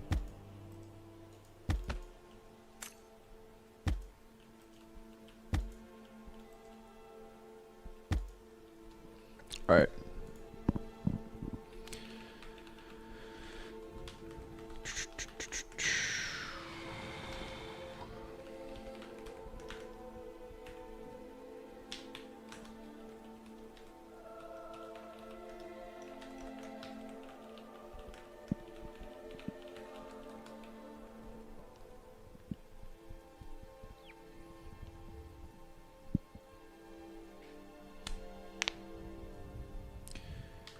Probably worth throwing some drops in here.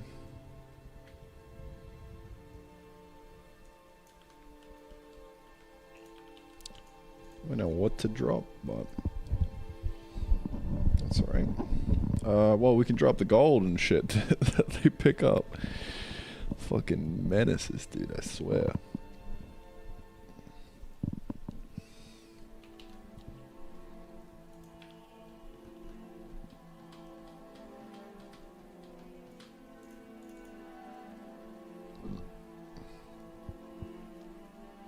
Okay, so through entity drops, sweet. I'm going to do just that. Let's see where this guy is. So I want to drop all the gold and shit on us.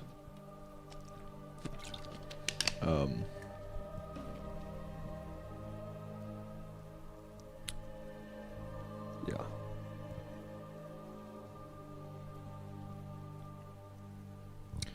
So I'm going to say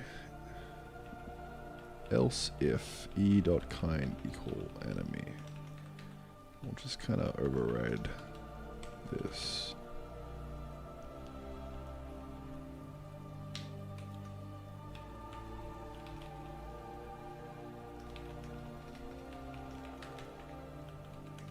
Has gold.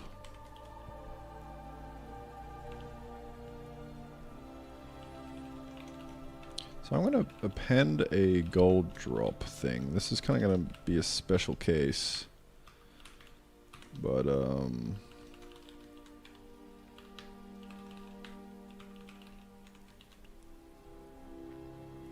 yeah.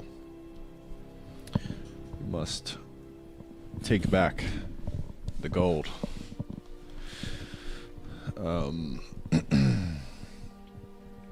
Yes. Okay.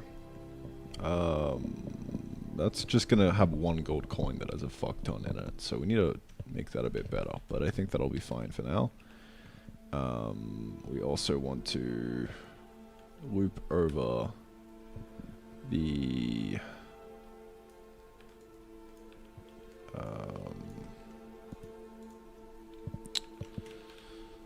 what else? Kind of want items, right? E.items.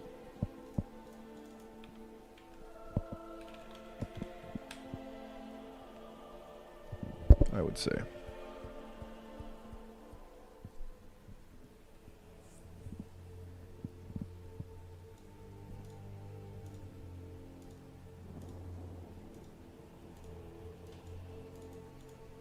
So that way, when we go to pick up,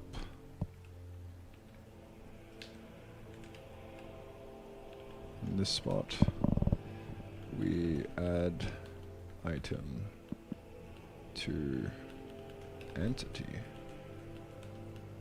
item to entity, to enemy. Yes.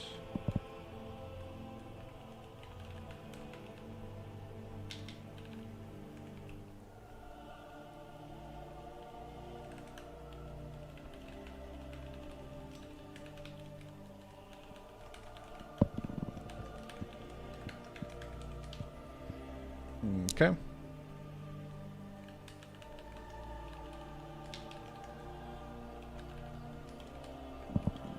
So I'm gonna say we loop over all the item spaces in en.items. If item equal nil, or item kind equal nil, then this is our spot.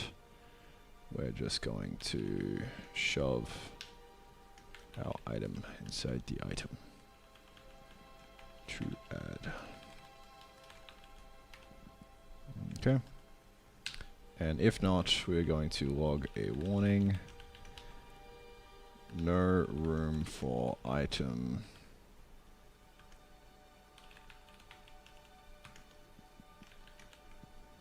inside entity.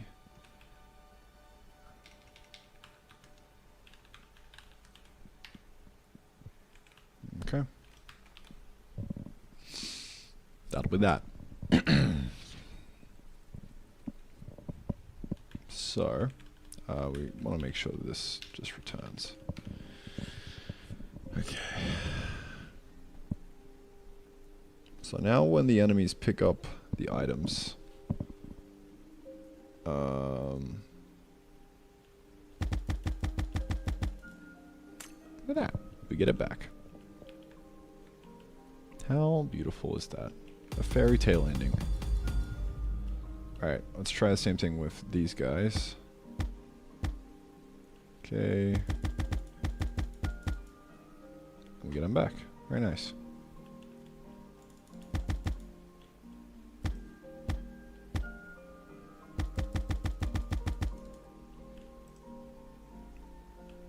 Well, it's possible.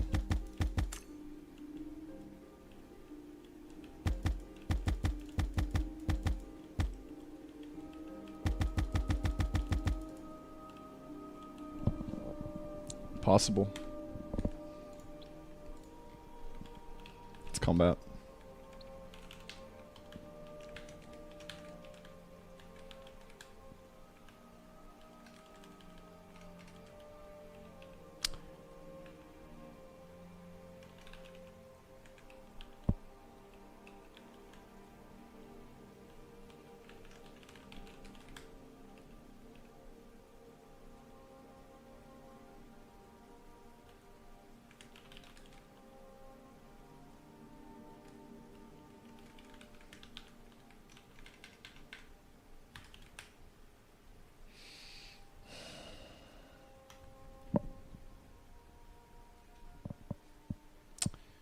We need a bit more in terms of the drops. Because this amount needs to be like way fatter. So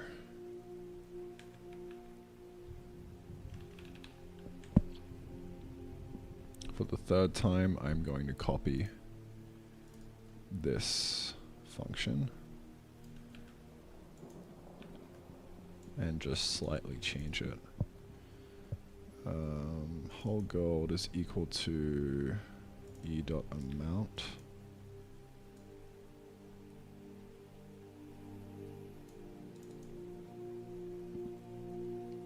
Sorry. Total gold is equal to that.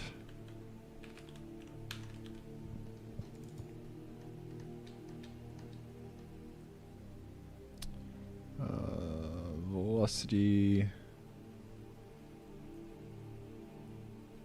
Yeah, whatever.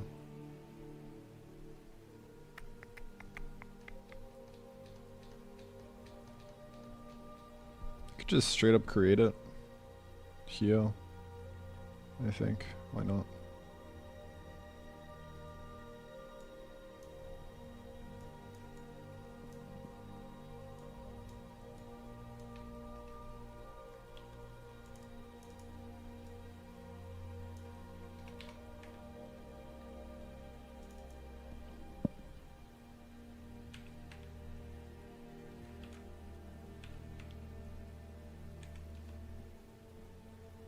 Alright, let's see if this works.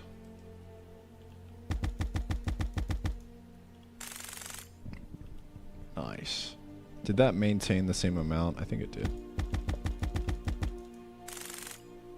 Yeah, sweet. Oh, it's gone. No. No. Yes.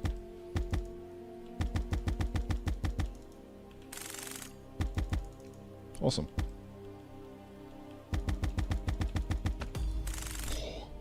Yeah, okay, so we can 100% accidentally buy chunks now when it comes in close, and that's gonna be like suck balls. So we want to not do that. This is real programming, by the way. Look at this. Just fucking copy, paste, move on. It's like the most fucking disgusting way of just getting it done. Just fucking, yeah. This is the third time I've typed this out. Each of them slightly different. So I'm like, I don't want to fucking spend time putting this into a function and, you know, figure out how to actually abstract it. I'm just going to move on with my life. Maybe I'll do it when the fourth one comes around. Who knows? Maybe not.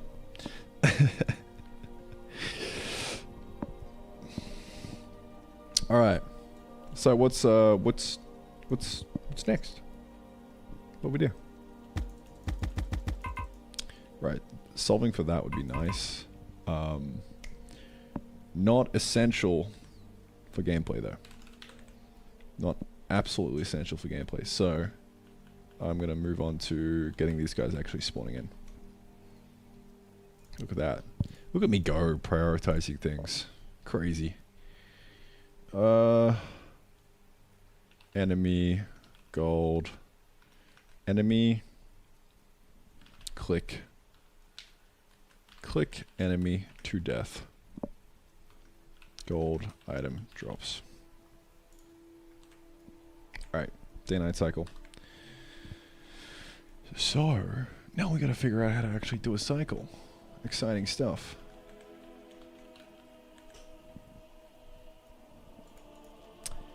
Exciting stuff. I think what I'm gonna do is we're gonna have a little look-see at the game state, and we're gonna do a couple of things.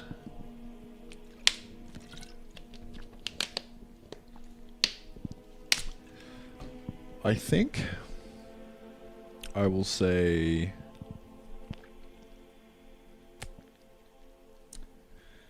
easiest way to get this done, cycle end time, and cycle count. Now, this is cycles. So, if cycle end time equal to 0, then this is our very first cycle. So what are we going to do? We're going to go cycle end time equal to now plus day length. Okay, I'm going to throw this up the top here. We'll make it 2 seconds for now. Okay, so if has reached end time,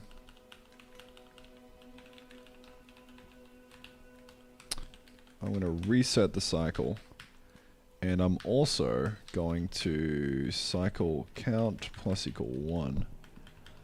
And for this, I'm actually also going to say gs.cycle count %2 equals 0. If true, day length. If false, night length.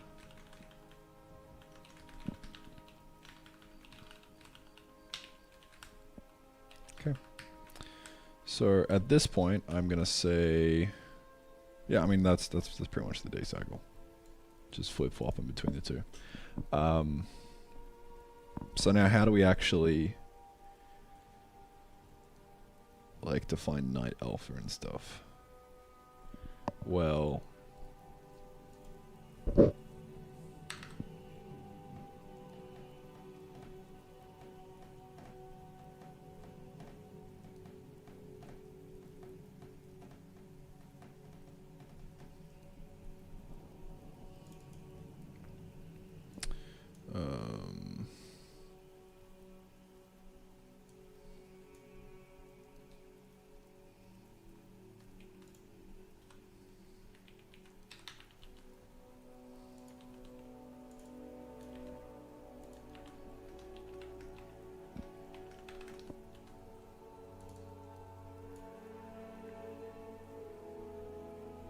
so if it's 0, then we'll set the cycle to be day length. Yes. So now, if is night time. And that's just going to be a nice little helper. Just pretty straightforward. Which we just return cycle count %2 is not equal to 0 or equal 1.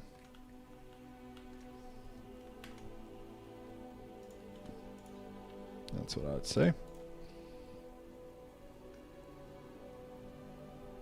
So the next thing that I want to do is just say something like night alpha, and we'll just kind of animate that.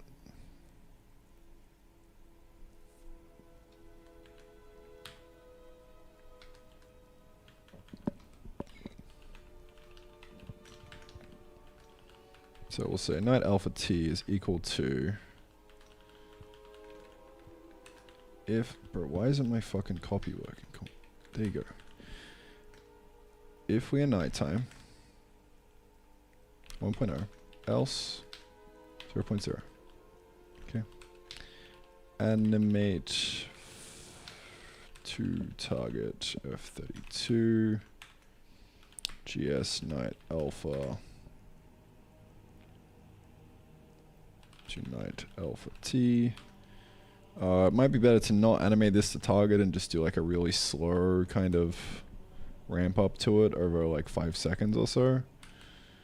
But this will work for now.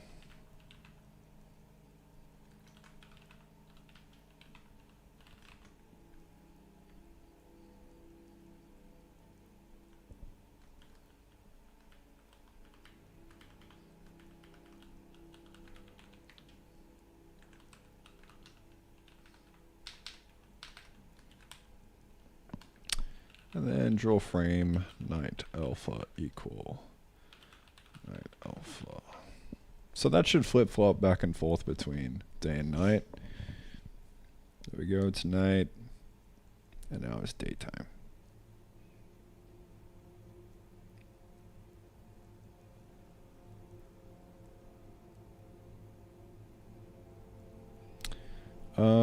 So yeah, we could stretch out the animation. We could also just call this good enough and move on.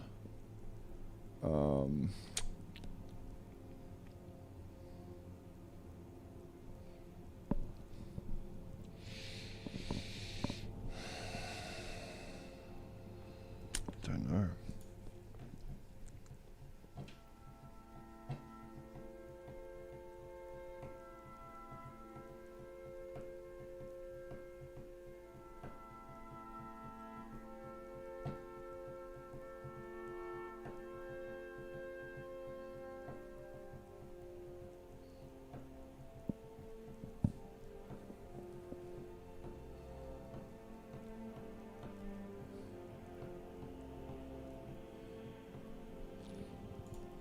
I'm gonna say transition length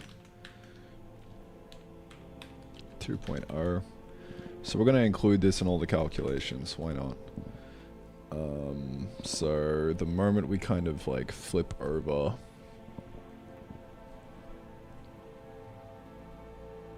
the cycle, we do a transition end time equal now plus transition length.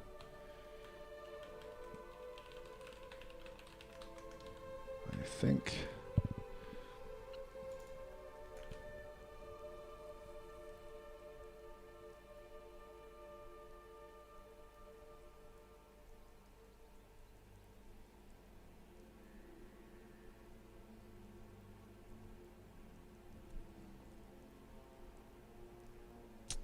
that's all we really need.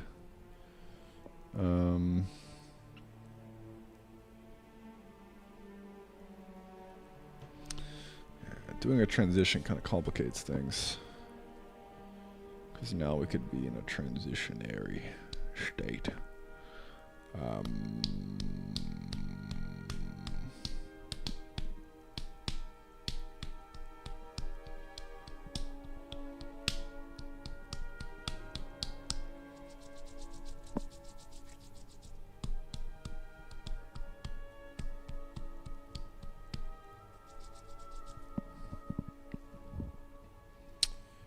I could give up and put this in a enum, or I could be a real programmer.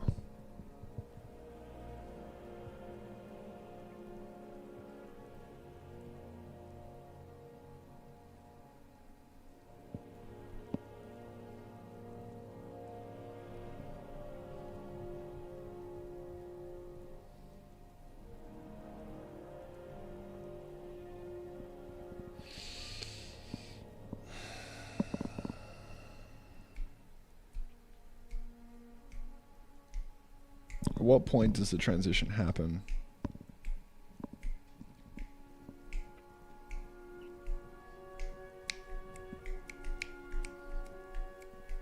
Tell you what, I'm gonna put in an enum. Fuck it, we ball. More clear. Make it explicit. Okay, what am I gonna call this? Cycle state enum.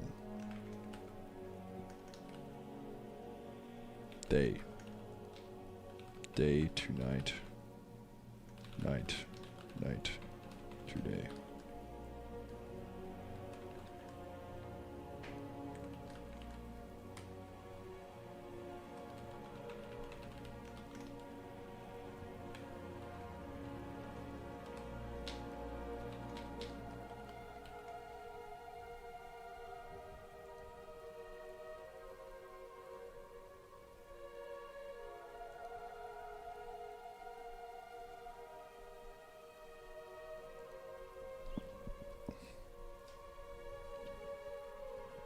That's all the info I need. Okay. So, switch on GS cycle state. Okay. Case day. If cycle end time equals 0, then we're gonna set this guy equal to now plus day length. Okay. That'll be lovely. So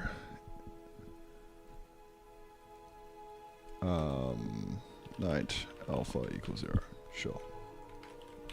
So I just full on daytime. All right. Once we reach the end time,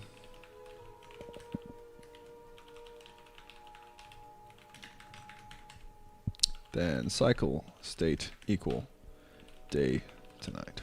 Okay. So now in the day to night, we say I also want to reset the cycle end time. Okay. So inside here,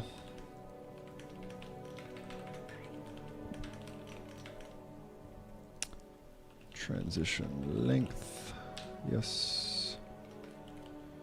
Okay, alpha is equal to alpha from end time, cycle end time, transition length. That will give us the sort alpha, night alpha. And if we reached the end time, and you guessed it, we move into the nighttime. Yeah, spooky. Bit more typing, but I think it's worth it because it just makes it easier instead of me sitting here just umming and ahhing on how to get it right. I'm just gonna get it.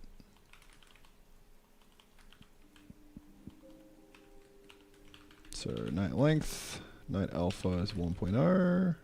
If we reach this, then we want to do the night to day. Let me copy this bad boy and just do it again.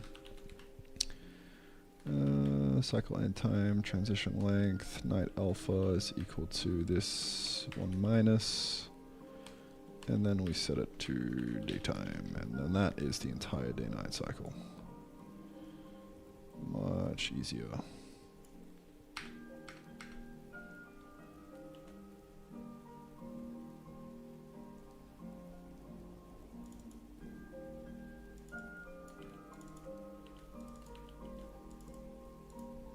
So now at the end here,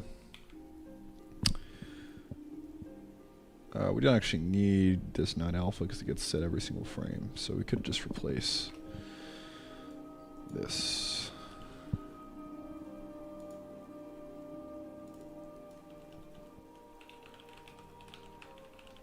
With the draw frame 1.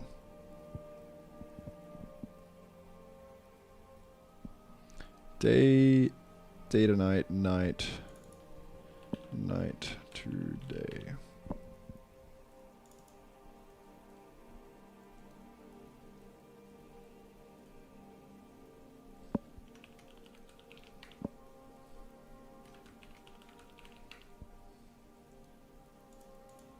Okay. Sit back and watch the day-night cycle happen.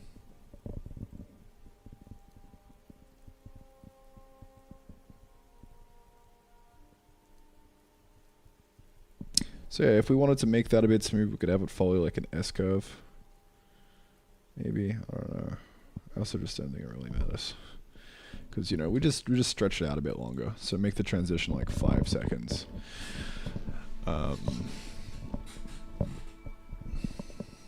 And yeah, now we kind of have full explicit control over absolutely everything. That to me feels fine, right there.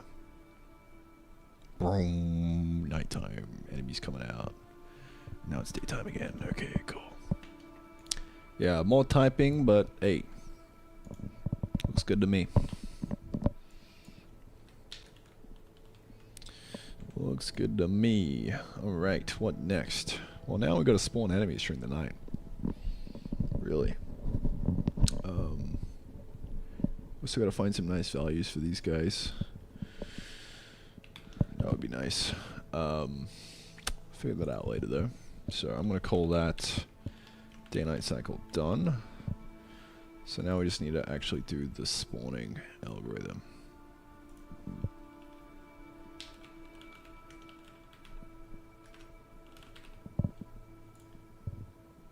So how are we gonna tackle this? Let's just fucking stare at the screen for a bit until something jumps out. Nighttime, alright? It's only officially nighttime when it hits the nighttime state, right?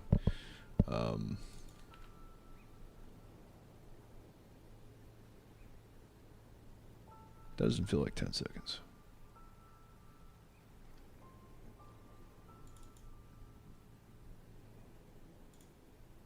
I guess it probably is. I don't know. Let's try for 30.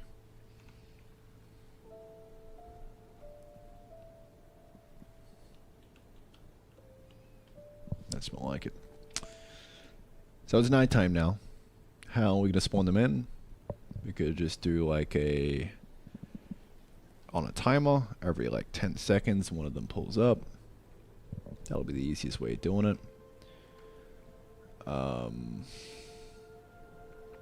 Yeah. Just from a random spot in the void. Now the next question is, alright, this already, to me, just the fact that there's a cycle feels amazing. Feels like the world's alive. I like it. Little side note there.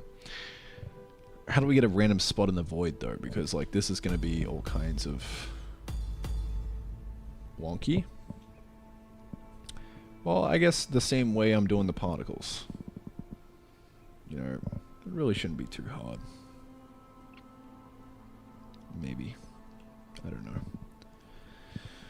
Oh no, dude, I just work here.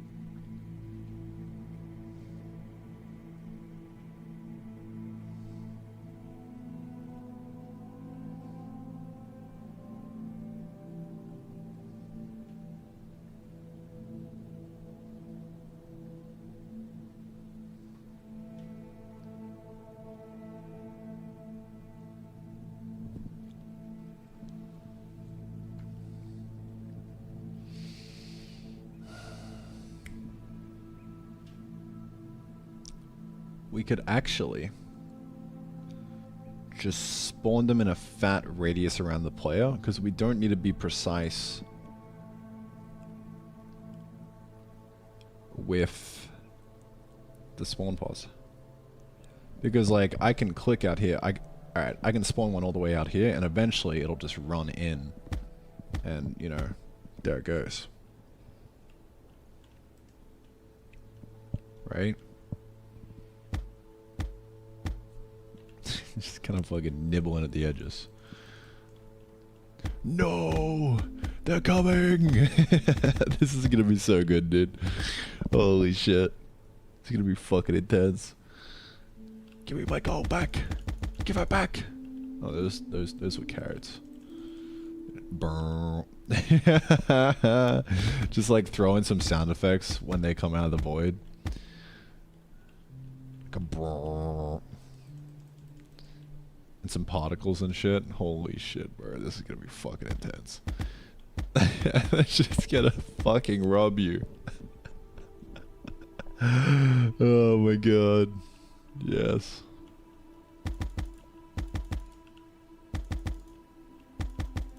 This is gonna be good. It's gonna be good. Alright. Yeah, so just fucking spawn them in like a fat radius. I just gotta make sure that like I gotta somehow get like the max kind of world width. I mean I already have that. I can just say it's here. Easy. That'll work. Okay. Done.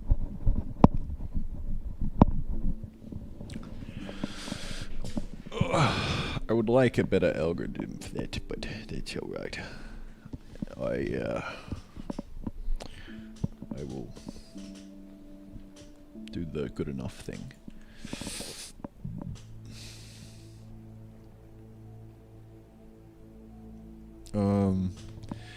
Yeah, I mean, it might be a little whack, because if I'm just doing the max, then, like, it's gonna take a while for them to pull up as soon as nighttime comes. But I don't think that really matters. I think, like, we just do one of these, then eventually they kind of... I mean, I guess it depends how far you've expanded out, but it should be fine. It should be fine. So, how are we gonna do this? I think I'll just do like a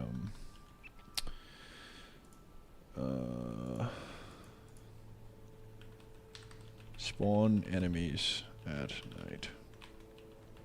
Spawn mobs and shit.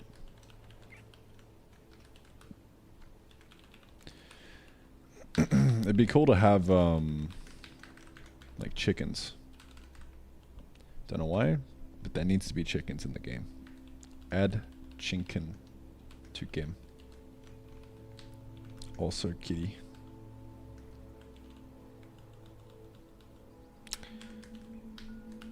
Alright. World radius. How do we get that? It's really just like the half.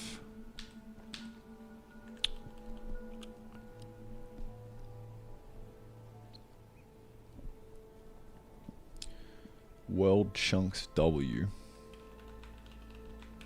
divided by 2.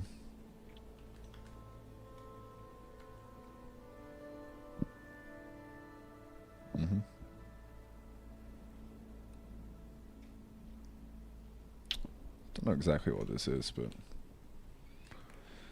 you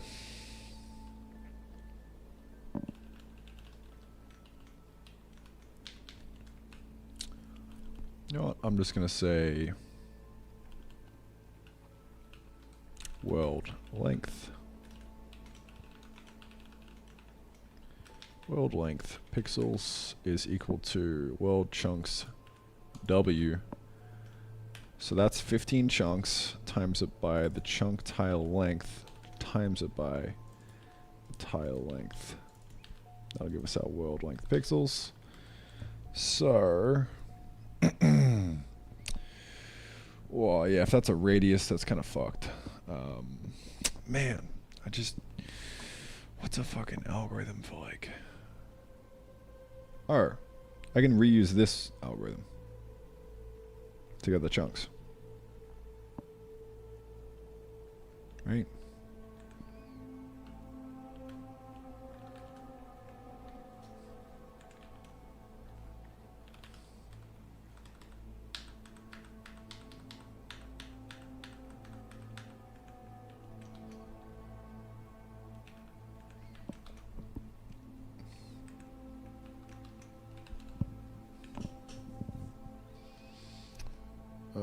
Bro, where the fuck?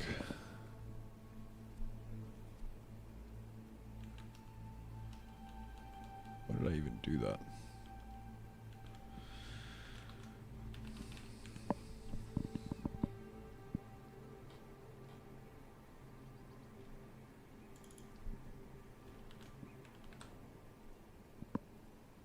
Yeah.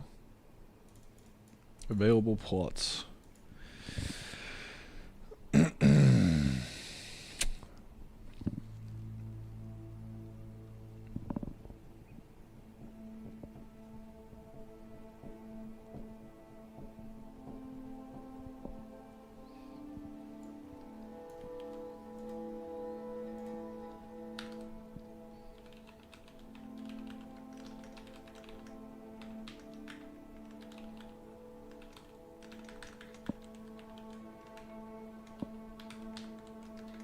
Go time.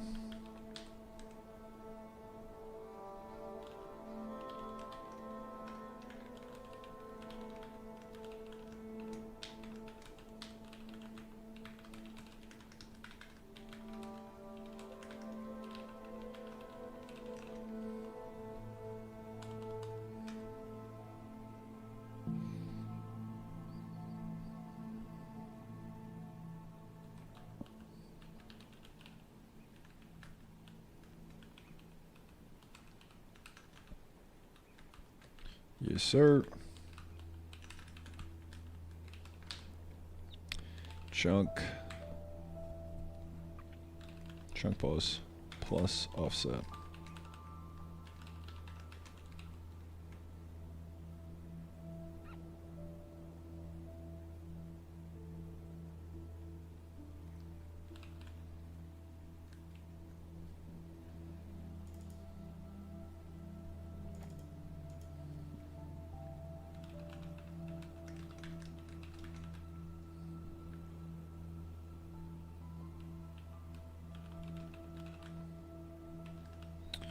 Neighbor chunk.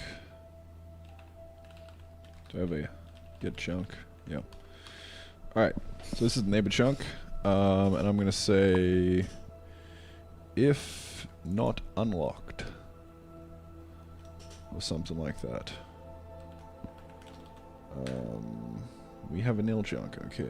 If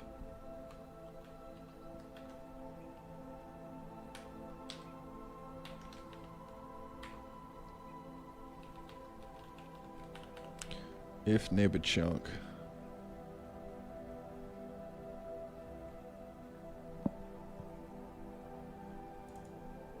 unlocked.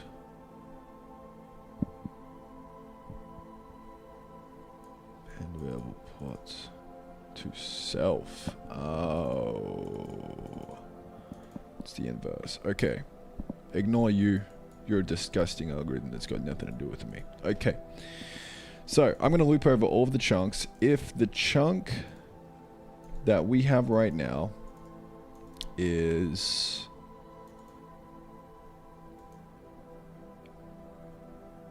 a void chunk. No. No, Well, if the chunk that we have right now is available, then we're going to look around for the void chunks. Okay? If our neighbor chunk is not unlocked, also known as a void chunk, chunks, we're going to append this motherfucker.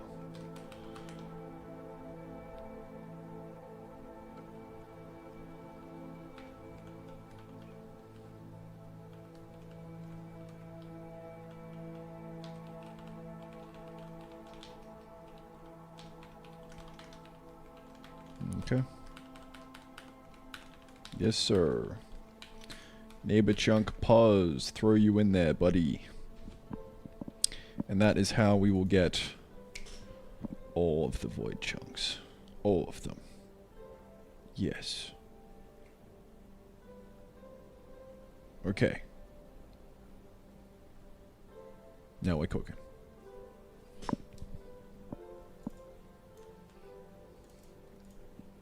Return chunks.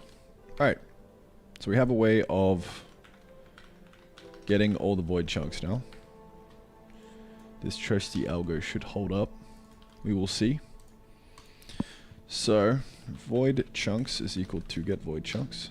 So we're going to loop over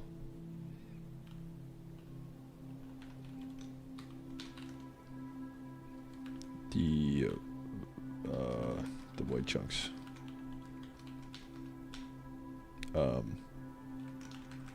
To basically get like a random position. Get random pos in void, you know, something like that. I'm actually just not gonna do that. But first of all, first up, what I'm gonna do here is I am going to go into the game state and just hard code in a next enemy spawn and time. Eventually, when we have more than one enemy type, we will make this an array.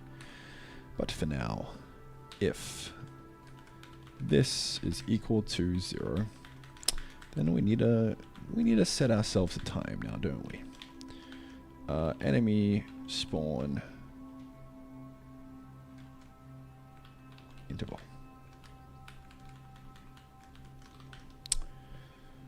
5 seconds. Okay. If we have reached this, then. Well, we're gonna fucking spawn an enemy, aren't we? Yes, sir.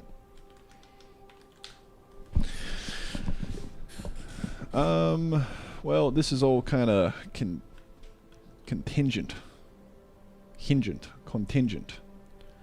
on the gameplay.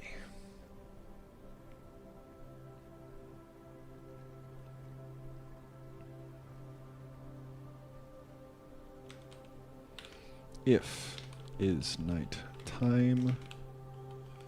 Bang. Yes, sir. Okay. So we want to get a random spawn pause in the void. For now, we'll just do an entity create dot enemy. Enemy pause is equal to yeah, just get random pause in void. Why not? Now you probably won't want to call this too much because it'll allocate. But we could always cache if it becomes a problem. Okay, so I'm gonna do the for chunk pause in this, then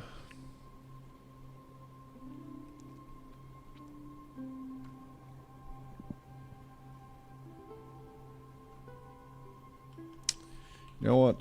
I am going to cache this, because otherwise I might just fucking kill myself.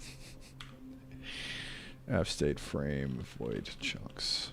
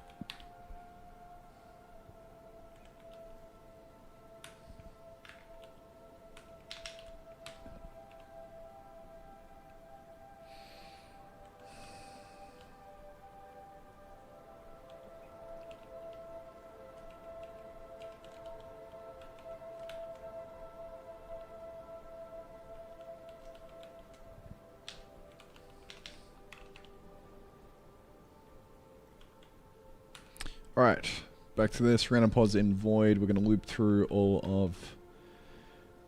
actually, we are first going to... chunk pause is equal to rand choice from here. So we'll choose a random chunk. And then inside the chunk pause...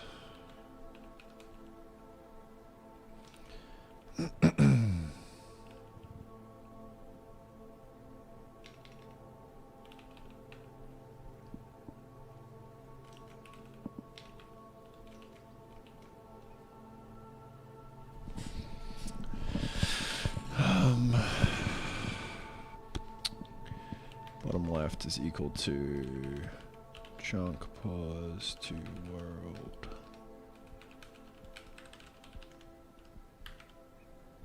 Okay, chunk pause to world. So that's the bottom left, and then top right equal to BL plus chunk length pixels. Okay, so that'll give us the bounds of the chunk. So now we just got to return rand float 32 range to top right dot x. Actually, just call this min and max.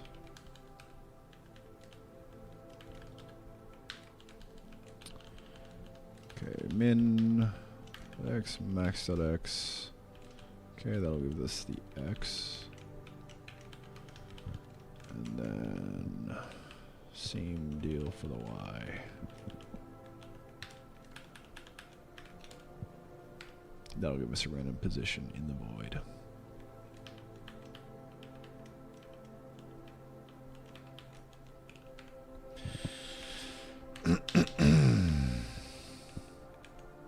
And just like that, we should spawn enemies every 5 seconds directly coming out of the void when it is nighttime. Let's test that.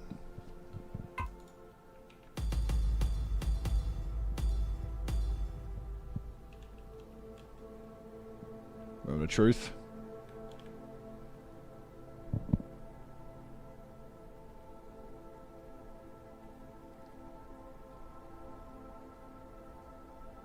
Not quite. Is nighttime. Alright, so we have this on the cycle count %2. I actually don't think we're using that anymore.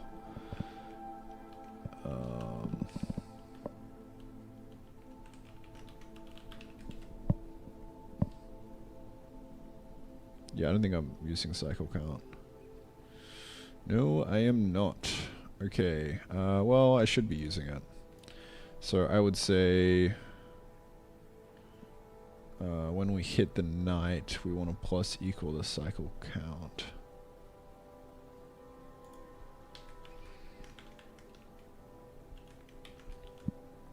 Yep, so as soon as we hit night, plus equals cycle count, and as soon as we hit day, we also want to plus equal the cycle count. Not really. I would say as the night turns to day, yeah, we want to plus that here. Okay. Cool. So we'll still have the concept of cycle count %2. If it's equal to 1, then it's nighttime. So we should have enemies coming in now. Let's see. Nope, because we got to reset the cycle count. All right, moment of truth. Let's go. Attack!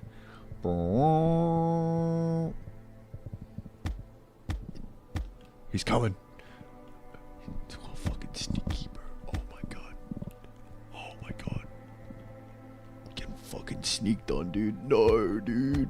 Come on, bro. Not my crops, man. Oh, fuck, bro.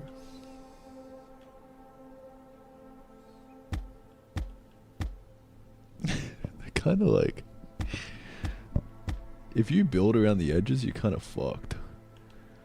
I guess that's a lesson.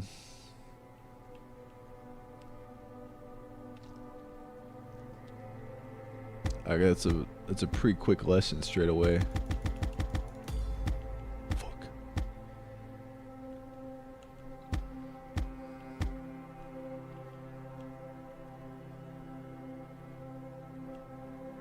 Oh no, dude, no. Come on, man, not me, not my goal, bro.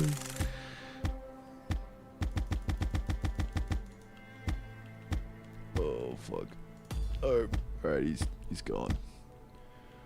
Yeah, just fucking ruthless, mate. Ruthless killers. Well, at least we know that it works.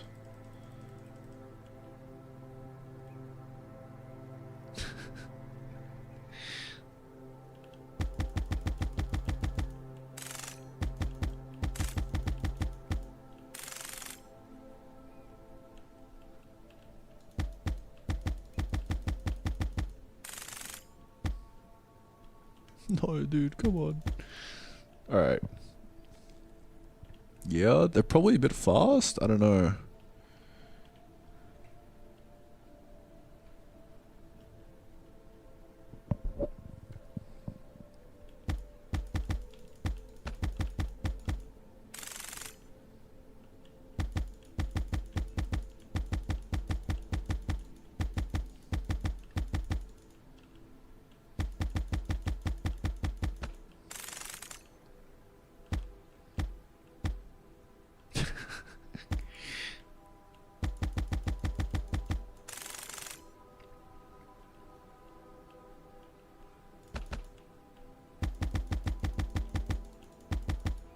Maybe making them black will be better. Because like they're coming out of the void. And, like make particles come off them. Theme wise, I think that might be cool.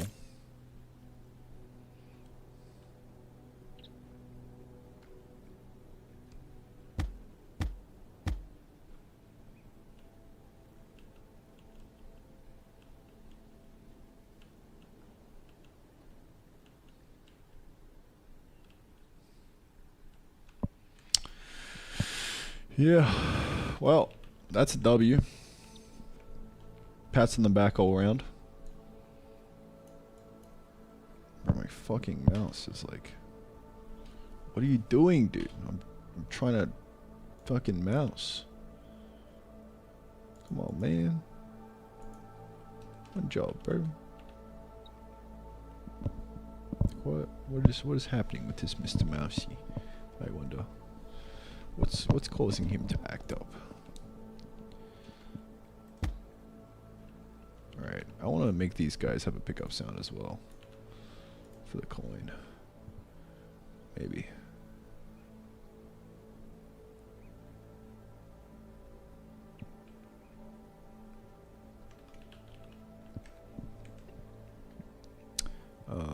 I want to say like...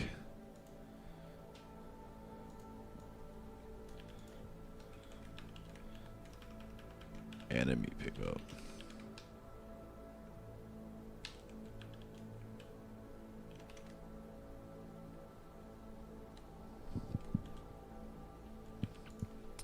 I'm gonna say item pickup. Alright, so we need item pickup and we need enemy pickup.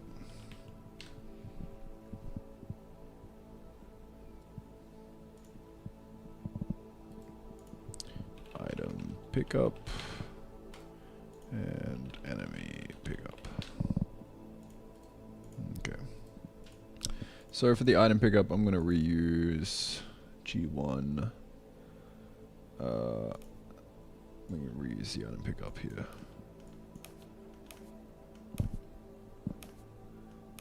So fucking quiet, dude.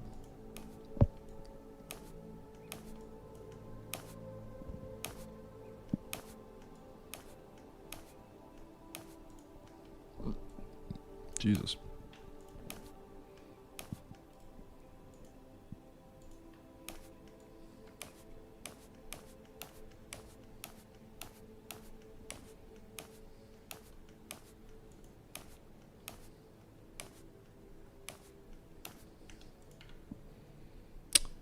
Okay. And then the enemy pickup, I'm thinking it's just gonna be like the XP pickup. This guy. Except pitch down.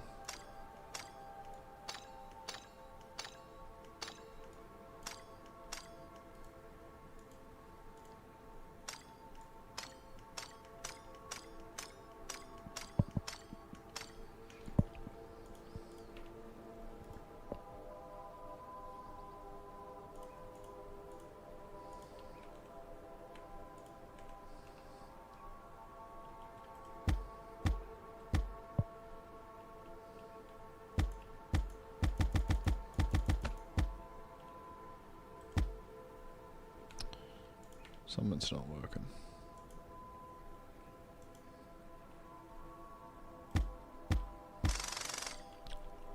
Uh-oh.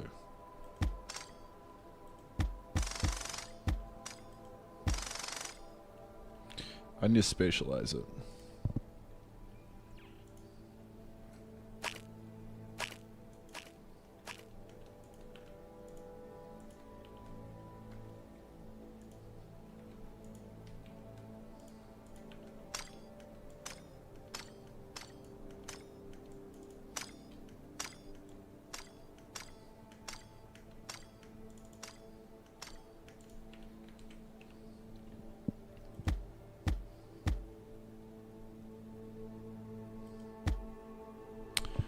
Why isn't that working?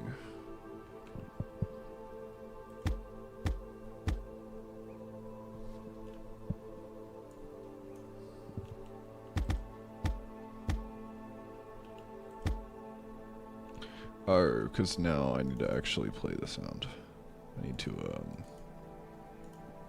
have that a pause. Enemy pause. Okay.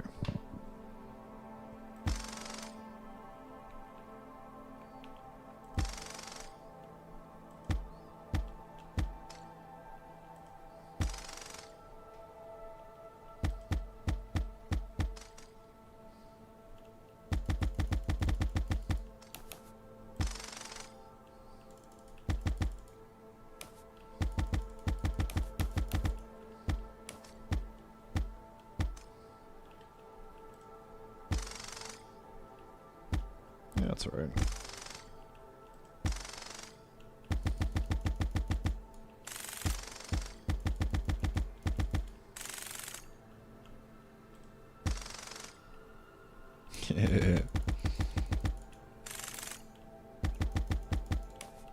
No.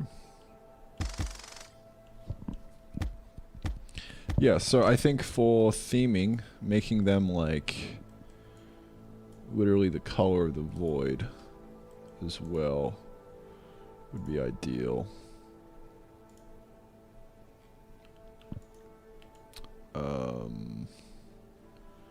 Just make them very ominous. Yeah, there we go.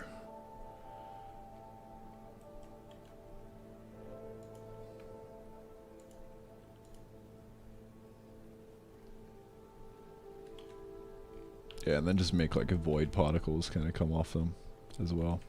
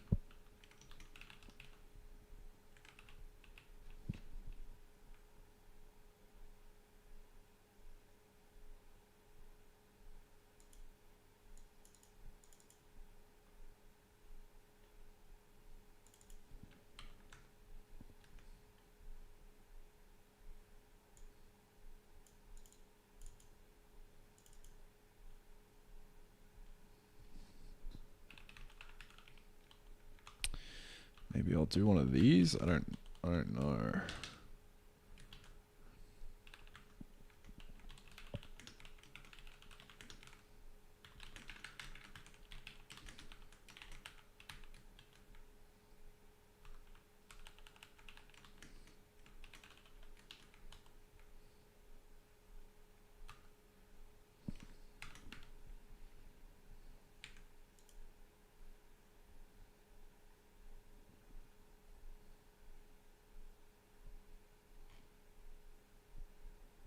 I kind of like having all these in one spot.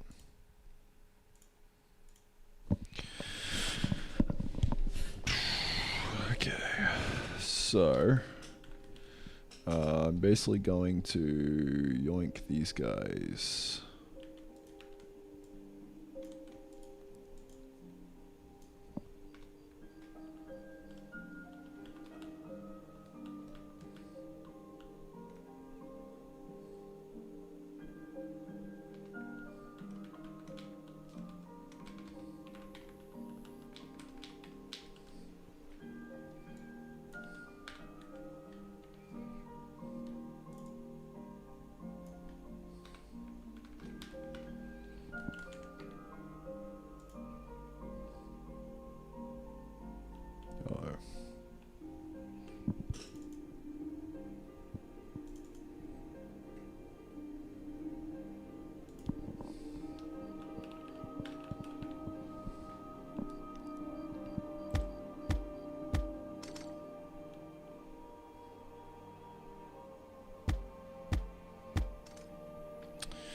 Yeah, we need like a use the void edge.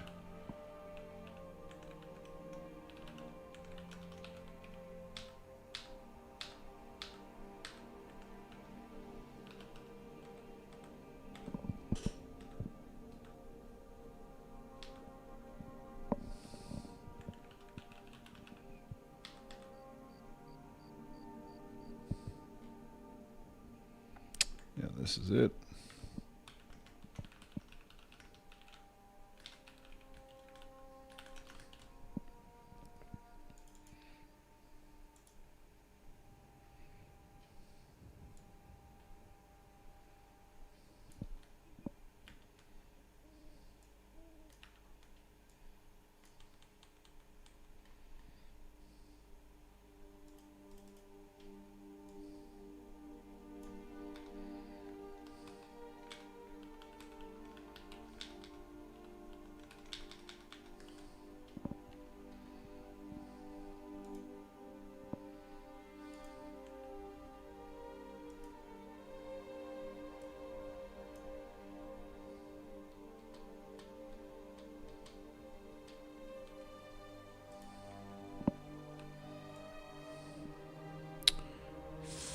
Five on the X, 6 on the Y, maybe.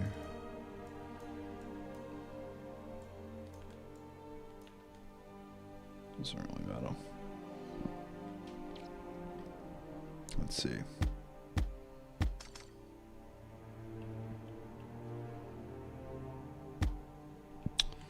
Kind of a bad particle effect. Example. So we basically need to like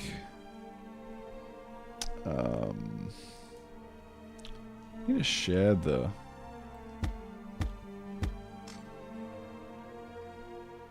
I mean we could do that. Yeah, it looks kind of fucking dumb though.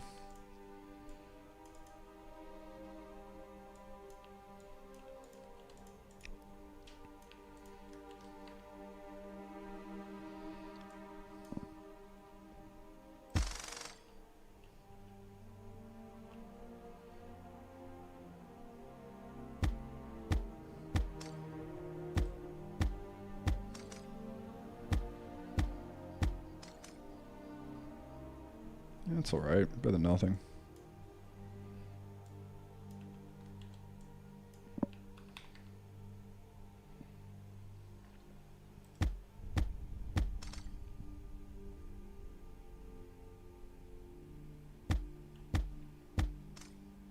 I think making them like amorphous blobs of void would be really cool. I can't really be asked making that effect right now.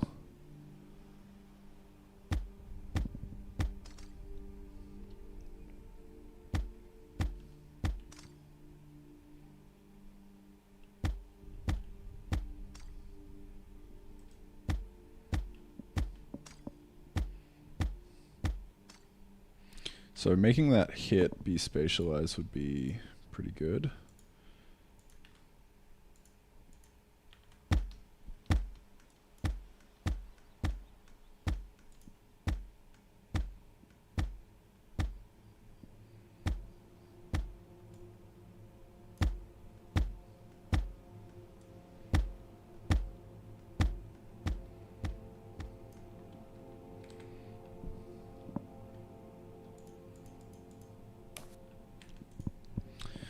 Now, guess what? Have to fucking plug this in all the time. So, attack rebound. Yeah, well, this is the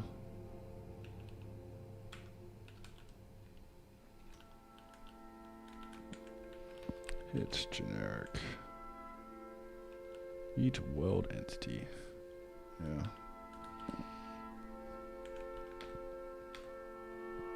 Held item damage. Sure. Player pause. No.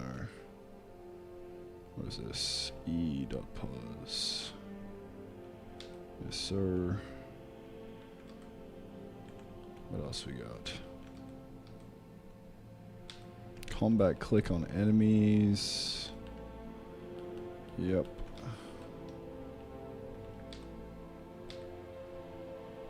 Harvest click with hands. E.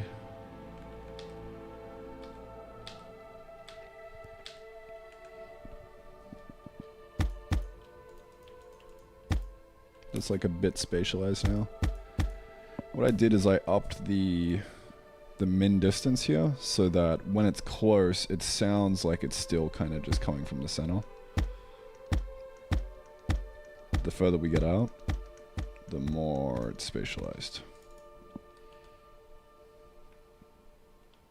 So now we'll hear the hits like that,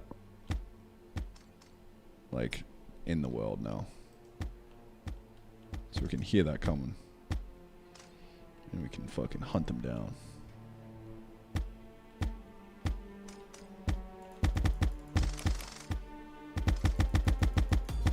Fuck. I don't know what it is, but like, now that this is spatialized, it sounds louder. Or how dare you. Fuck, give me my shit back. No. Come on. Oh. So violent, dude. So rude. Yeah. It sounds hella loud now for some reason. I can just turn it down. That works. Alright. Making progress. Let's go.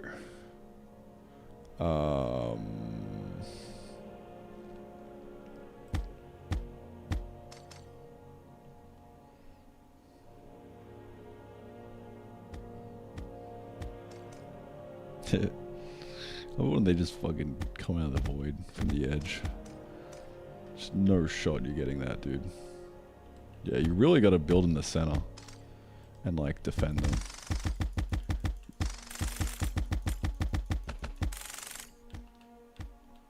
Otherwise you're kind of fucked. So that's gonna be interesting to test with and see what people do. In terms of like timing, I don't really...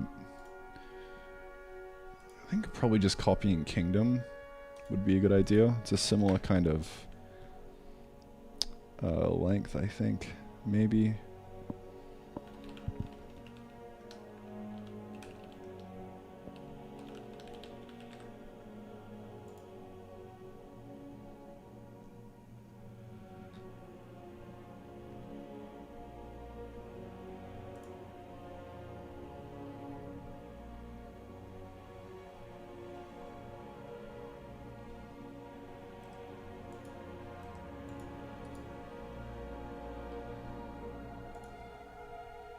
Okay. Daytime 2:45, night 1 minute. Yeah, that seems good. I might make daytime like 5 minutes and night 1 minute. Just because we don't really need... I don't know. We'll just tune it and see how it feels.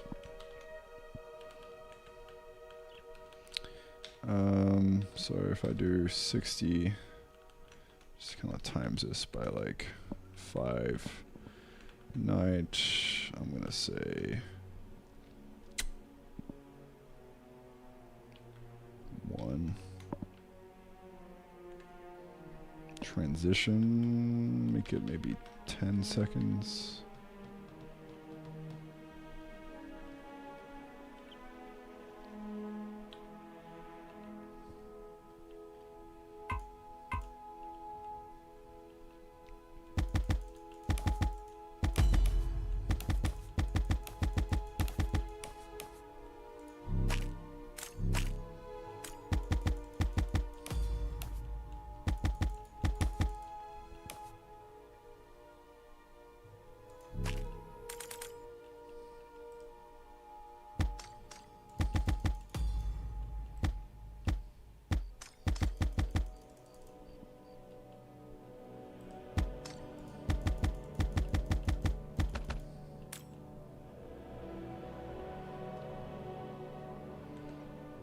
Okay. What next? Having like a death particle effect and stuff would be good. I think just making them a bit slower. So like by default maybe they move 30 and then when they're running back into the void, you know, just half that speed.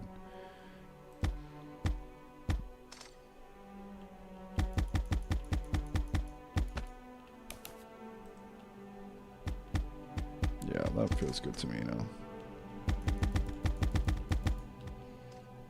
Gives you a bit more time to react. Also, these cracks don't show anymore because they're completely black.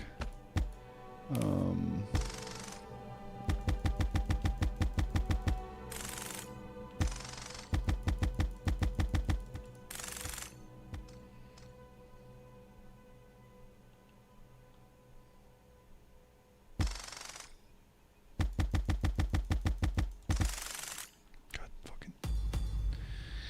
Yeah, so.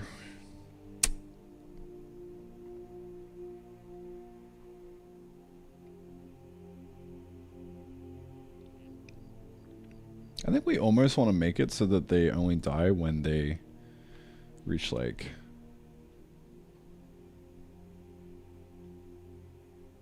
I don't even know. But maybe we want the ability for the player to be able to like buy the chunk as a way of getting their shit back.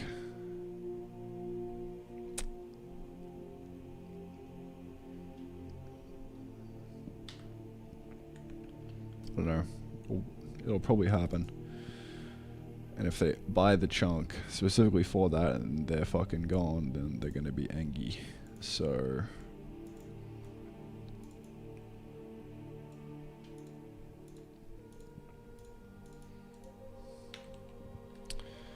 I'm gonna say run back to void if entity isn't visible, and death end time. If death end time equals 0, death end time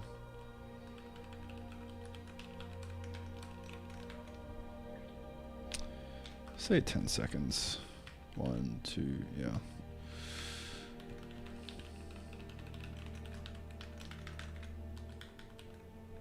Oops. There we go.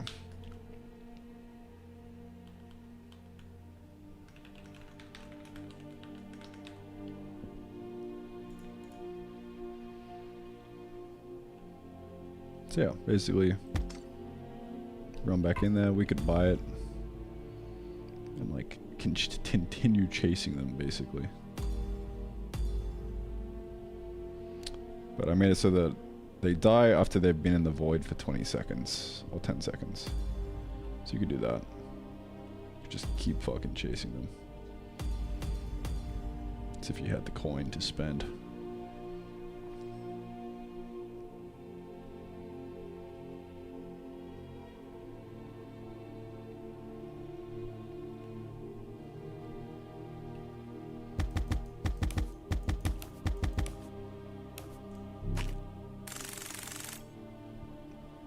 Love that.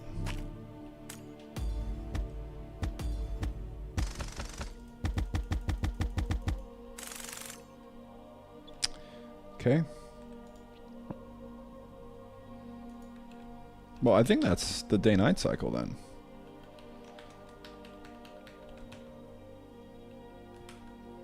$7,100. Getting there? I think that is the day-night cycle. And the first pass of the enemies and the attacking. All in one day. Pretty good. So we'd have to play test to see how that goes. I kind of want to make them a bit more ominous and say like when they first come out of the void, we just have like a nice particle effect and some kind of like, I don't even know, enemy exit void.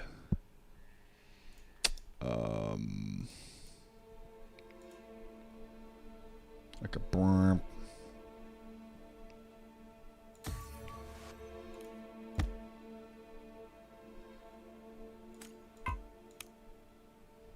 Brrrr. Brrrr.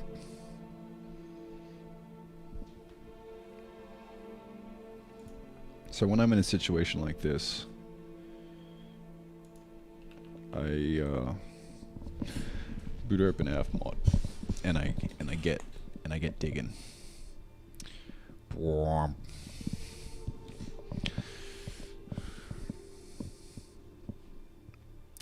What even would that be?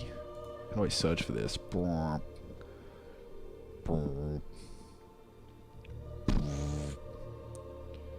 Could try and make it.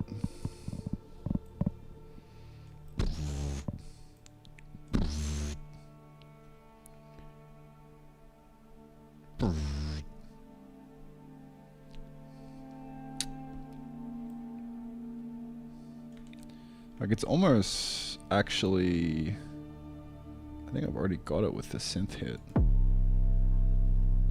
Like it's almost that.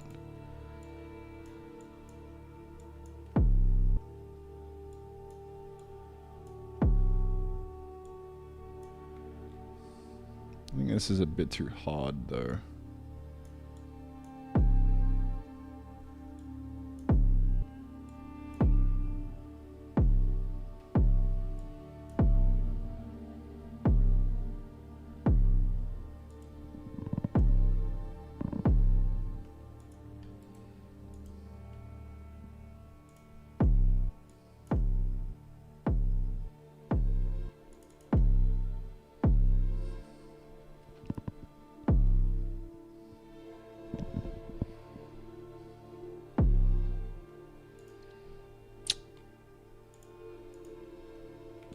I'll try and make a new one.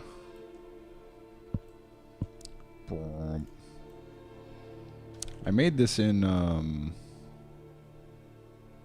FL Studio. I just found a bass hit thing.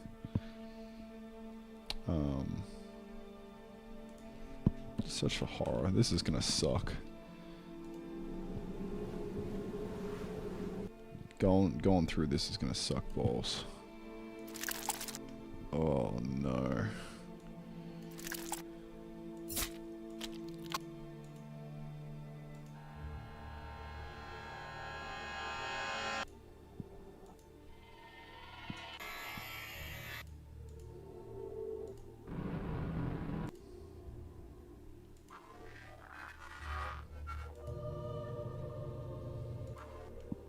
We need to get rid of the Skyrim temporarily.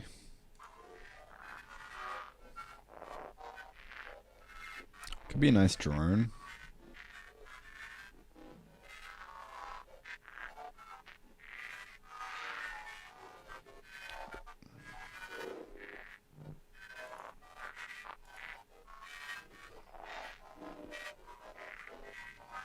I have to make it mono to spatialize it better.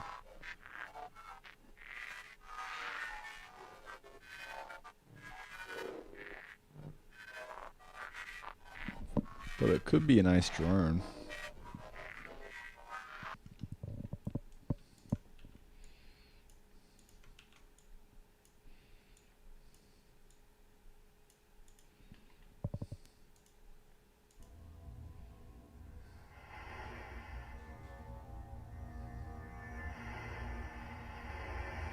This will be even better. I'm just gonna fucking pull this whole thing in.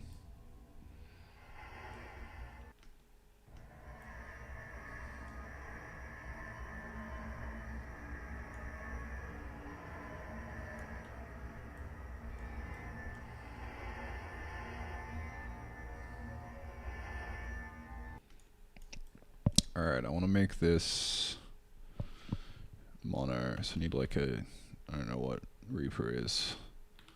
Mono to stereo.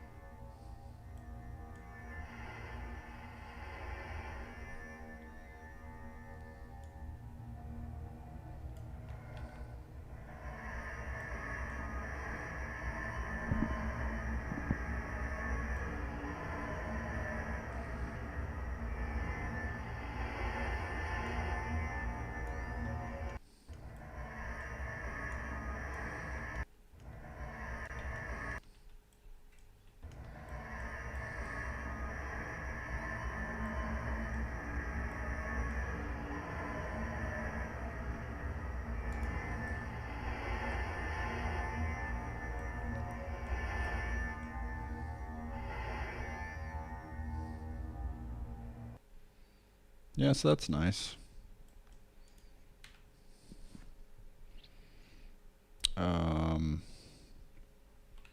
Spooky drone.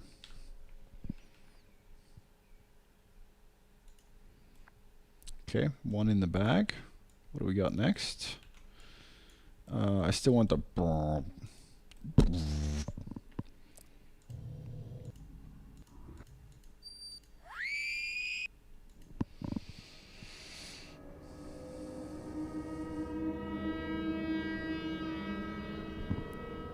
We could play that when nighttime strikes, dude. Yes.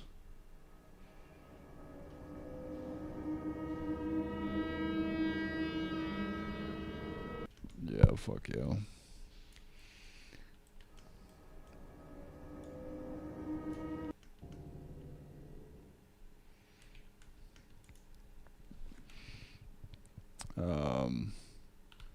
Horror moment. Just gonna raw fucking export this. Volume's good. Done. Alright, let's keep going. Let me just make these so I don't forget. Night start.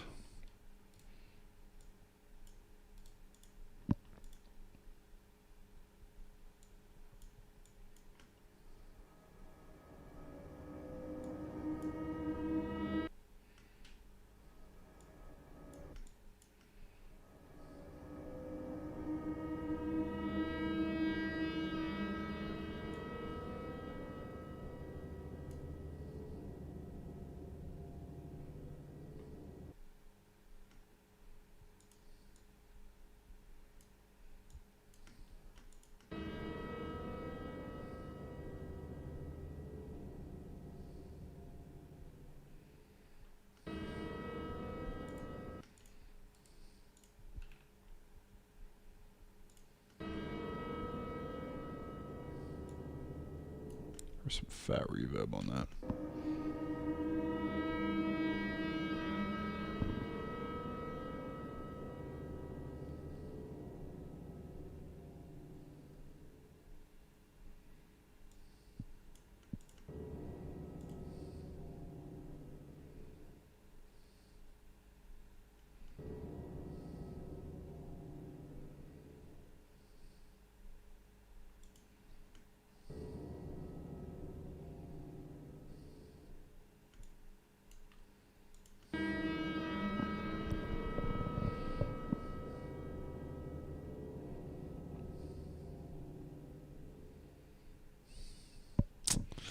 Why doesn't it feel like it's working?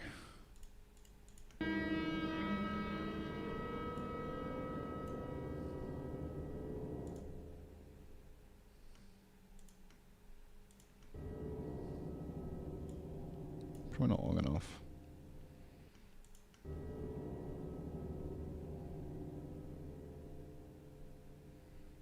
That's alright.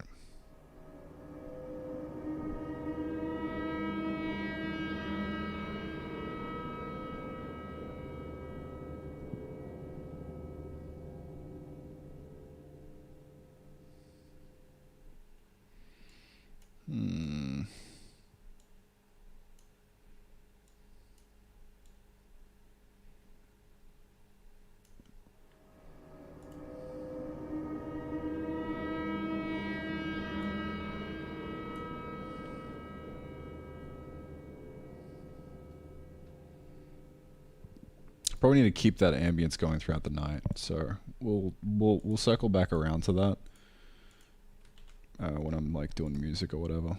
But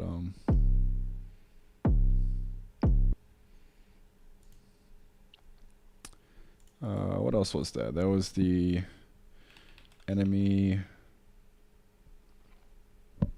drone.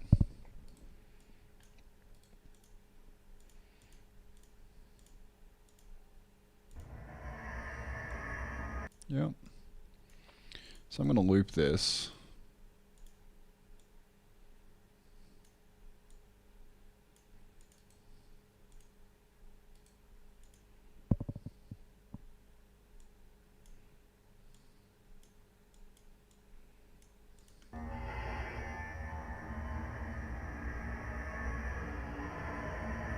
Alright, that's a good loop. Yep.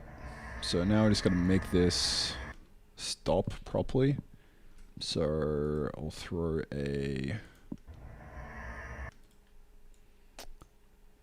this guy on. We'll get rid of the release. Make it a bit more fat.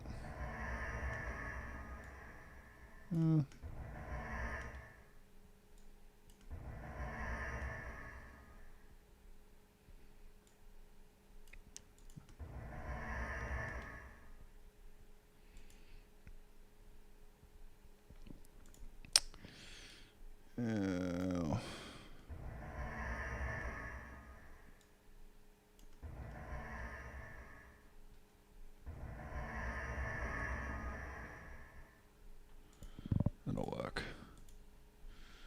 Alright. Exit void. I think that'll work, honestly.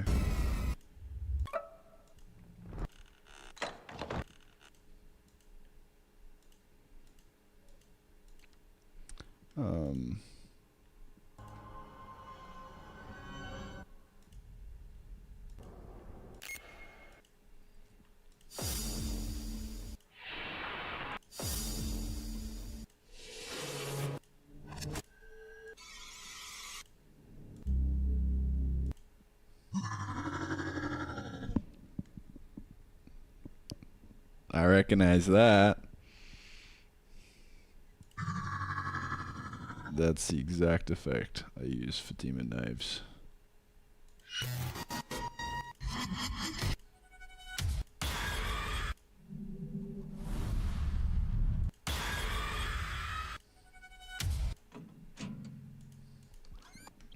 So yeah, I don't really know what to call this. Maybe this is called a stinger. Stinger. Sting. I don't know. Why is it fucking typing an R? Stinger.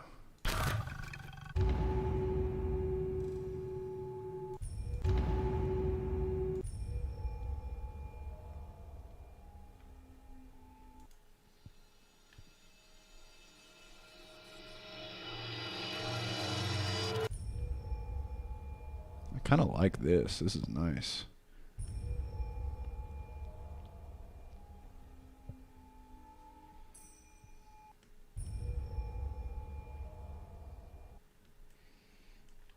I'm gonna save this for later.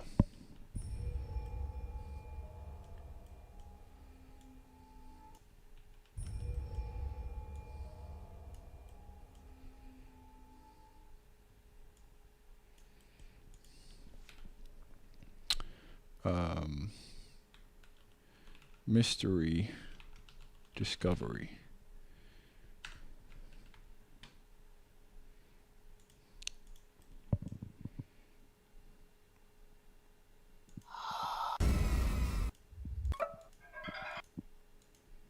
I think if I actually wanted something good, I could try and make it, but what else do I have in here?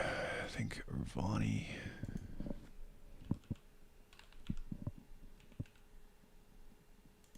Jingles and stingers.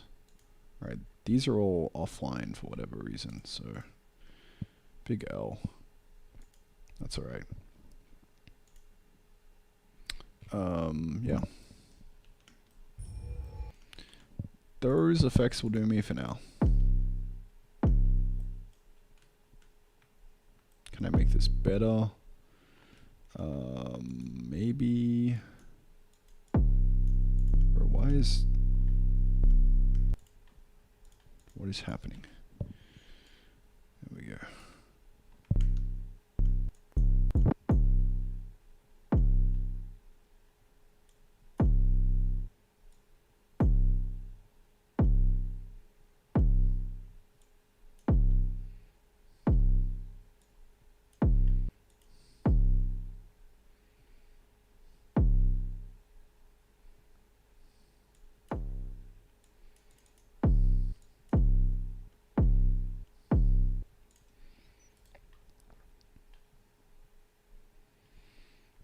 Throw a distortion on that. Better.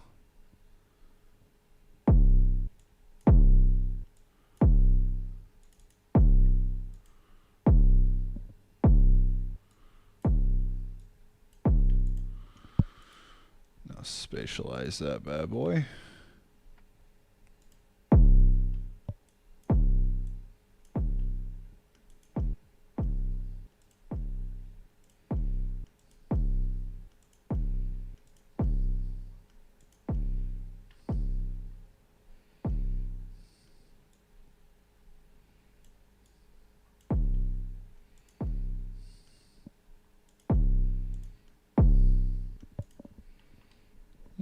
Should be good.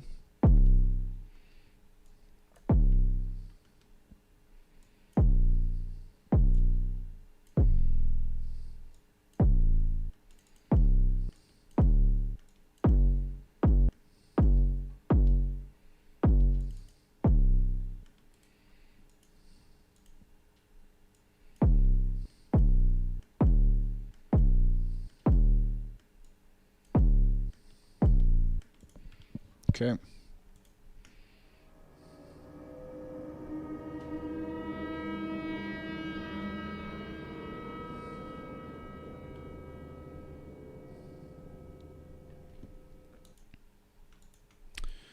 All right, those are 3 sound effects right there. Yeah, sound design. Me like.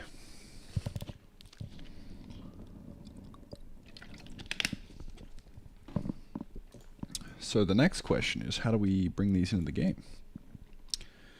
So, first up, I think I'm going to do the night. The night start, maybe.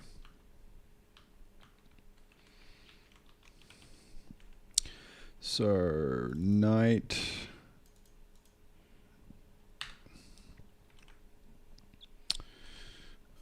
Please sound. Night start. Okay.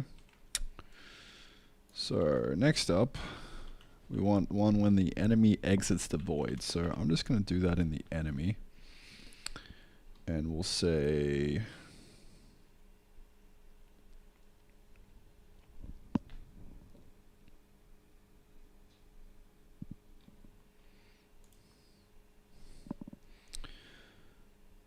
I think I'll just kind of throw it in here. We'll say en dot is in void is equal to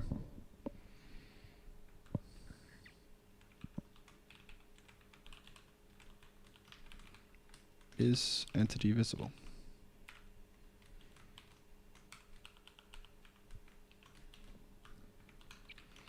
So I'll store that is in void. Throw that there. And now we'll say if is in void and we'll say last frame in void is equal to this. If last frame in void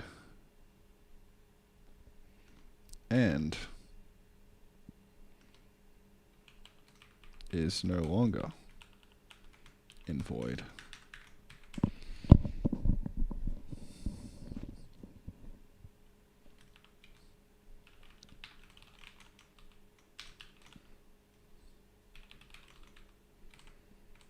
Enemy exit void at position. So let's see if that works. Yeah, that's good.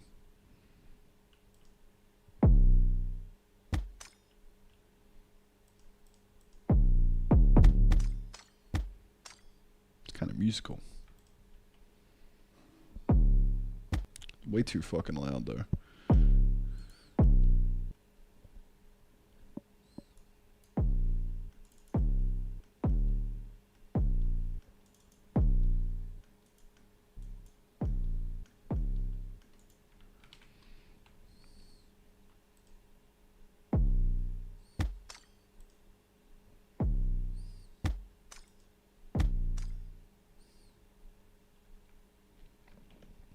Okay. So the next one is just one of these. We're going to continuously play the enemy drone at the entity position. This needs to be renamed to sound emitter, I think.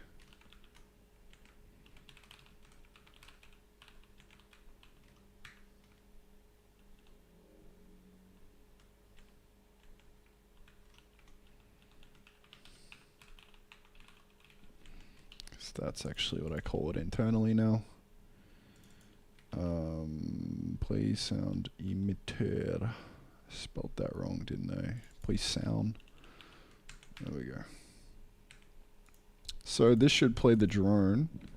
We need to spatialize it though.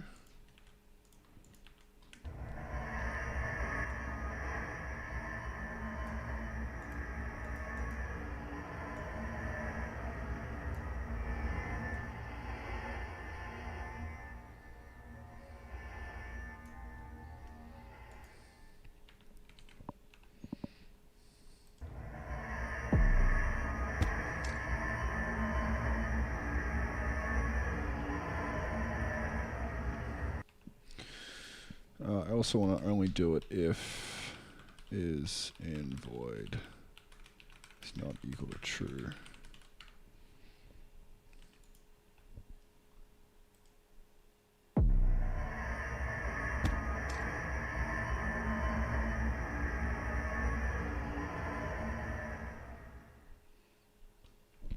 Not bad.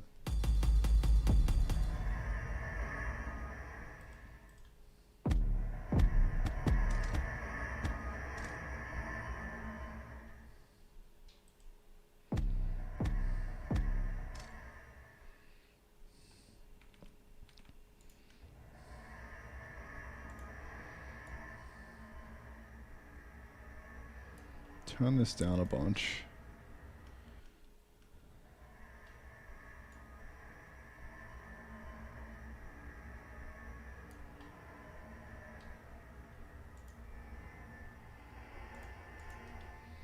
Probably also want to high, increase the highs a bit.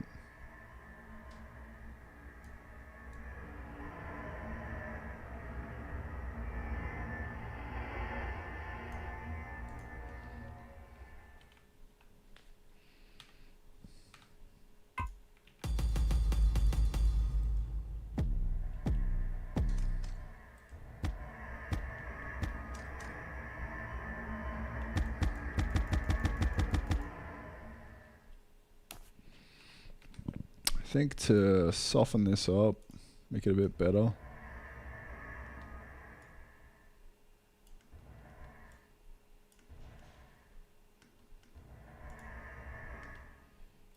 Let's add reverb.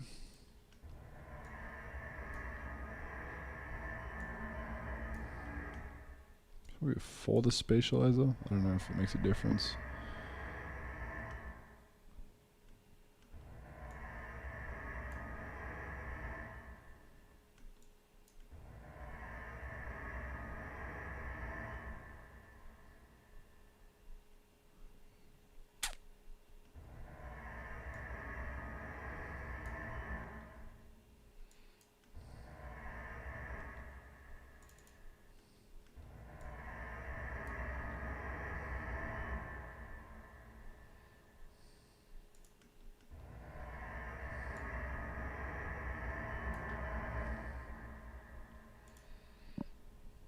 Yeah, it'll work.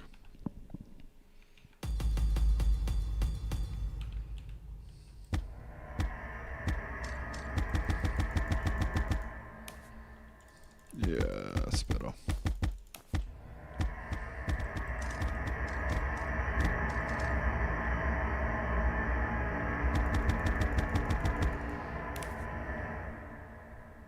Feels a bit rough with a lot of them.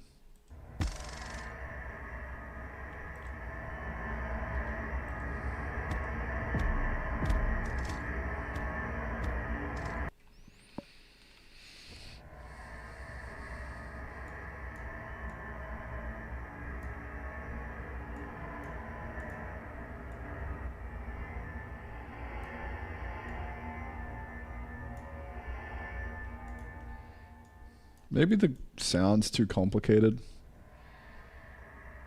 Like it's more of an ambience than anything. If we stack too much of this, it's gonna suck.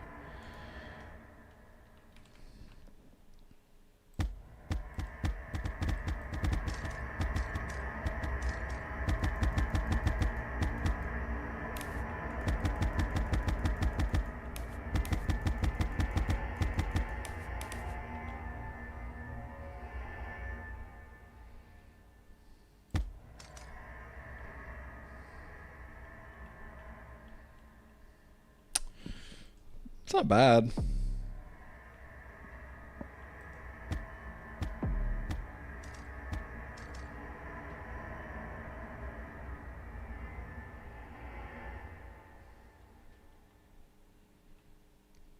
It's not bad. I don't know.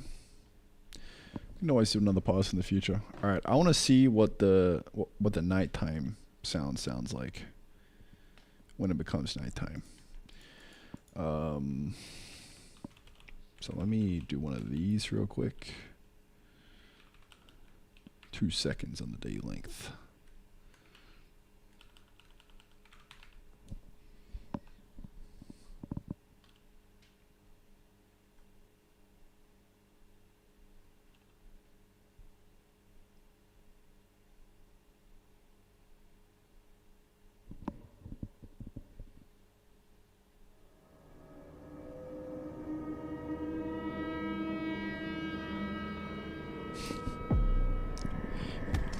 Oh my god.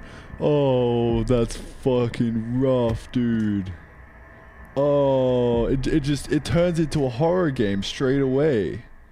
Holy shit, that's horrifying. What the fuck? Jesus. That's fucked up.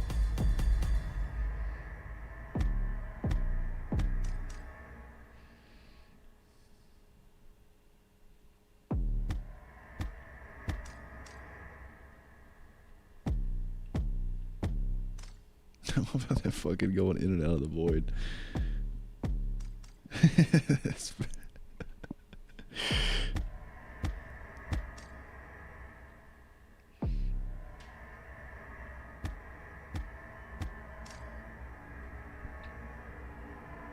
Yeah, alright, no, that's fucked.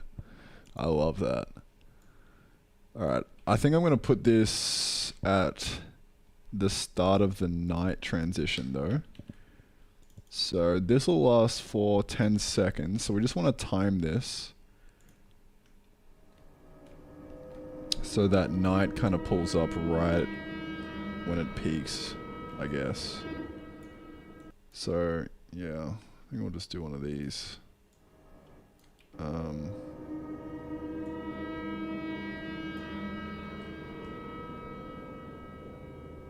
And now it's nighttime. Yeah, because you'll kind of start noticing it becoming night, and then you'll hear the sound effect, and it's like, ooh. Let's see.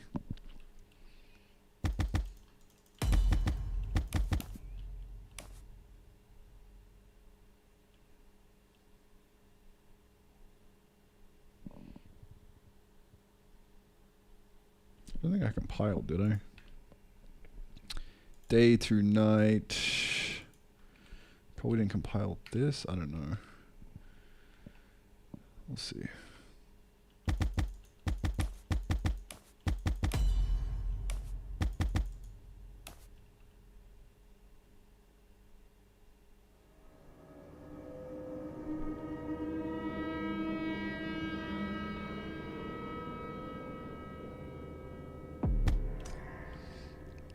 Fuck.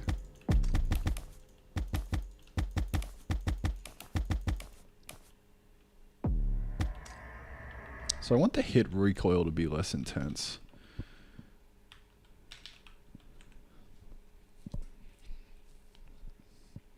So start attack, yeah, we'll just make this like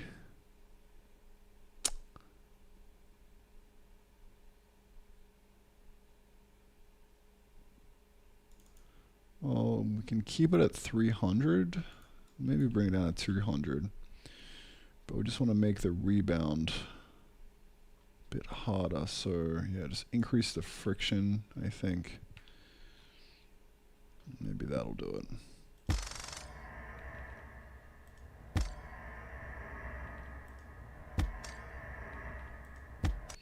Actually, I just want to decrease the range. That's what I want to do.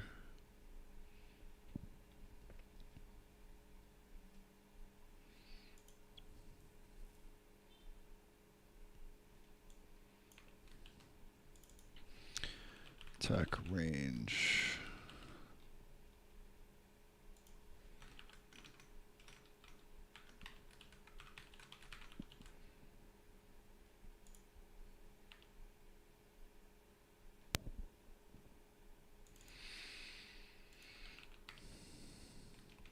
If I put a .f on the end for that, no.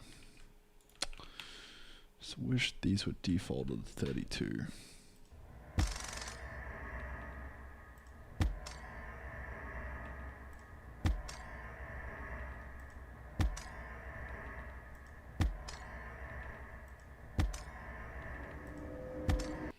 Okay, a bit less friction. I think the attack range was the only thing that was kind of annoying me.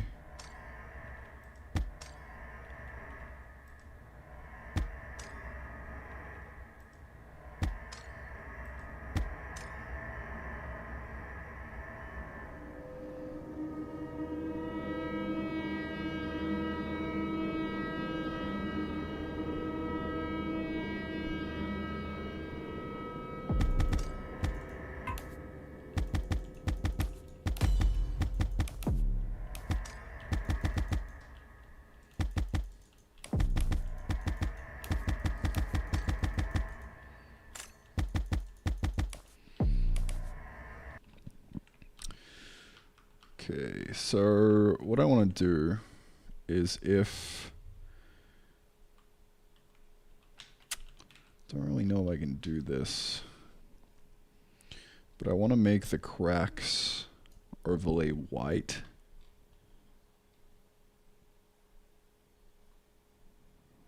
For these guys.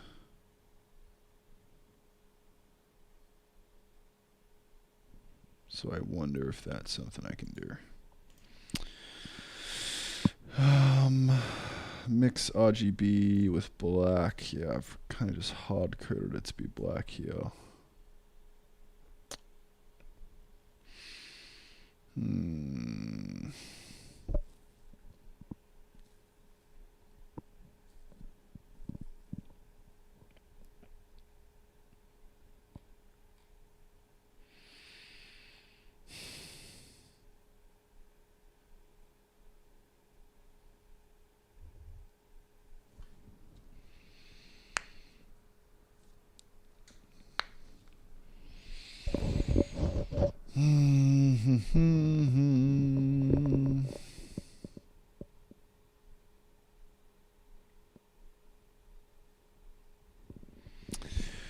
Yeah, I don't know.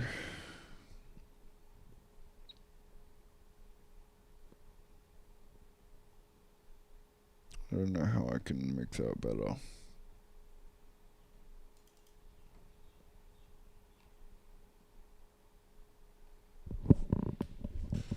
That's kind of annoying.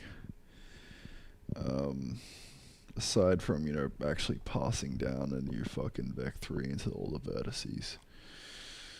Can I use something existing? Maybe like a params.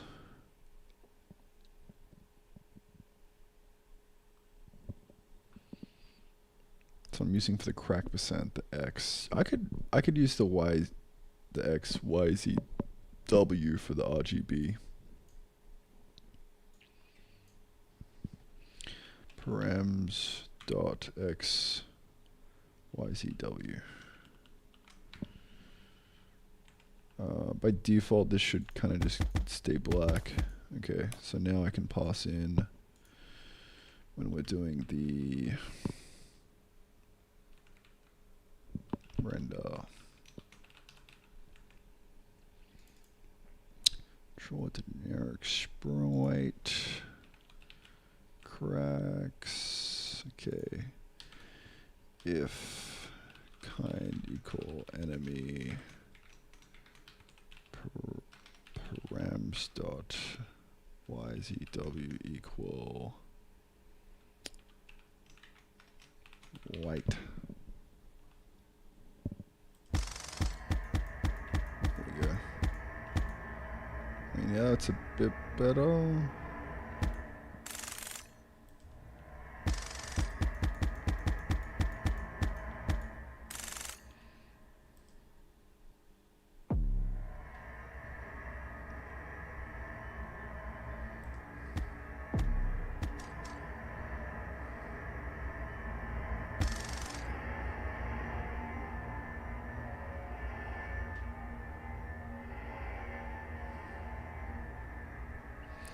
And then when it's daytime, they completely disappear and we just play happy, chill, lo-fi beats. And you'll like that for another like 5 or 10 minutes. Then nighttime strikes. And you're fucked, bro. You gotta defend.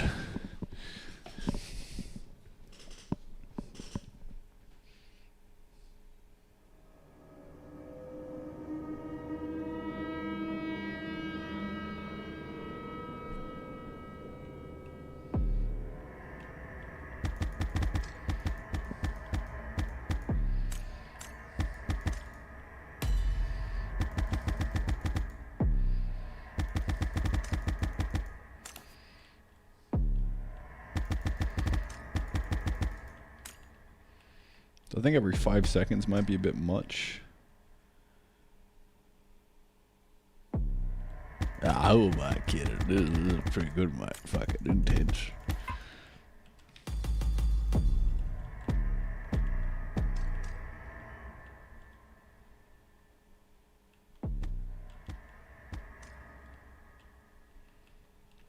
So the first night it'll teach you. It'll teach you to build centrally. Otherwise, this will keep happening.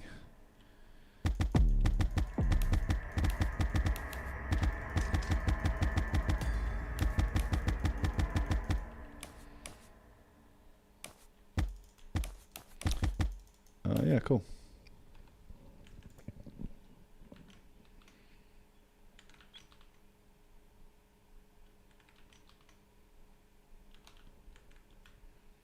Well, 5 minutes, is that enough? Guess we'll have to test and find out, dude. What's the Minecraft? I think it's like 20, then 10 or something. Minecraft D night cycle time around 20 minutes. Daytime lasts for 10 blissful minutes of building and exploring. No, that's cap, bro. It can't be 10-10. 20 minutes of real time. Fucking give it to me, bro. Give it to me straight. 20 minutes long. I am a kid. Alright. Just collecting data. Daylight cycles 20 minutes long. Just fucking please give me a good breakdown. 10 minutes. Alright, so it's 10-10. I thought nighttime was shorter. Yeah, nighttime lasts 8 minutes 20.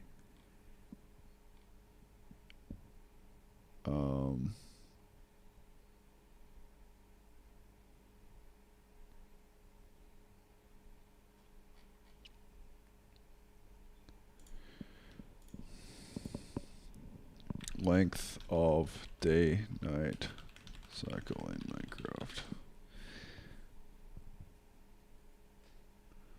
Day 10, sunset, dusk. Okay, so the transition eats into nighttime. Okay. I think with the world size right now and the progression and everything, I think 5 minutes is good, but we do want to have the goal of eventually getting to 10 minutes, I think.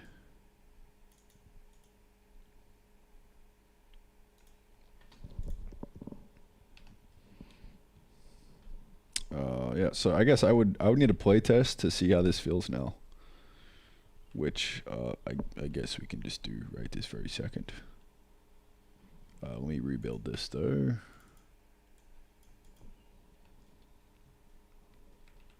And we can get cranking. Alright, gamer time. Let's go. And while we do that, we can talk about what is next on the to-do list of making this game better.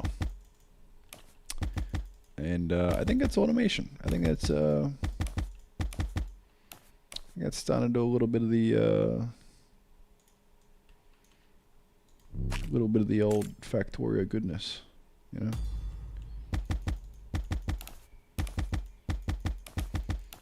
So what does that mean exactly? Well, I don't know. What I do know is that just trying to be a humble farmer right now, you know.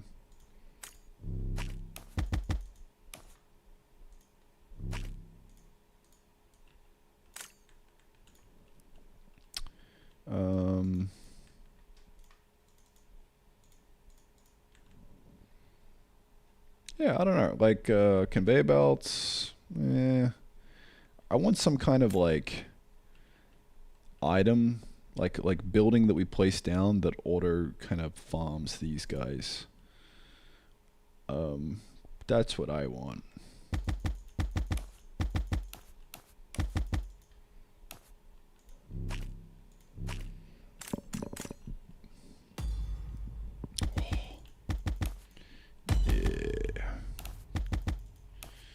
Yes, sir. This will be a pickaxe. Let's get her going.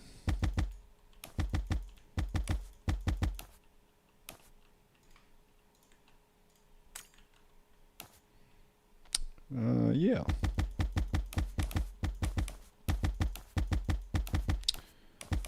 Actually, okay, so I think leaning into the defense stuff a bit more would probably be a better option. So first up, doing something like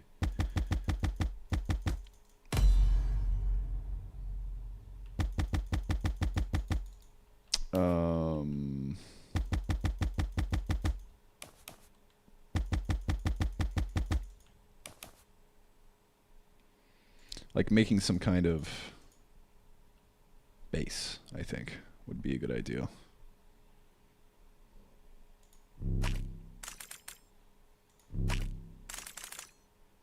That's what I'm thinking. What do I want to do now? Probably want to farm a bunch of grass. Yeah, I think the 5 minutes for the daytime is feeling pretty good so far. I guess we'll see. We shall wait and see what happens during the night.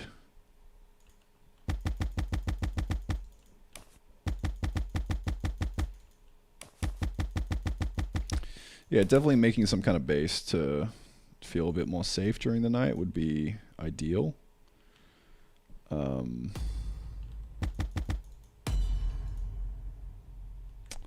Yeah. It's like a stone, like some kind of like stone wall, I think would be cool.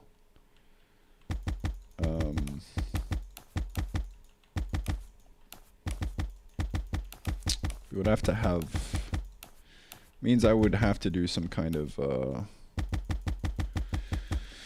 like pathfinding stuff for the enemies, which might be a bit rough. I've never touched that before. Shouldn't be too hard though. Cheeky bit of A-star.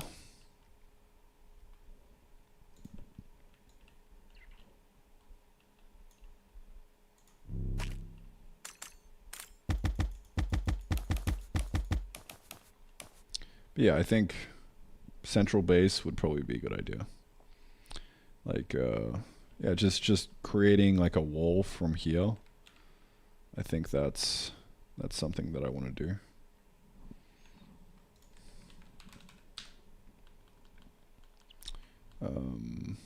Torch lighting, yeah. Stone wall recipe in Alta. That would be epic. Spiky defense plant would be really cool as well.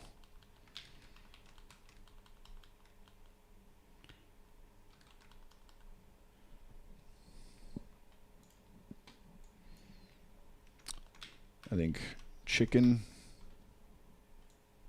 would be cool. Some kind of like animal. You gotta like build a pen or something. That would be interesting. But yeah, I'm gonna keep playing the game. Just keep playing.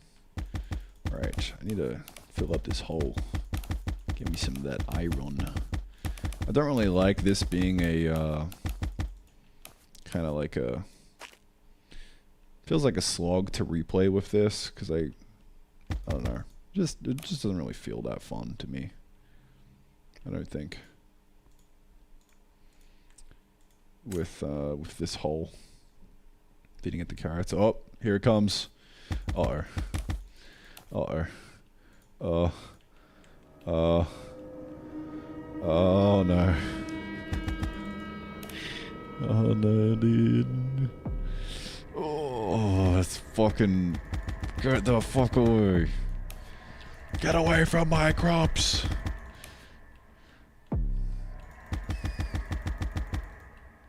Okay. I would like it if they drop something. Oh. Yeah, if they drop something, that would be pretty good. Right now, they just kind of disappear. Alright, so the 5-second spawn timer is pretty good to me. Kind of keeps me on my toes. I like it. Yeah, this is tense enough because I know that they're gonna like fucking take my shit. So it's pretty good. My farm's completely destroyed now because I had to destroy everything. Well, they kind of killed everything, so. Alright. You need to stop. Chill, bro. Chill. Okay, cool. So we need to stop... I think we need to... We almost need to cycle right in the middle of the night to day transition instead of the end.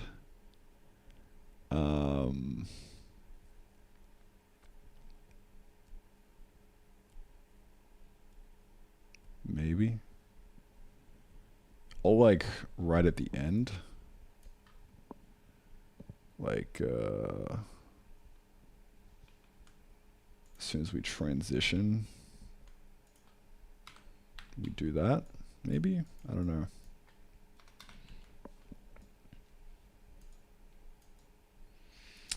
I am not too sure about this one. I think, yeah, either like right on the transition feels weird, because if we do like a, no, I think right on the transition should be fine. That's alright. That seems chill to me. Alright, back to farming. Yeah, I would love some music on daytime. So I'm gonna do that real quick. I'm actually just gonna reuse Arcania's music. Day start music. Cause why not?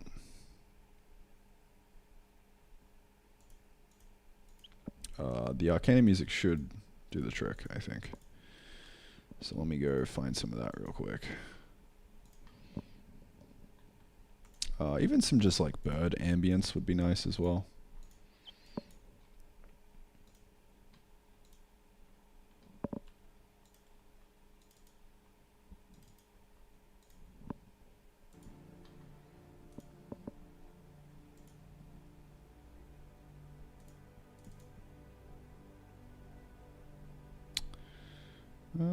Where would you be? Sound effects, Fmod, assets, beats.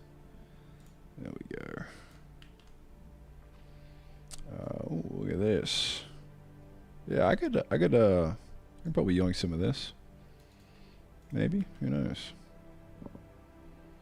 Probably not, because I actually don't think I have Yeah, I don't know.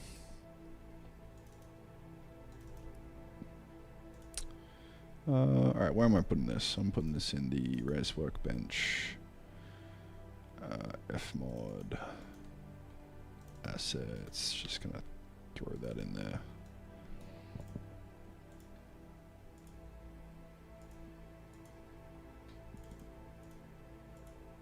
Alright, what do we got? It's the Arcana OST.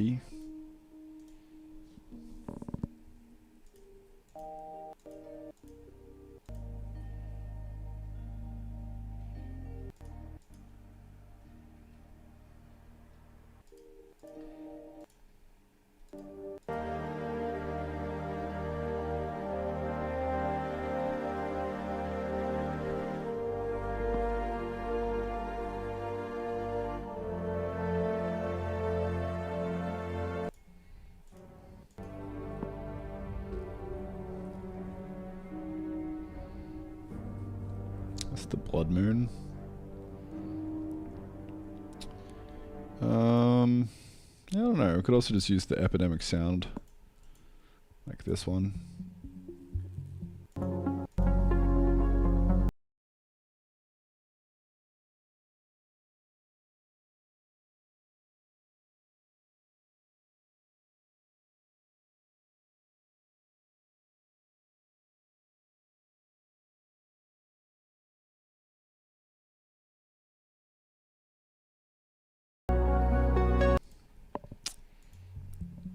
S-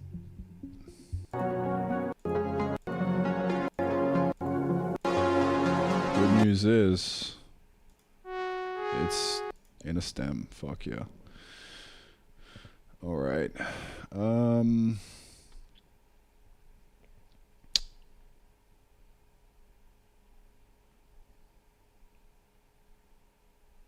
Shall I use that? I don't know. I like it. It's pretty good. It's got farm in the name as well. The farmhouse. Yeah, why not? Let me just like bash it together, I think. Without the... Oh, you know what? I could bash it together in the timeline here. Fuck it, we ball, dude. We ball.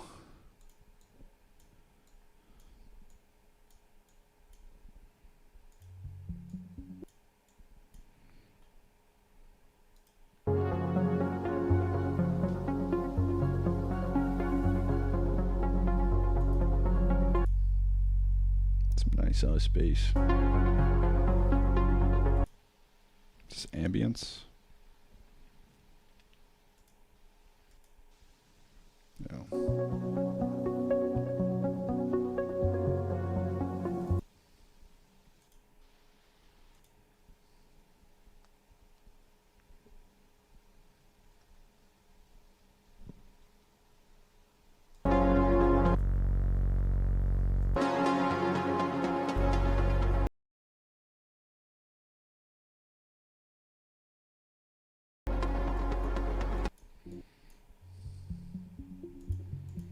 Okay.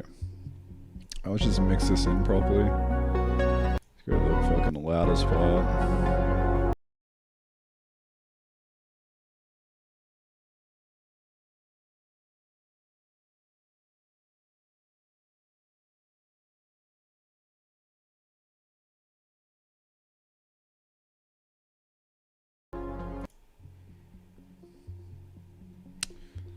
Problem is...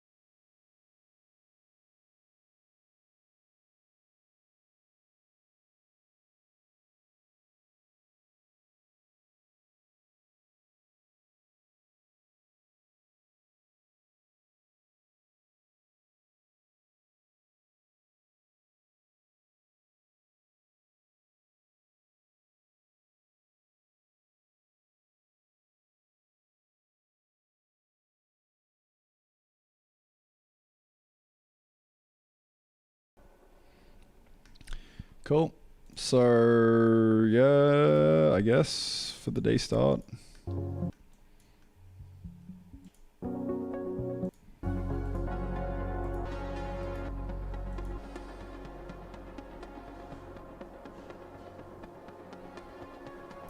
I'll come back and like actually make some fucking 10x music for this shit, bro.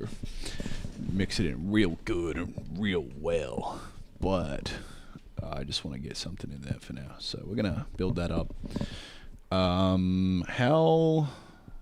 long is this guy? Around about 5 minutes, which is good. So nighttime starts here, right?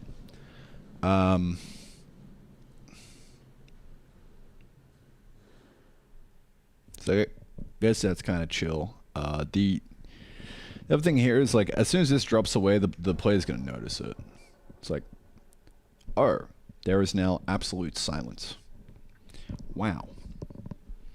So yeah, I don't know what to do there. But considering there's absolute silence right now as well, I don't think it really matters. Maybe. Who knows? Who knows, dude? Not me.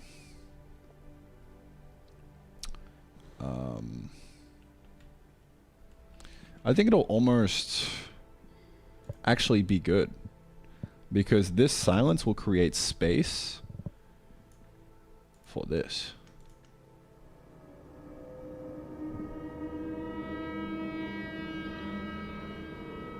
Because like going from pure silence to this is like, it's more impactful, I think. It's kind of nuts. But you know, maybe we want some birdies chirping and then when night starts, the birdies stop chirping. Now there's like 5 seconds of absolute silence and then this kicks in. So you know, that would probably be the play actually.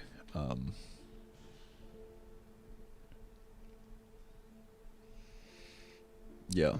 So maybe I'm just gonna throw in some day ambience. Fuck it. Day ambiance. And this is just gonna be like, I don't know. We'll find some shit in here, I'm sure. Ambience. Probably spelling this wrong. Ambience. Yeah, there we go. Ambience. Okay. I'm gonna have to get rid of this.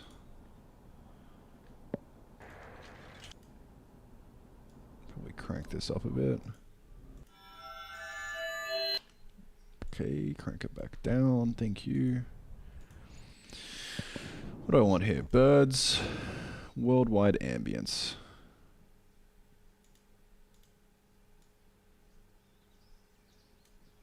This is nice.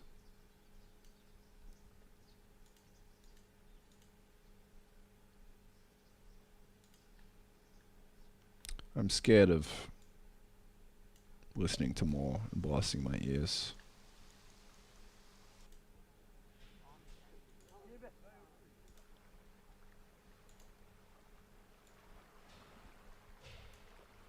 Ocean.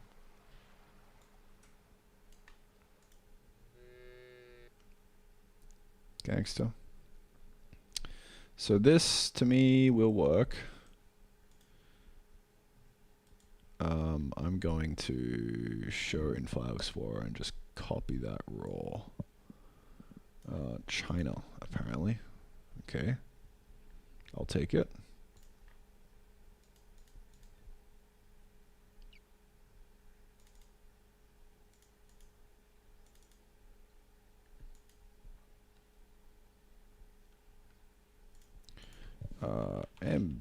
Ambience. Gangster. What else? Is there anything in here like a rainforest? What do we got? Okay.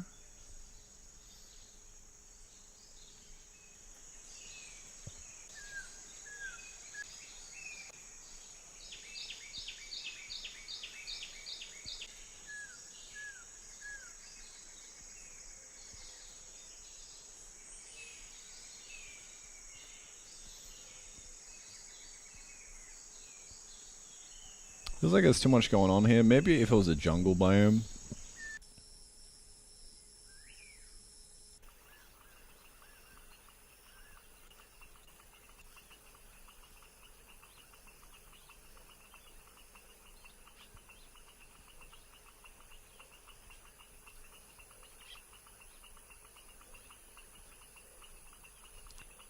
Austria.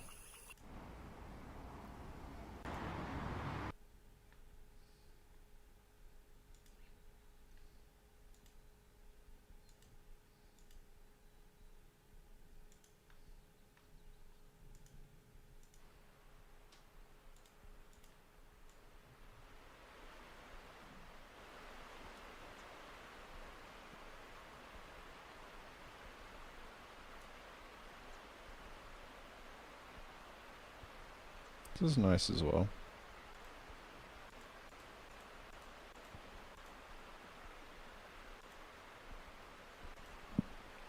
I like this because it's like a nice kind of white noise as well.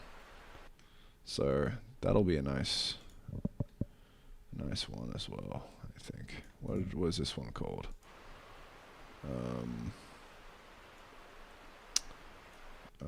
Stream quiet.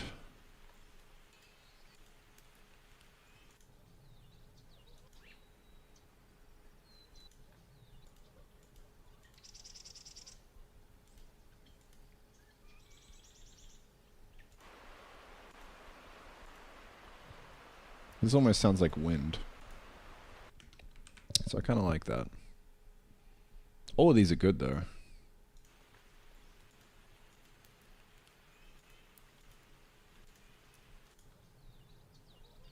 Even this one. This is a nice bird one.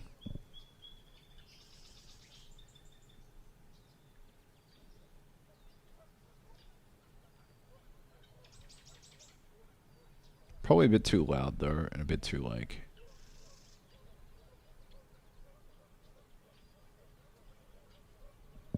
there's too much going on, I think. If we actually had birds flying around on screen, yeah, maybe, but I think this will work more as actual ambience, so I'm going to copy that across.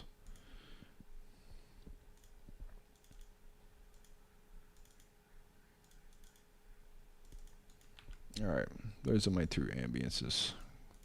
That's all I need. Help if I spelled ambience right.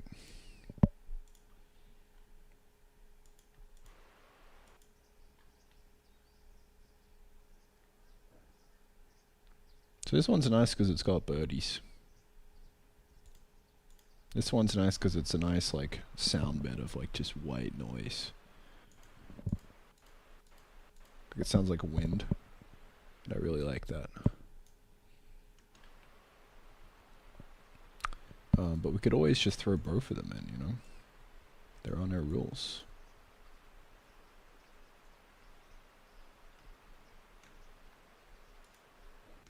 So what we do is we'll just make a little loop-de-loop.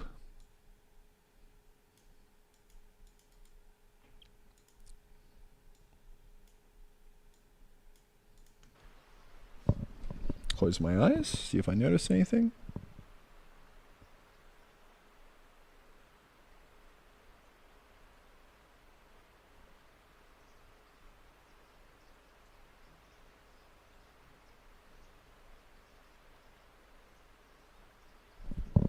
I didn't know shit. It's a good loop. Okay. So we could always like crank that.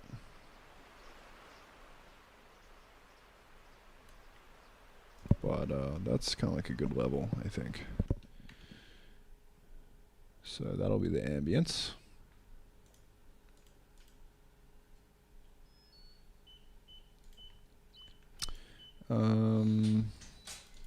I think what I want to do here is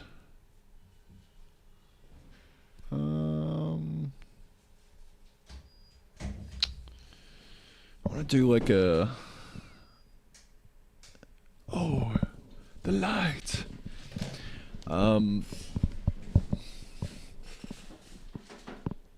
Yeah, I think I just want to like play on daytime, like for every frame.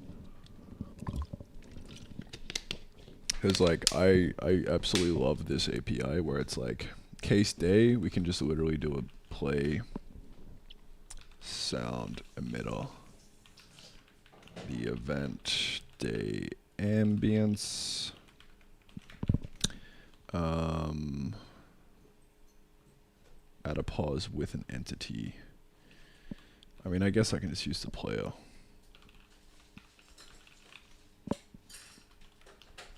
For this. Probably need like a formal kind of play sound without pause. And just like maybe put it in the hash map or something, I don't know. But that should do the trick for now, I think. So let's see. Look at that, beautiful.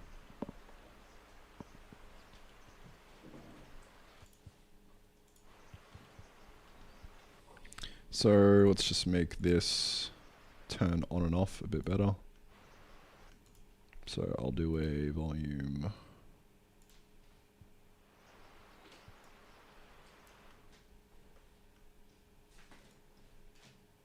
Cost maybe like 3 seconds.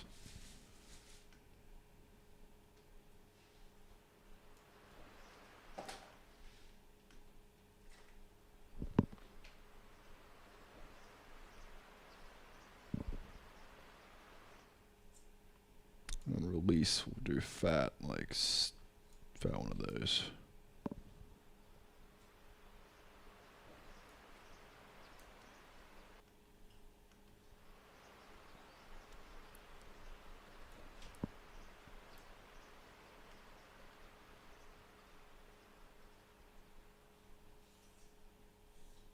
Okay, so when daytime stops, that's going to create room. And it's going to be amazing. But when the daytime starts, or really when the night to day reaches the day, we play the event. See, I'm really happy I set this up now because like I'm actually needing all of these like little edge cases on the state for the night to day. Day start music. I can also just do copy path on this guy. So, to test this out real quick, I mean, I guess probably just need to play the game to test it now. But, pretty good.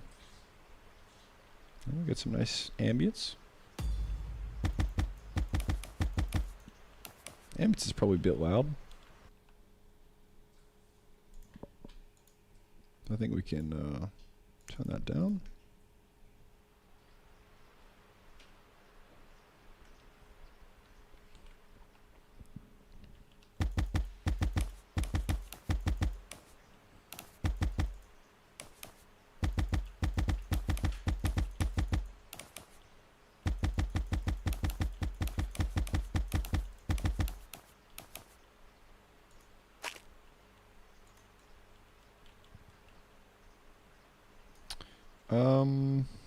Yeah, so I guess I just wait till nighttime now.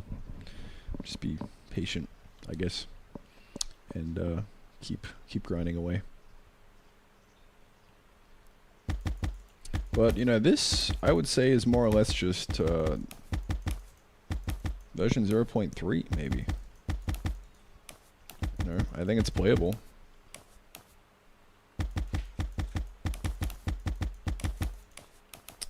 I am pretty sure that it's playable. Same kind of content as before, it's just got enemies now.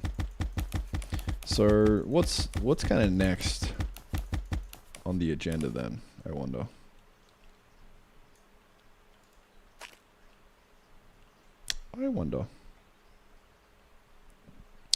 I'm not entirely sure.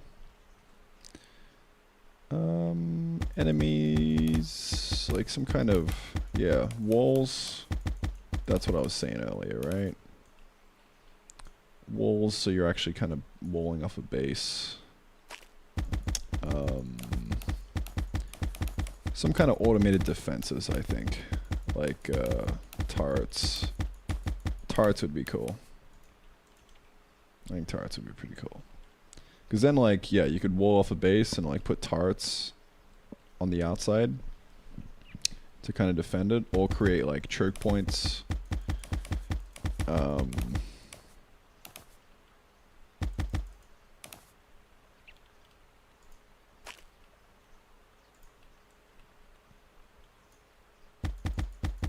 Yeah. Just kind of being a humble grass farmer right now, dude. Or, I actually forgot to replant my seeds after last night's raid. Let me, plant these guys down. Yeah, I kind of want to build them really central.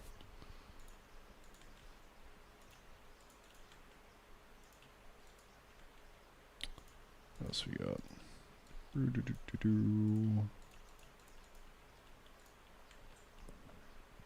Yummy carrots. Yes, yes. Delicious. I think it would probably be best if I buy one of these guys. Yeah. Man, my mind's playing tricks on me, and I'm thinking that it's like starting to become nighttime or something. And my heart kind of skips a little beat. It's kind of cool. Iron seeds, let's go, dude. Tremendous.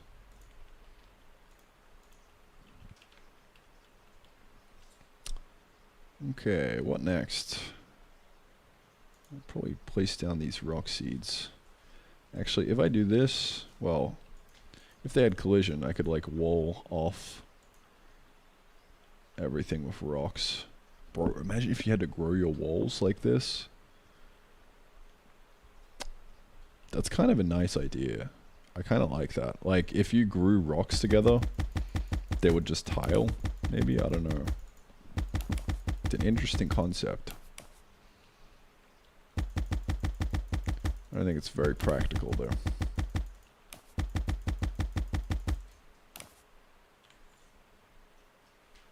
Man, I'm gonna hell of gold from this. Holy shit, I'm rich. Alright. Spend wisely. Fuck yeah, I know. Let's go.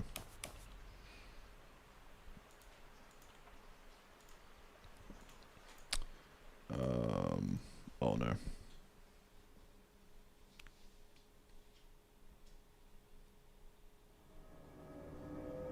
Oh god. Uh-oh. Oh no, no, no, no, no, no, no, no, no, no, no, no. Oh, that's very fucky. Holy shit, no, no.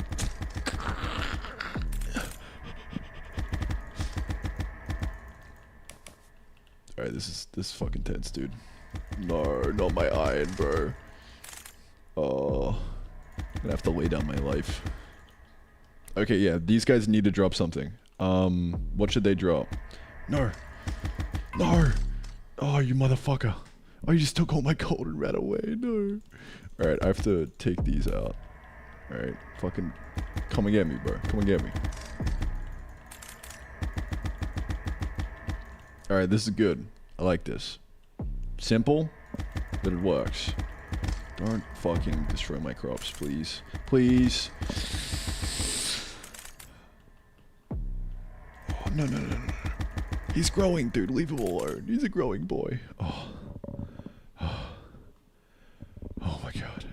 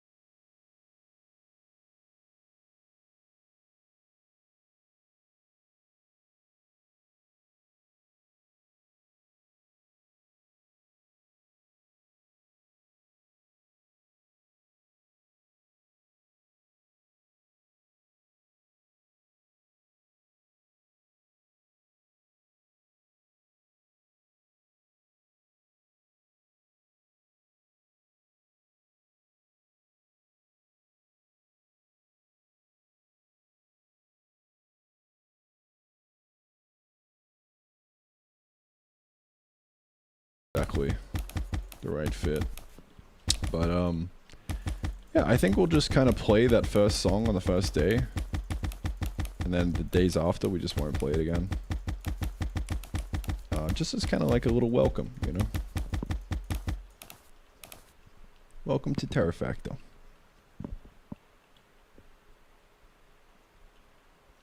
Should be getting night soon, maybe like 30 seconds or so. The second night. So maybe we need to make them 10 minutes long, I don't know. I think 5 minutes is fine. Like this feels like an alright time to me. Oh no. Not again, dude. Not again, bro. Oh, it's so over, dude. It's so over. No. Not my little CDs, dude.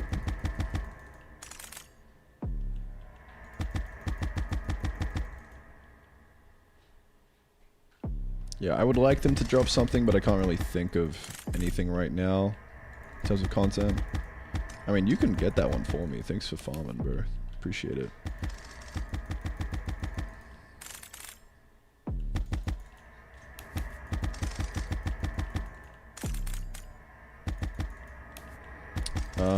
Yeah. These guys are pretty easy once you kind of get used to them. But, I mean, they're the first enemy, so we can definitely add some more in and make it better.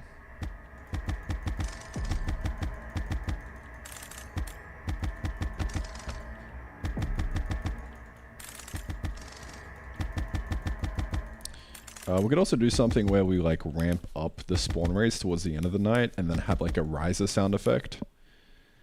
That would be really good, I think.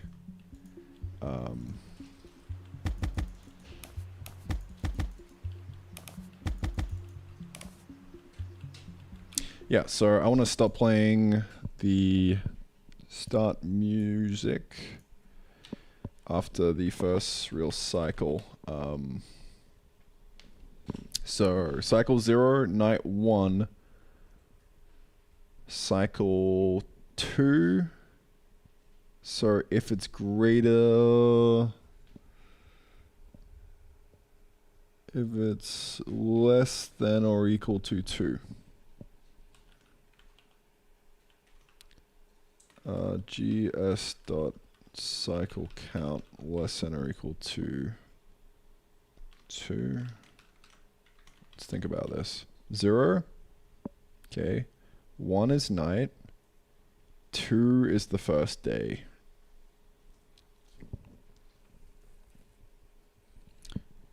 I'll put it at 3 just to be safe. But I think that's that. Okay. So yeah, it does get a bit much towards the end here, but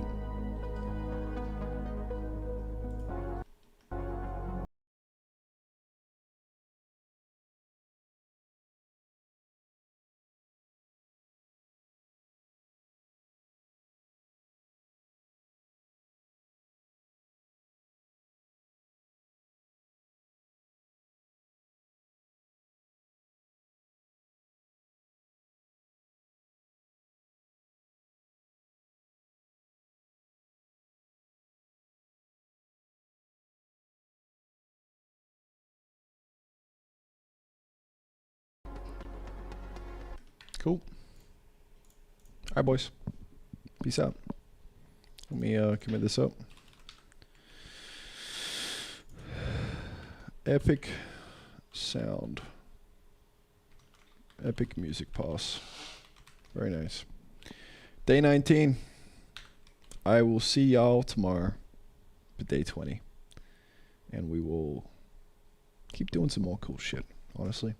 But that right there is one of the big goals. Enemy raids at night. Done and dusted.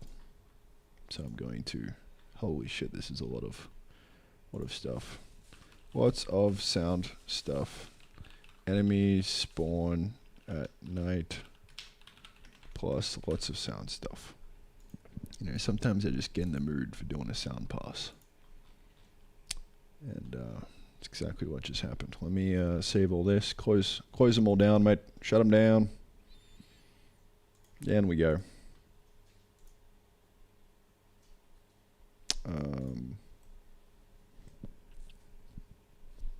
I need to figure out walls here. We'll do that tomorrow, maybe. Commit. That's a fatty, that one. Yes, sir. Push. Peace out, lights. Take care.